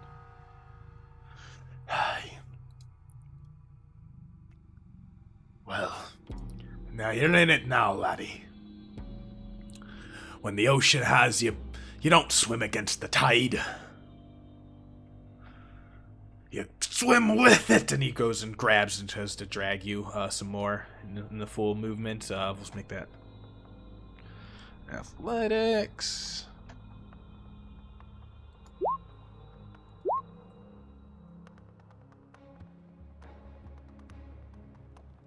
It'll be good enough to drag you up, and he gets you out into the outside, we'll say, with the full dashing. And see, Tanarin turns around and is like, "Oh, well, good. We still have one of them. Although I don't see how we're gonna clear this mess up. All right, boys, get the bug out bag ready. We might have to go underground a bit." And you see they go and they start walking in to the thing. You hear a little bit of movement and sound from within, and real quick, Jack, may I use on the last turn I think I have a bonus. I think the one bonus action I could have used and I haven't been is recover sorcery points. Point recovery spell slot conversions. So I can sacrifice spell slots to recover sorcery, or I can other way. I can recover spell slots with sorcery points. Because if I use 2 sorcery points, I can. Or how does that work? Damn it, I don't remember. I gotta look here. I'll say easy enough if it's that bonus actionable. A second. Actually doesn't. Let me see my points I got. It might you might need to go look in the thing. It might not help me. Continue. It might not help me. Awesome, let me see I'll let you. I got. Yes, let me know whatever happens. I'll let you know in a second. Just one no second. No worries. All right, Ludo, we'll go back up to you. It actually doesn't help me. Never mind. Continue. Yeah. I was looking at it. I need one more point for it to be helpful. you see a couple of the guards go sprinting out of the front of the house, or the gates, and then but you're still like a little bit far away. You're like 60 feet away still from the front of the gate. As you see, this is that last round that the guards come rushing by you. The 2 of them come and grab you, and they're sort of like, "Under the authority of the light, we are placing you under arrest and the protection of the Kreen dynasty." You see this, that's like standard procedure. Like, you're under arrest, you're under protection, is what they tell like all criminals, basically. Mm-hmm. Yeah, I think at this point, just go along with it. Mm-hmm. And I will say, unless you have anything else you wanted to explicitly do and take care of. I don't think so. All right. All right, Morgan. All right. We're going to move. There is my first 30. I'm going to dash, feel my way to the grate, kind of dip back in the water. We're going to drop concentration on my darkness, and then my very last bonus action is my last use of Blessing of the Raven Queen. Awesome. So just appearing out of darkness like a ghost, you just teleport over through to the other side. You see right down the row as right as you since they're like the top of the round and the guards have already bugged off. Pretty much their next in initiative is Varen Tascan running up on his moorbounder. He dismounts and he sees you down there and he says, he points at the one guard at the end, the one who's not holding Ludo, and he says, "Arrest her, put her under for questioning." Isn't she covered in darkness? She dropped it. No, I had to drop it so I could see my destination. Yep. Pube. Yes, and he shouts out, he's like, "Anyone is seen here, put them under arrest and we'll question them later. We're going to get to the bottom of this." And you see there's more guards and stuff running from down in the lane, and you see full weight of the city basically coming through. Varen, he pops out the duplicates that you've seen him fight with. 2 shimmers go on each side, and he rushes in, and you see glaives out, and they pretty much, yeah, start putting the thing. You see the one guard in there immediately surrenders. Dill puts his hands up, says like, I'm not messing around with any of this. You hear all of that happening. Yeah, we're just kind of rushing on through. Was there anything else on your turn, Morgan? No, that's everything. Yeah. All right. So it goes to Dill. He throws his hands up. He is not dumb enough to fight against the fucking Tascan. That will be Finn's turn as Kieran's dragging you out, and he says, "We gotta get you fucking out of here. Just stop resisting." I grab his arm and I look at him and say, "You're right. You just need to go with the tide. He needs to make a Constitution 16 save." Uh-huh. Well, that's a 22. Damn it. Oof. Okay. Nothing I can do. That was me trying to teleport him out away from me. And it didn't work. Uh-huh. And that's my action. Yeah, okay. All right. It sucks. that's all I can do. Yeah, damn, that was I a was really like, high "God damn it, roll. I can teleport him away from me, which would be great." Vortex Orb has to target Nope. someone else. Yeah, Vortex is someone else. I cannot do myself. I can do someone else. Yeah, it's not a That teleport. was it. Yep, that was All it. right. And he clenches down and he says, "Well, we'll see how this ends up for you."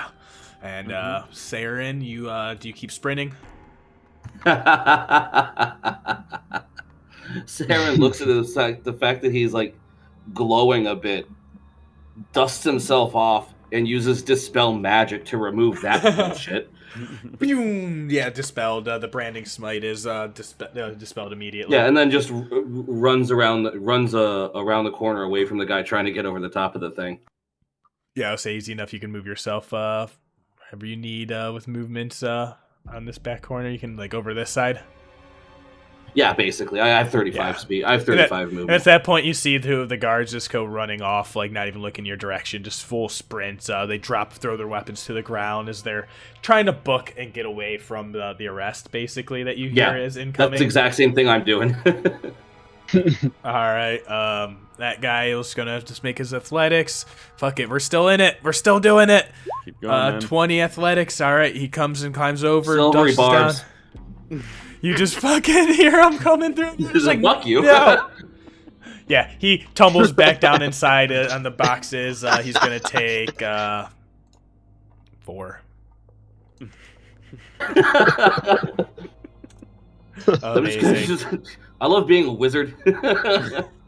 All right, and then it's back to a Shari guy, and he is going to. He didn't really do much. I felt bad for him for like a minute, and now he's just a dick. Uh-huh. Kind of remember why. Yeah, like every experience interaction with him, he was just always like a shitty person. I mean, he was just like, he's sort of crappy. And then as it went on, it's like, this dude is getting shittier and shittier every turn. Yeah, he's not really had much chance for redemption. No. He just says, like, you've no idea what you've been attached to, Boyle. We're in it now. And he's just going to keep trying dragging you.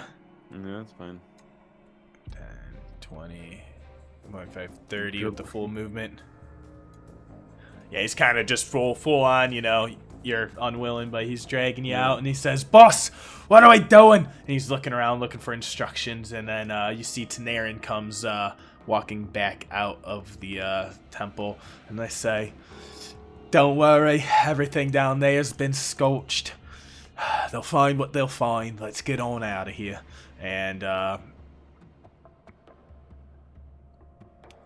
you see, say, "Are you ready?" And he says, "What do we do with this one?" And Karen says, "They know too much." And he says, "All right.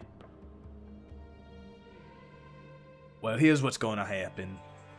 I'm going to take care of myself. I'll meet you at the bug spot later if you want to come." How about that? And then you see Taryn raises up. You see like they pull like a little tablet out of their pocket robes and they crack it, and then they disappear from view.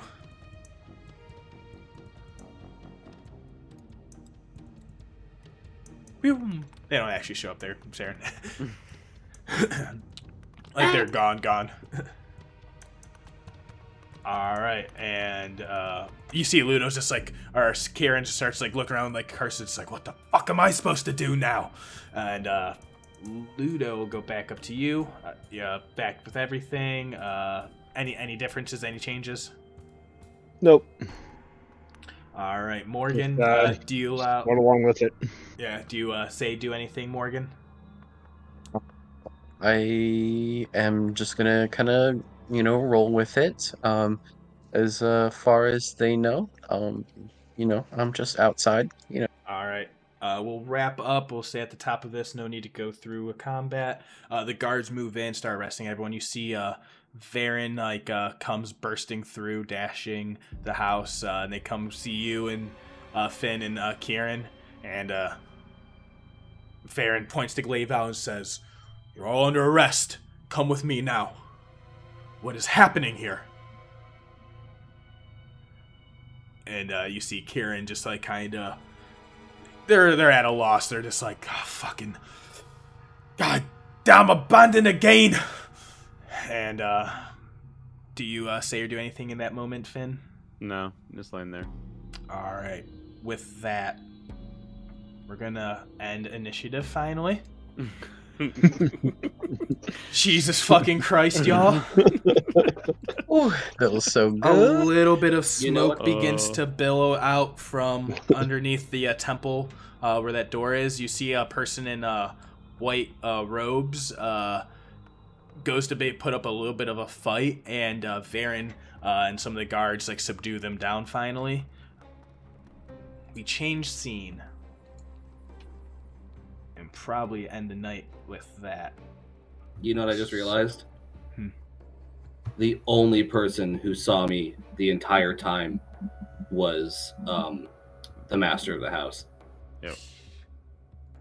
So, you're all escorted back downtown through the barracks, and you are brought into the jail cells down below, all sorted into separate cells, every single person.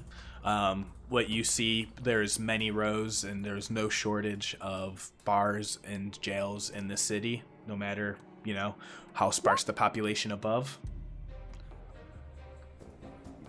And the task hand says, you all be questioned one at a time.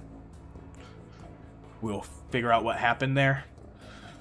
And you see that like sorrowful look they all give you, and they say, I can't stop what comes next. I hope you found something good. It's a good question. I'm going to ask. Saeryn asked it in chat. Does this include Saeryn? Saeryn, you got away. Mm-hmm. Heck yeah. Ludo. You find a spot Morgen. and you see you see Ludo, Aljin, Morgen all get carried away. You see also all the other people, the guards, everyone but the master get taken away. In that situation, I'll go ahead. Saeryn will tail from a distance just so he knows where all of his friends are, and also where the task hand goes. Because again, no one saw me. None of the guards who were like even inside saw me. So It's true. Yep. So at that point, go ahead. All in all, perfect heist. Yeah, I think that is how we end the heist. That screen. that went better than most of the heists I've done. Would you believe I did not have this scene ready until last night? And I'm scrolling through looking at stuff, and I'm like, wait a minute. I should have a joke. There's a possibility. There is a world. There is a Also, it is noon. Like, it is still... Like, that was that was actually almost a 2-minute combat. Like... Yeah. It was a long time. Oh my It was god. a long time in initiative order. Yeah, it went. I mean... I don't know. That I'm pretty beat. That's a level 5 heist. I'm pretty good. Well, right when Ludo cast sleep, I'm like, this dude's we're level 5. This dude's gonna be above 35. It's like 50. I'm like, he shit. did have tiered rank emblems on his stuff. He was a bit more than a regular guard. Yeah. So I'm at 11 HP. What's everybody else at? 4. 4. Ludo. I'm at 23 now, but that's But you because I healed used. yourself. Yeah. You were Yeah. I down. took. Did you get touched, Morgan? No, I was untouched at 48. No. Perfect. Nice. I took Everybody- 75 points of damage. Dude. Well, you were the only one there, and like he was under control, so they're like, "Well, there's Yeah. only one person to shoot right now." Sorry. I got hit with 2 crits. Wisdom. Yeah. Sorry, I suck at wisdom saves, guys. That was sort of. That sucked. Oh See, no! if I had even had line of sight to you, I could have turned it off. Yeah. Because I had dispel magic prepared. Yeah, just how Which- everyone got split. Like I said in chat with other DM, this is my best worst idea. It was the best of the worst. So No, amazing. I officially will end recording there. Anyone who watches through that heist, thank you so much. We'll see how this shakes out. Things are moving very much in this city. Thank you all. Have a lovely time and be good people to each other. Thank you.